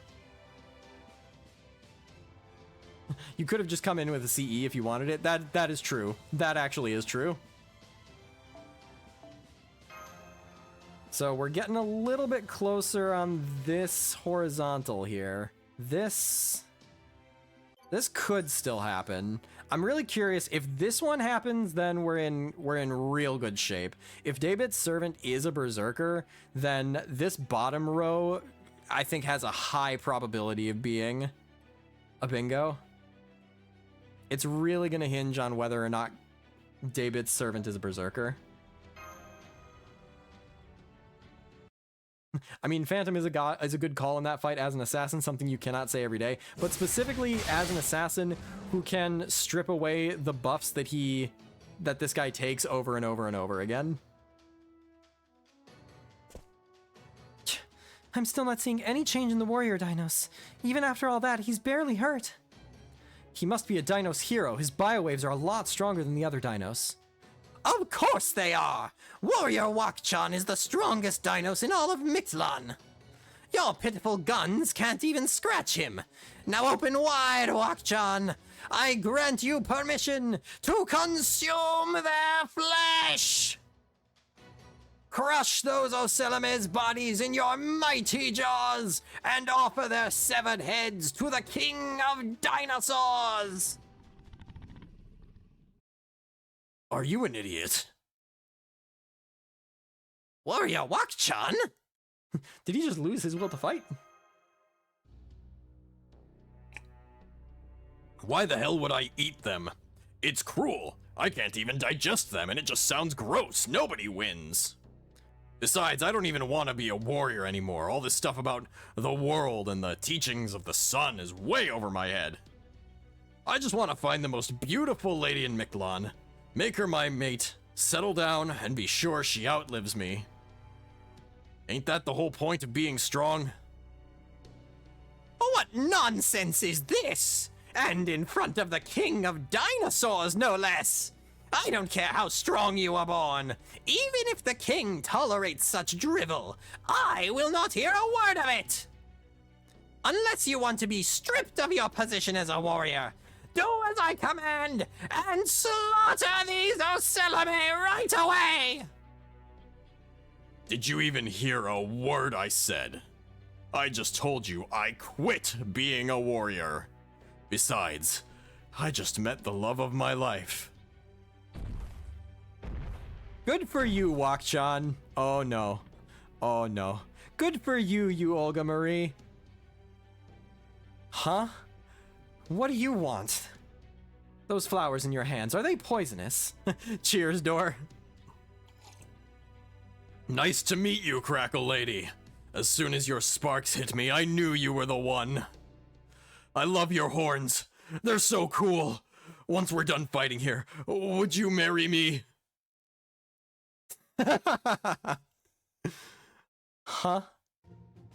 What do you mean, huh? I'm talking about marriage. You know marriage, as in you, me, husband, wife. Oh, I see. You're just space junk. No, I'm Wakchan. Sheesh, you're not as smart as I thought, but you're still really pretty. What was that? What is this? A dino's proposing to an ocelotl? Damn it, Wakchan, has their guns' poison driven you mad? Bring the other warriors here! All of them! Have these interlopers rounded up and executed!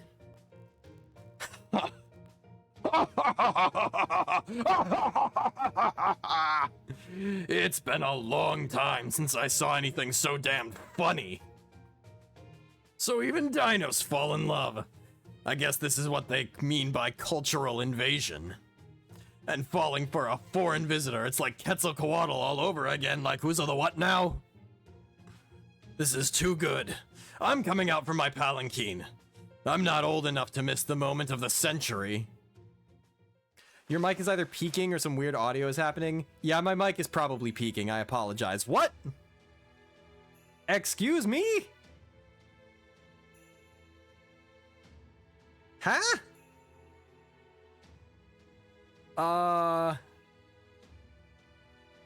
Yeah, I don't normally go to that volume on stream, so I apologize if mic was peaking, but, boy, what are you doing here? Silence! Settle down! There's no need for more warriors. They're not Ocelome. These creatures are called humans. They came here on the flying boulder. Sure, they're kind of cunning, but that's it. They mean the dinos no harm. Really? Is that true? I think maybe it is. Yeah, you're right. If our king says so, it must be true. That was fast. The whole crowd just calmed down almost instantly. Thankfully, it looks like we don't have to worry about being mistaken for Ocelome and attacked anymore. I'm a little surprised that the King of Dinosaurs is apparently a human child. Except we've already met him back in the jungle. I have a lot of questions. But the one thing that I am most curious about is what he means by it's like Quetzalcoatl again. Oh, you're the ones I ran into in the jungle yesterday. I thought you were strange Ocelome, but Chaldeans makes a lot more sense. In that case, there can only be one reason you want to cross the plains. You want to go where the flying boulder landed, don't you? Okay, fine. If that's all you want, I'll allow it. Wanting to save your allies is a perfectly valid reason. I'm not so heartless as to blame you for that. Besides, you put on a good show. That's enough to earn forgiveness for your disguises. Your Majesty! I'm concerned you may not be thinking this through.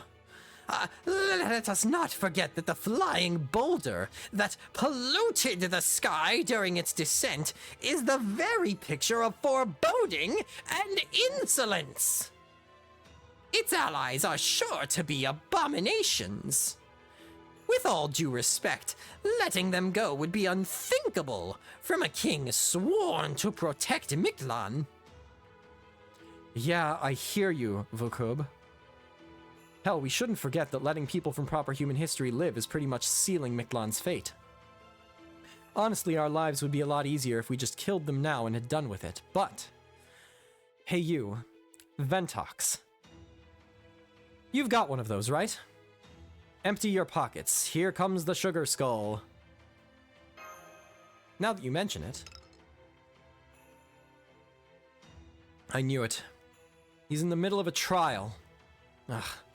How like him to use his time like this. Goddamn pain in the ass. Stay out of this, Vukub. This guy is my guest. Chokta player or not, it is not your place to speak on the matter. Or will you defy me? It's fine if you do. I did only recently become king of the Dinos.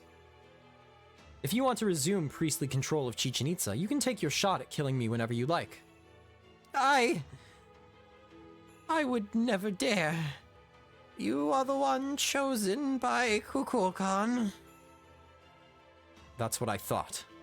Now sit down and shut up. If you're looking for something to do, go oversee cleanup from the festival. Here, Ventox, let's change venues. We don't need so many listening in.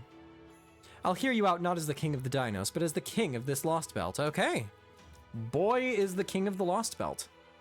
Oh right, I still haven't introduced myself. It's not fair that I know your names and you don't know mine.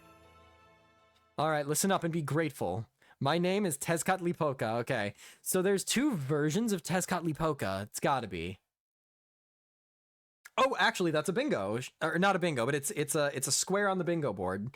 Oh, okay, okay. There's some potential happening here, guys. This row is looking promising. And this could happen as well, though these two, first of all, this one so far is not really panning out. This one remains to be seen right up till the very end. So this is definitely our best option here. Does that mean you're set on believing man is an adult Tez? I don't know. I missed whatever that said immediately above. Amazing. But I think... What is that super crossed out one? That one said we go to the underworld, but Mictlan is an underworld, which has 9 layers of underworlds underneath it, at the bottom of which are underworlds that are a world of the dead. And we died and went to an underworld, in the underworld, under the underworld, at the beginning of the Lost Belt. So that one gets as many crosses as we could fit.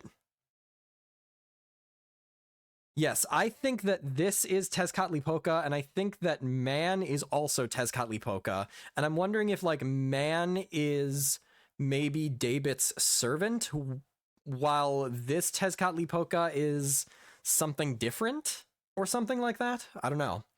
I'm the god of war who rules Mesoamerica in proper human history. Alternatively, he could have, like, split himself. Could be 2 manifestations of the same character. And that's how we ended up having this private talk with the king of the dinosaurs, who claims to be Tezcatlipoca. Oh my. It sounds like quite a lot happened while we were away. Yeah, like Moriarty and Shinjuku, exactly. Isn't Tezcatlipoca an evil god? What's he doing in a Lost Belt as the Dinos king? I expect we'll be hearing about that soon enough. But let me clear up one misunderstanding first. As I've said before, Tezcatlipoca is not an evil god, he is merely a cold-hearted god of war. He is the avatar of the jaguar lurking in the jungle, a fearsome god who demands humans' hearts as sacrifices. His actions may seem evil to outsiders, but for the Mesoamerican people they were absolutely necessary. The biggest reaction Tezcatlipoca was viewed quite mistakenly, the biggest reason Tezcatlipoca was viewed quite mistakenly as evil was his feud with Quetzalcoatl.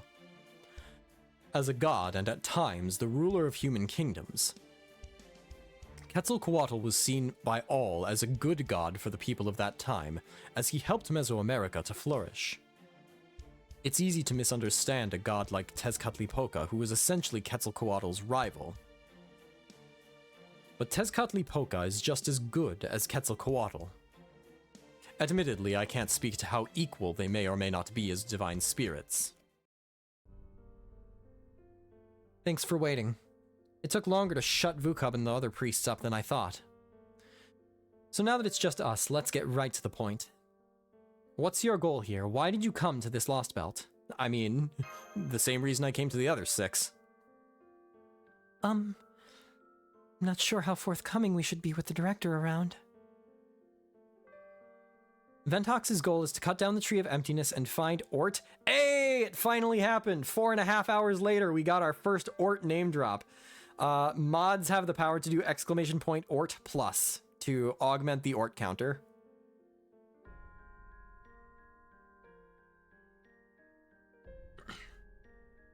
I think there has to be a space afterwards. Yeah, there we go.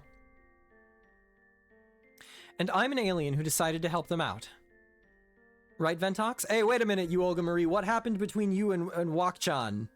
Are you married yet? Is there a date set? We don't need to hide anything here. Yeah, that's it. So you're an alien. No wonder you were so strong. I guess our corner of the world really does attract outside visitors. But why would you help Chaldea in proper human history? Do they have something on you or what? Huh? Don't be ridiculous. There is nothing anyone could use against me.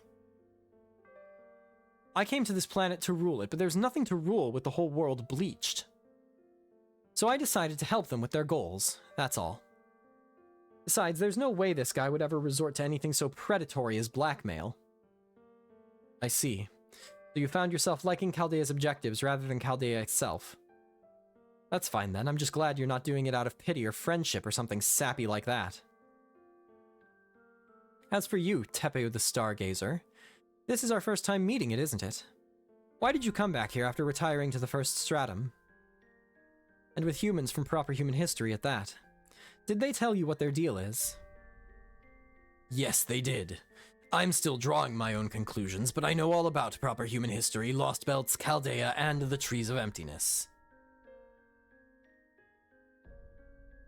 I don't like this guy. And you're still choosing to accompany them, huh? Then I have nothing more to say to you. Go ahead then, interpret them how you want. Be disappointed, die in a ditch. If after all that you can still call yourself Dinos, then the sun will surely save you along with your stupid little dream. Are you really the king of this Lost Belt? Are you really Tezcatlipoca? I will take away the X if it gets revealed that this guy is an imposter and is not actually Tezcatlipoca. Not exactly. Technically, I am the substitute king. A regent is what that is referred to as. About a year ago, I was told to rule Chichen Itza in someone's place. If I had refused, I'd have been killed. I didn't have anything better to do, so I accepted. So all I care about is keeping Chichen Itza safe. And now, I know you have no business with this city. So we're done. You can stop wasting my time and leave now. Unless there's something else you wanted to ask. I have a question. You said you're Tezcatlipoca, right? So is there any chance you'd be willing to help proper human history? No. Couldn't care less about it. Why would I want to help a bunch of apes anyway? Dinosaurs are way cooler. I mean, they're the coolest. I mean, yeah, that's fair. I'm sorry, what was that? Shut up. What are you, a comedian? You don't have to react to every single word I say. I already told you to do what you want. He reminds me of Chucky. That's what he looks like to me. It looks like this artist just like took Chucky's face and then made him blonde and a little bit taller. You people can't possibly erase this Lost Belt, so there's not much point in me bothering to oppose you. Whatever business you have here, get it done and get out. There's nothing here for you no matter how long you stick around. Yes, let's leave. I don't want to be near Chucky anymore. I'll send word to the warriors guarding the plains. And since it'll probably take you a while to get there with your legs, I'll send a porter you can ride along. Go along. What? I'll send a porter you can ride, go along with you too. I think the word go doesn't need to be in that sentence. I'll send a porter you can ride along with you too. Oh, I thought you weren't going to help us. Don't worry about it. It's the least I can do to reward the Shukta winners. Although, the storm border, that's what you call your boulder? I wouldn't get your hopes up about seeing your friends again. You're too late. You people entered an outside nation in a battleship. That's an act of war, no matter your reasons. And the Oselame don't take prisoners of war. They kill every enemy who invades their territory. Your ship crashed 5 days ago.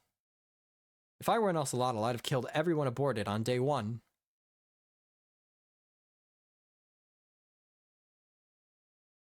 Well, that's a little grim, don't you think?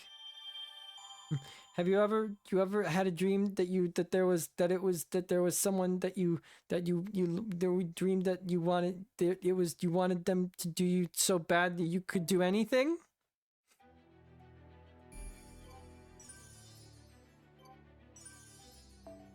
All right.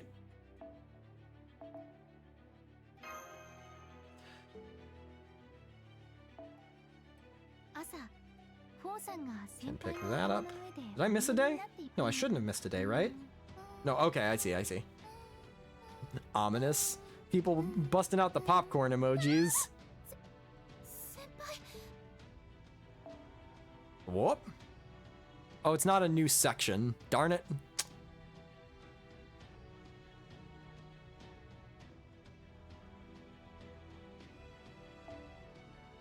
What is this? So, I will let you guys know I'm getting a little bit tired at this point, just a little fatigued, and I may need a little bit of a break. Also, I started this stream at like 2 o'clock in the afternoon, so I'm gonna need to eat food. So depending on how long this particular arrow goes, I am either going to finish this arrow and then wrap it up for now, or if it looks like it's going to be an actual challenging fight, then I will pause before the fight. I'm probably just going to take a break, go get some dinner, and then start up a new stream in a couple hours. But for right now, let's go through the fragment. 4 days earlier.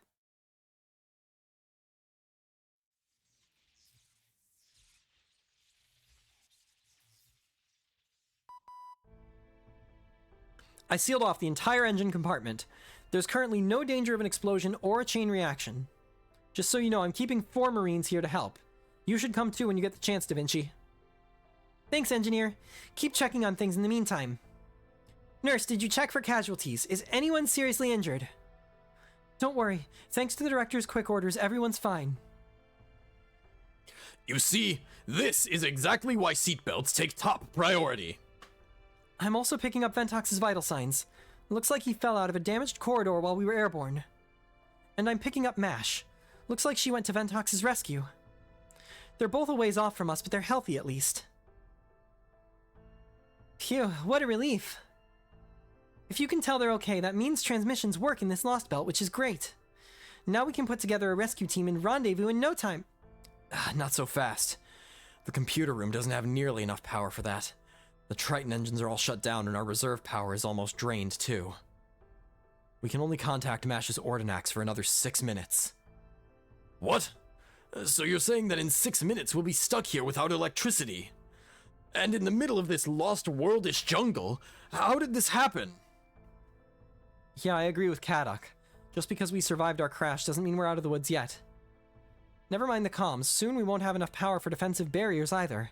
If any hostile creatures find us, we'll be in real trouble. Come on now, surely we can deal with a little danger. Remember, we still have Nitocris and Kadok on our side. You hear that, Zemlupus? I'm granting special authorization for you to use your master abilities. That's fine with me, but when are we getting power back? The best Nitocris and I can do is guard the ship. For that matter, where's Captain? I see a number of the Nemo series around here, but I don't see Captain Nemo himself. Guys, what's wrong? Did something happen to Nemo? Hey, somebody give me a hand. Something's wrong with the captain. He's not moving. He's gone all rigid like some sort of statue. But he's also dripping with sweat. He's in pain, I can tell. What? But Captain was fine the last time I saw him in the command room. Do not worry, he is protecting himself by voluntarily entering a catatonic state. His spirit origin is severely damaged, but he is in no danger of disappearing anytime soon. After he completely synchronized with the ship to stop it from coming apart in midair, he shifted his primary focus to maintaining his spirit origin. Though it may sound like putting the cart before the horse, as long as Nemo's spirit origin remains intact, the storm border will as well. It is a desperate last-ditch measure, but it was his choice. His decision is what allowed the border to make such a miraculous crash landing. Oh yes, that's sympathetic magic magecraft theory, where an effect resembles its cause, like produces like. So then, when the storm border was about to be damaged... Yes, he took that damage himself instead. That damage is still ongoing. Under most circumstances, his spirit origin would have shattered when he synced up to the border, but he was absolutely determined not to let that happen until the border had landed safely. So he froze himself to maintain the border's integrity. He remains frozen because he is no longer conscious. And he is still experiencing the damage to the border, even though he is not currently aware of it. Are you kidding me? That's just... Shion, You said Nemo's still synced up with the border, right? Then he should heal and regain consciousness once we've made repairs. Captain's spirit origin is shattered. The only reason it still exists, in form if not substance, is because he froze himself right before it fell apart. Even were you piece together the body of a human who had been blown to bits in an explosion, they would still be dead. It's no different for a heroic spirit. So no, repairing the border will not heal the wounds in his soul that his soul sustained. Which means... Come on everyone, cheer up. It's going to be okay. Captain will always come back, no matter how injured he gets. That's why he's our indomitable captain. Once we repair the storm border, he'll wake right up and put his cap back on. Besides, we're still in the middle of our journey. And I still have some secret parfaits I haven't served yet. So let's just do everything we can right now, okay? The more we slack off here, the more Captain's going to chew us out later. Baker... Yeah, you're right. Captain's made of way sterner stuff than most people. So let's focus on fixing the border ASAP. I mean, if you think about it, it's not that big a deal. It's not like Ventox and Mash are the only reckless ones here. We're all crazy reckless sometimes, that's part of what makes us Chaldea. Oh, but first, we've got to contact Ventox and Mash. How much time do we have left? About a minute? I already had Shion contact them. I figured telling them about our current situation would just make them panic. So I asked her to tell them that our comms equipment is malfunctioning, that we won't be able to communicate until we fix it. But as long as we tell them where we are, I'm sure they'll come find us in no time. Didn't realize you had grown up so much, Mounier. Alright, now that's decided, we need to focus on surviving. First order of business, I need a damage assessment. Once that's done, we'll begin procuring materials we need to make repairs.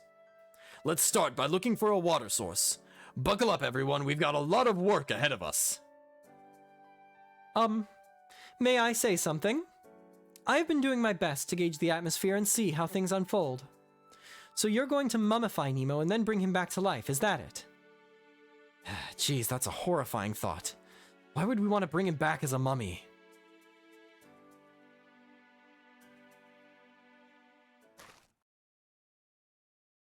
Man? Man? What are you doing here? Alright. A ship falling out of the sky, huh? I'll be damned. I guess that kind of crazy stuff is normal in a Lostbelt.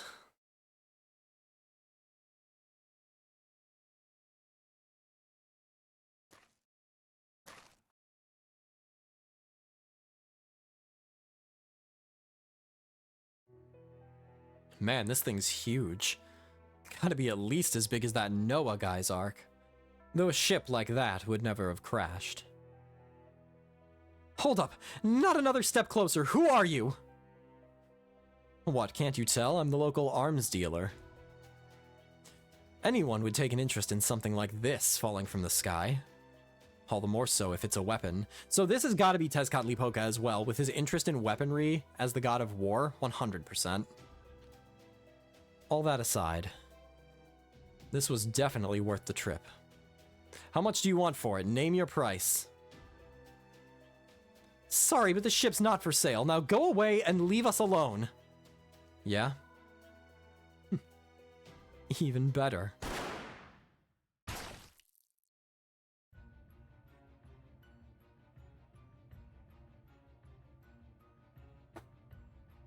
Did Mounier just get shot? I was not having Mounier get shot on my bingo board.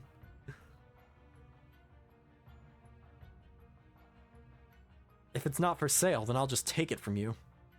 It landed in my territory anyway. Huh? No way. Mounier! Help him, nurse! Damn it, he's been shot through the heart! Damn, I was aiming for his head. It's harder than you'd think, though. I really hope my mic isn't peaking when I do Gordolf. This is what I love about guns.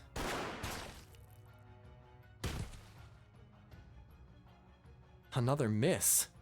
Damn, I was actually aiming for his heart that time, too. You son of a... Iskali.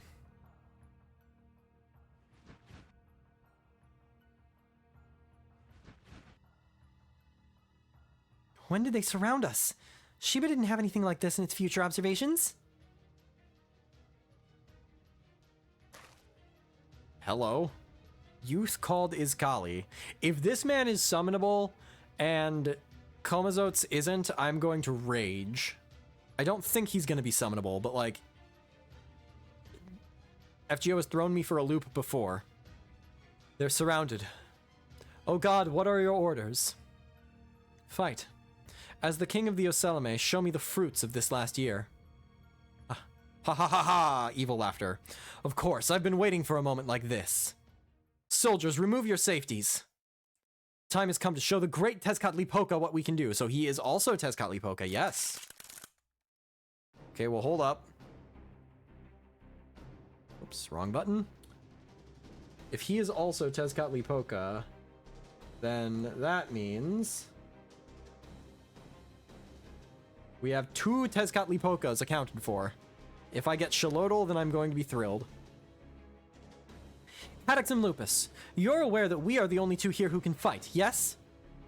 Yeah, I know. Let's do this, Nitocris. There's too many to let this drag out. We need to settle it all at once with a noble phantasm. Well, good thing that Nitocris is good at doing that.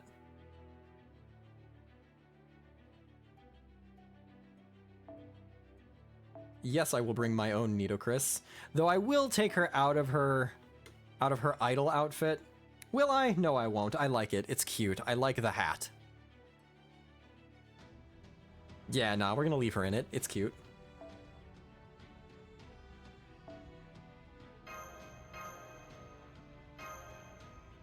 Idol outfit too strong. Not everyone, not all of the idol outfits were made equal, but like, I like all of them at least a bit.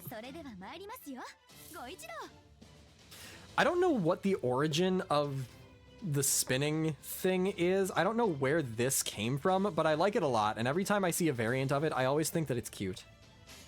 I need to get a Phantom of the Opera one.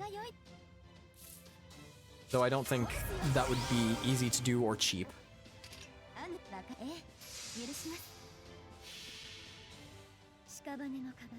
From Chunibyo and Other Delusions. I've never heard of what that is. Chunibyo demo koi ga shitai. Nope, no idea what that is.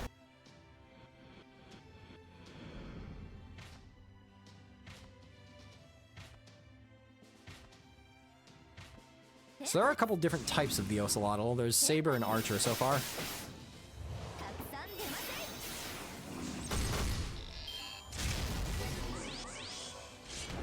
Yes, Taunt, the one servant. You are a tactical genius, Iskali.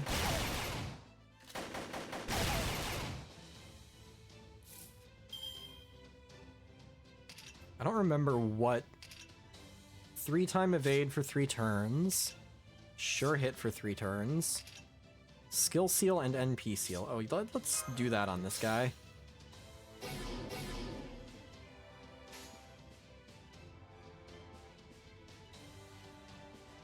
I expect that with the number of attacks I'm going to take, I will get a Noble Phantasm this upcoming turn. So I'm just not going to bother with the Arts Chain or with her battery. See previous comment for Iskali lore. Iskali is the name of the 18th and last month of the Aztec calendar. It is a festival in the Aztec religion for which the principal deity is Xiuhtecutli and the fire god.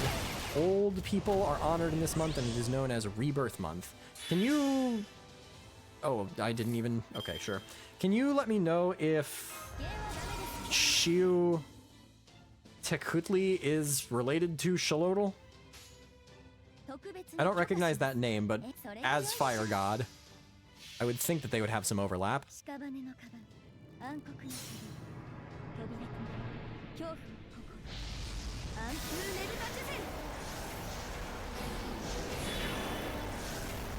I appreciate this fragment narratively. However, I do have to say, I was looking forward to advancing towards the end of part 1. I was looking forward to being able to say, hey guys, I'm caught up on the story for the first time in like 5 years. Little sad that we got extra fragments, putting that a little bit further behind schedule. They are different entities. There you go. Today I learned. Yeah, I don't know if this is gonna work. I might have to redo this one.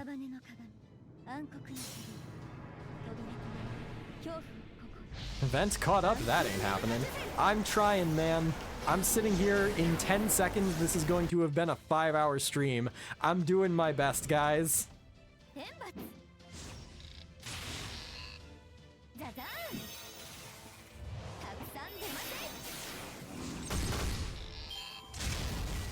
Want to know how many fragments are in this part of the story? I'm hoping the answer is 1.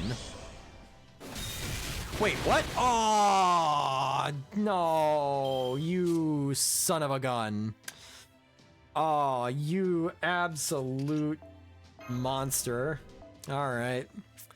You know, it might have been wise of me to actually pay attention to the game mechanics.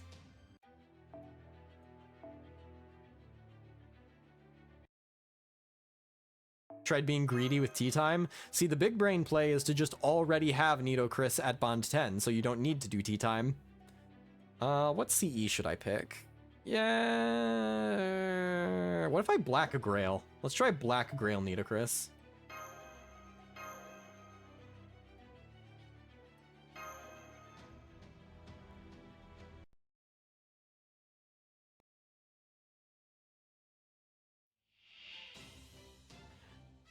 You almost win?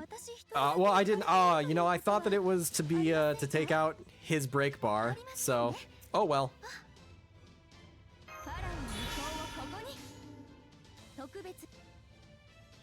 We live and we learn. Oh, you know what? Maybe I should just put the evade up right away. Yeah, for future reference, I go into all of this blind. I don't know what the win condition is on any given fight. And I do try to go forward without any sort of spoilers. So yeah, for future reference, if there are mechanics that I'm not knowing about, let me be in the dark about it. Let me make stupid mistakes. I have more fun that way. I am curious if it's possible to break him. It looked like it was. Yeah, sometimes I clock the spoiler messages before they can get removed.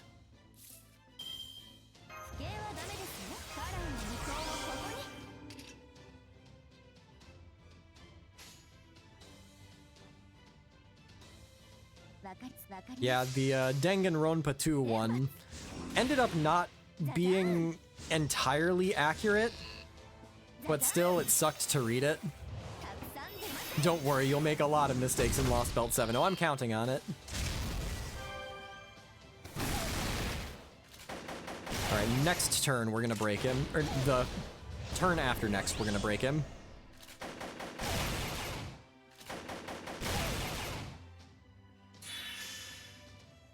Okay, turn 3 is when I get that battery. I need to plan for that. Honestly, the K-scope is definitely the way to go, because K-scope, then battery, then turn 3. How long did we give Vent before we told him about Azrael? I don't think anyone told me about Azrael. I think I just gave up.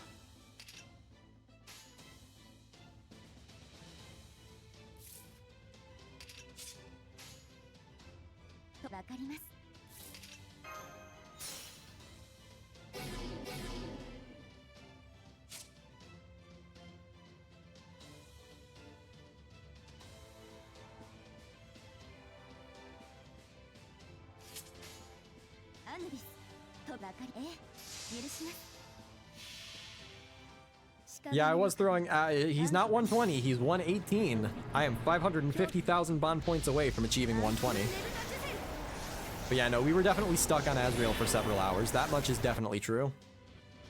Come on, land the crits, Nito. Also, I was saving the evade for a specific purpose that ended up not actually being important at all.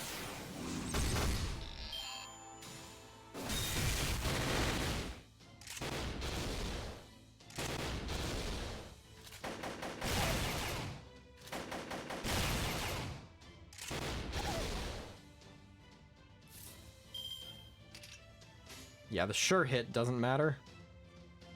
それがよわかります What an arts chain. Can anyone tell me at skill level 9 how big this arts effectiveness up is?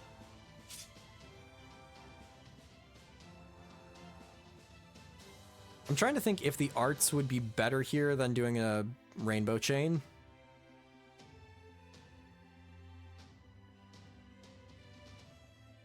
I'd imagine 18%? Yeah, no, in that case, then the rainbow chain's probably better. ええ許します If all of these crit, I might stand a chance. Nah, no way.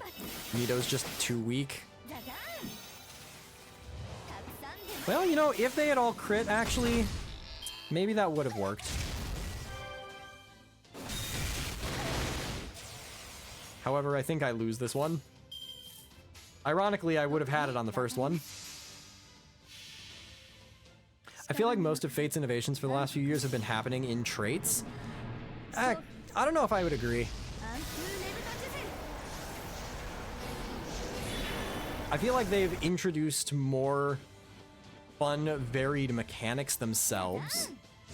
Oh yeah, on JP? Oh yeah.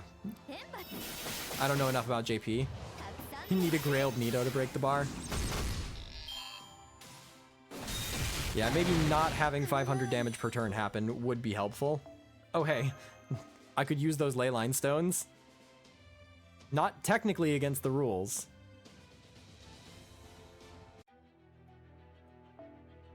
Alright, one more.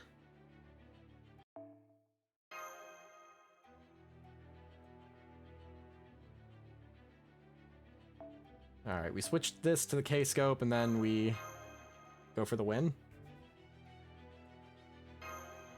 This isn't a phantom fight, that is true. However, in any fight in which the rules, in which any of the rules are applicable, I will adhere to that rule. 浮かれているということはアヌビスとザええ許します Had to spend the first turn attacking someone other than Kali to build up crits before attacking him. Yeah, that makes sense. 恐怖ここ暗風ねぶた地図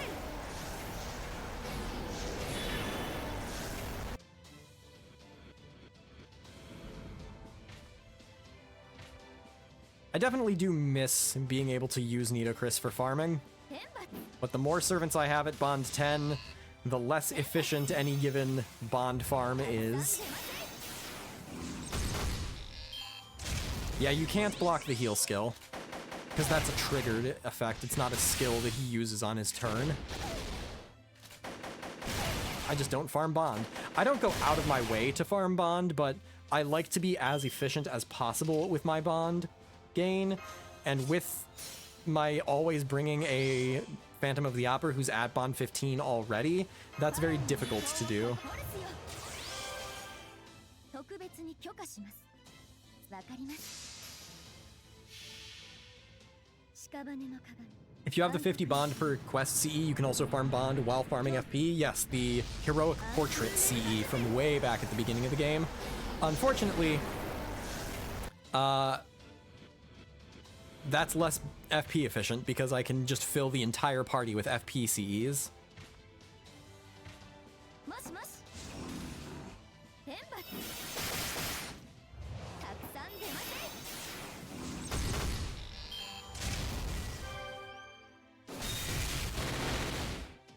So if I am understanding the mechanics correctly, I just get another Noble Phantasm here.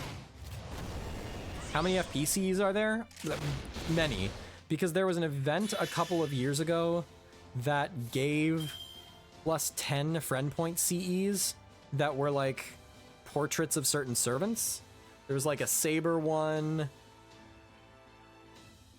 Maybe it was one of the Heroic Travel Portrait CEs or something? 私わかります Can't quite remember.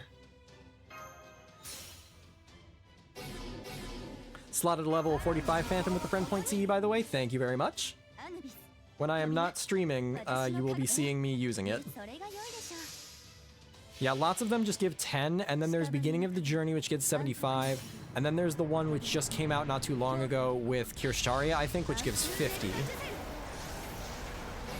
There's a few others. Yeah, the Cryptor CEs all have it, I think. ザダンたくさん出ませ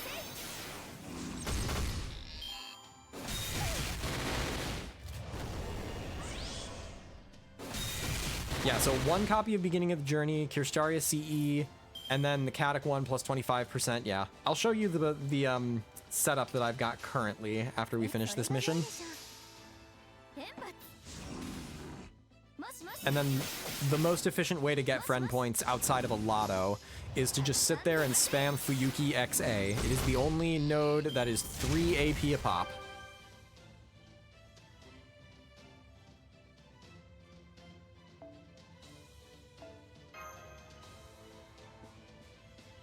Unfortunately, spamming all of my friend points has meant getting a load of CEs that I have to use. So I've spent like 100 million QP just on leveling up CEs in the last couple of days. So this is the power of a servant, an insolent ghoul clinging to proper human history. Now do you see? Your modern weapons are no match for my phantoms. Wow, she really gets me. Alright, we're still in this thing. I wasn't sure how well I'd do with a servant I have no knowledge of or connection to, but you came through in a big way, Pharaoh Nitorkis. Pharaoh Nitorkis! All hail Pharaoh Nitorkis! I should have known a pharaoh from ancient Egypt would be way better at magecraft than modern servants. Why do I feel cold all of a sudden? You fools can't possibly win. Now surrender and beg for forgiveness. Forgiveness? You want me to beg for forgiveness? Huh, looks like we've got a tough foreign mage and phantom tamer on our hands here. How are you gonna handle her, Iskali? It won't be a problem. This was my first battle against a servant, so I was just gauging what she could do. Now that I know, she's dead. How monumentally foolish. Almost as if you thought to swim the flooded Nile just because you know how to float. It does seem that the voices of the underworld do not reach you, but neither do your weapons to me. If I can't carry your soul away, then I'll simply hit you with magecraft. I have a perfect jar for your remains after I've wrung the life from you. Shut up. How dare a mere human heroic spirit talk to me like that? I am Iskali, the king of the Oseleme, and one day I will become the god Tezcatlipoca himself. Remember that. And here I was about to say something similar. You say you're the king of the Oseleme, Well, I'm pharaoh of all Egypt, incarnation of the sky god. No mere human can hold a candle to me. What a joke. Are you really using your positions in the divine and human realms to claim strength? Then I wonder if a mere avatar has any chance of matching me, an actual god. Let's find out, shall we?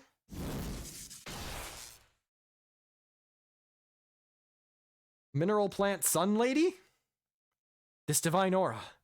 Who are you?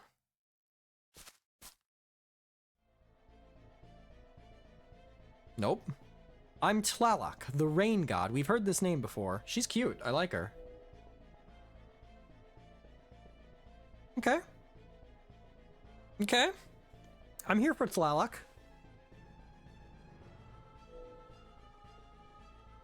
Remember that, for however much longer you're alive. I do enjoy being feared and respected, even if only briefly. Tlaloc. Tlaloc the rain god. As in one of the pillars of Aztec creation mythology? But I can tell from her aura that she's a servant. Are you telling me such a powerful divine spirit was summoned as a servant? Yep, there goes the rain. Here comes the rain again. Okay, let's see. She uses a whip? Ooh! Do we have any other whip users in Fate Grand Order? I guess... Mabe. Yeah, but Mabe's kind of on a technicality. Dark Koyan? Oh yeah, I guess, yeah. And plays Song of Storms. Anyway, it's time for you to die. You weren't much of a queen, were you? Okay, Tlaloc is summonable, for sure. Tlaloc is definitely not an NPC hell, right? I like her design a lot, though. Whoa! That happened fast!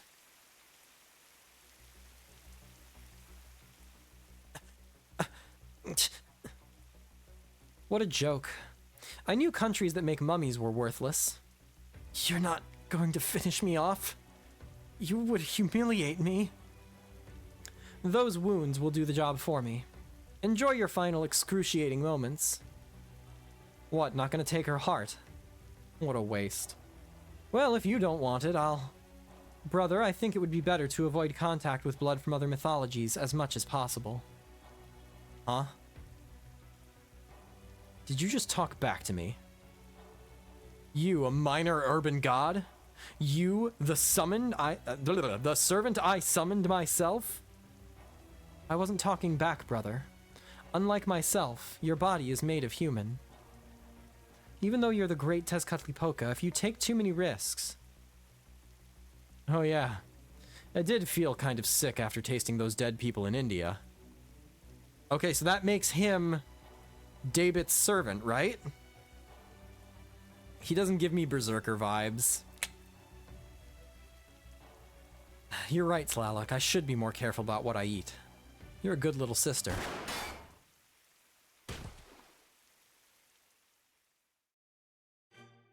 Tezcatlipoca, why did you shoot her? I thought Tlaloc was your precious little sister. That doesn't matter. Even in families, there's a hierarchy. No exceptions. Anyone who tries to stop a king's actions, even for the noblest of intentions, must forfeit their life. The bingo? Oh, is there something on the bingo there? No caster boss fight yet.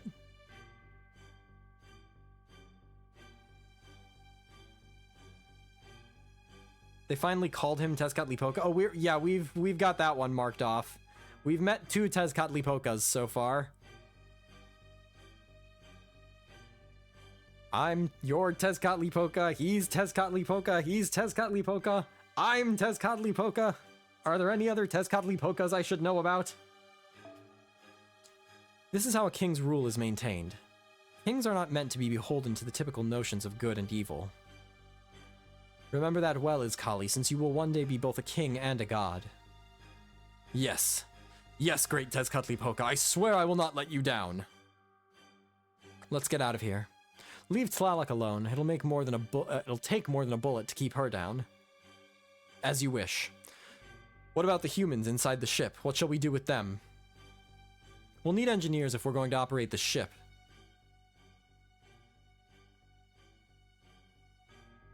This is a cool twist, though. We'll take those 3 with us, along with the servants that make up this ship. There, that one lying on the ground. Kill the rest, they're of no use to us. There's no sense keeping them alive. If anything happens to Gordolf, this is such a fake out. This is such a fake out. This is absolutely a fake out. There is no chance in hell that Gordolf is getting killed off here. Absolutely not, and I refuse to believe it. I will believe Tlaloc is dead. I will believe Nitocris is dead. I refuse to believe that Gordolf has just been offed.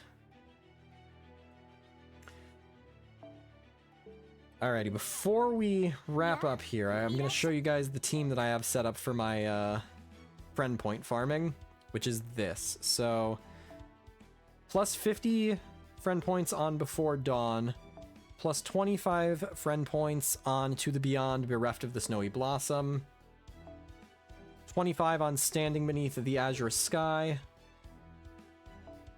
25 on Seeking the End of Permanence,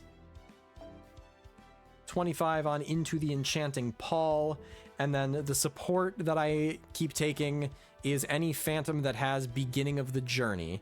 So with that, it's like 250 friend points per 3 AP that I spend.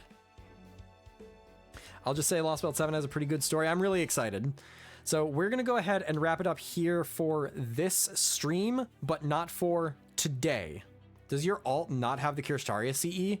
You could get more if the support holds a Kirst CE and you hold your own Beginning of the Journey. I don't think that's true. It would just be flipping where the friend points come from, right? Explain.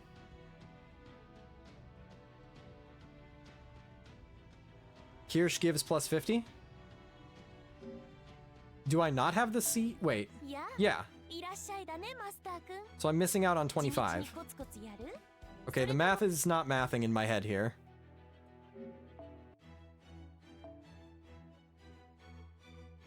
So I've got the Kirstaria CE here, right? And so if I take a support that has beginning of the journey, then that's plus 75. But if I flip these, if I put beginning of the journey here, then why would the Kirstaria one, the plus 50 there? Kirsch plus 50, Kirsch plus 50 support. Oh, I see. Wait, no. Hang on. Yeah, okay, I see what you're saying. So, if my support is using that, yes, okay. So you mean not for the runs that I'm doing that are taking other people's things, but for the runs that my alt account is doing that is using my support. Yeah, beginning of the journey does not stack, no. Let me see.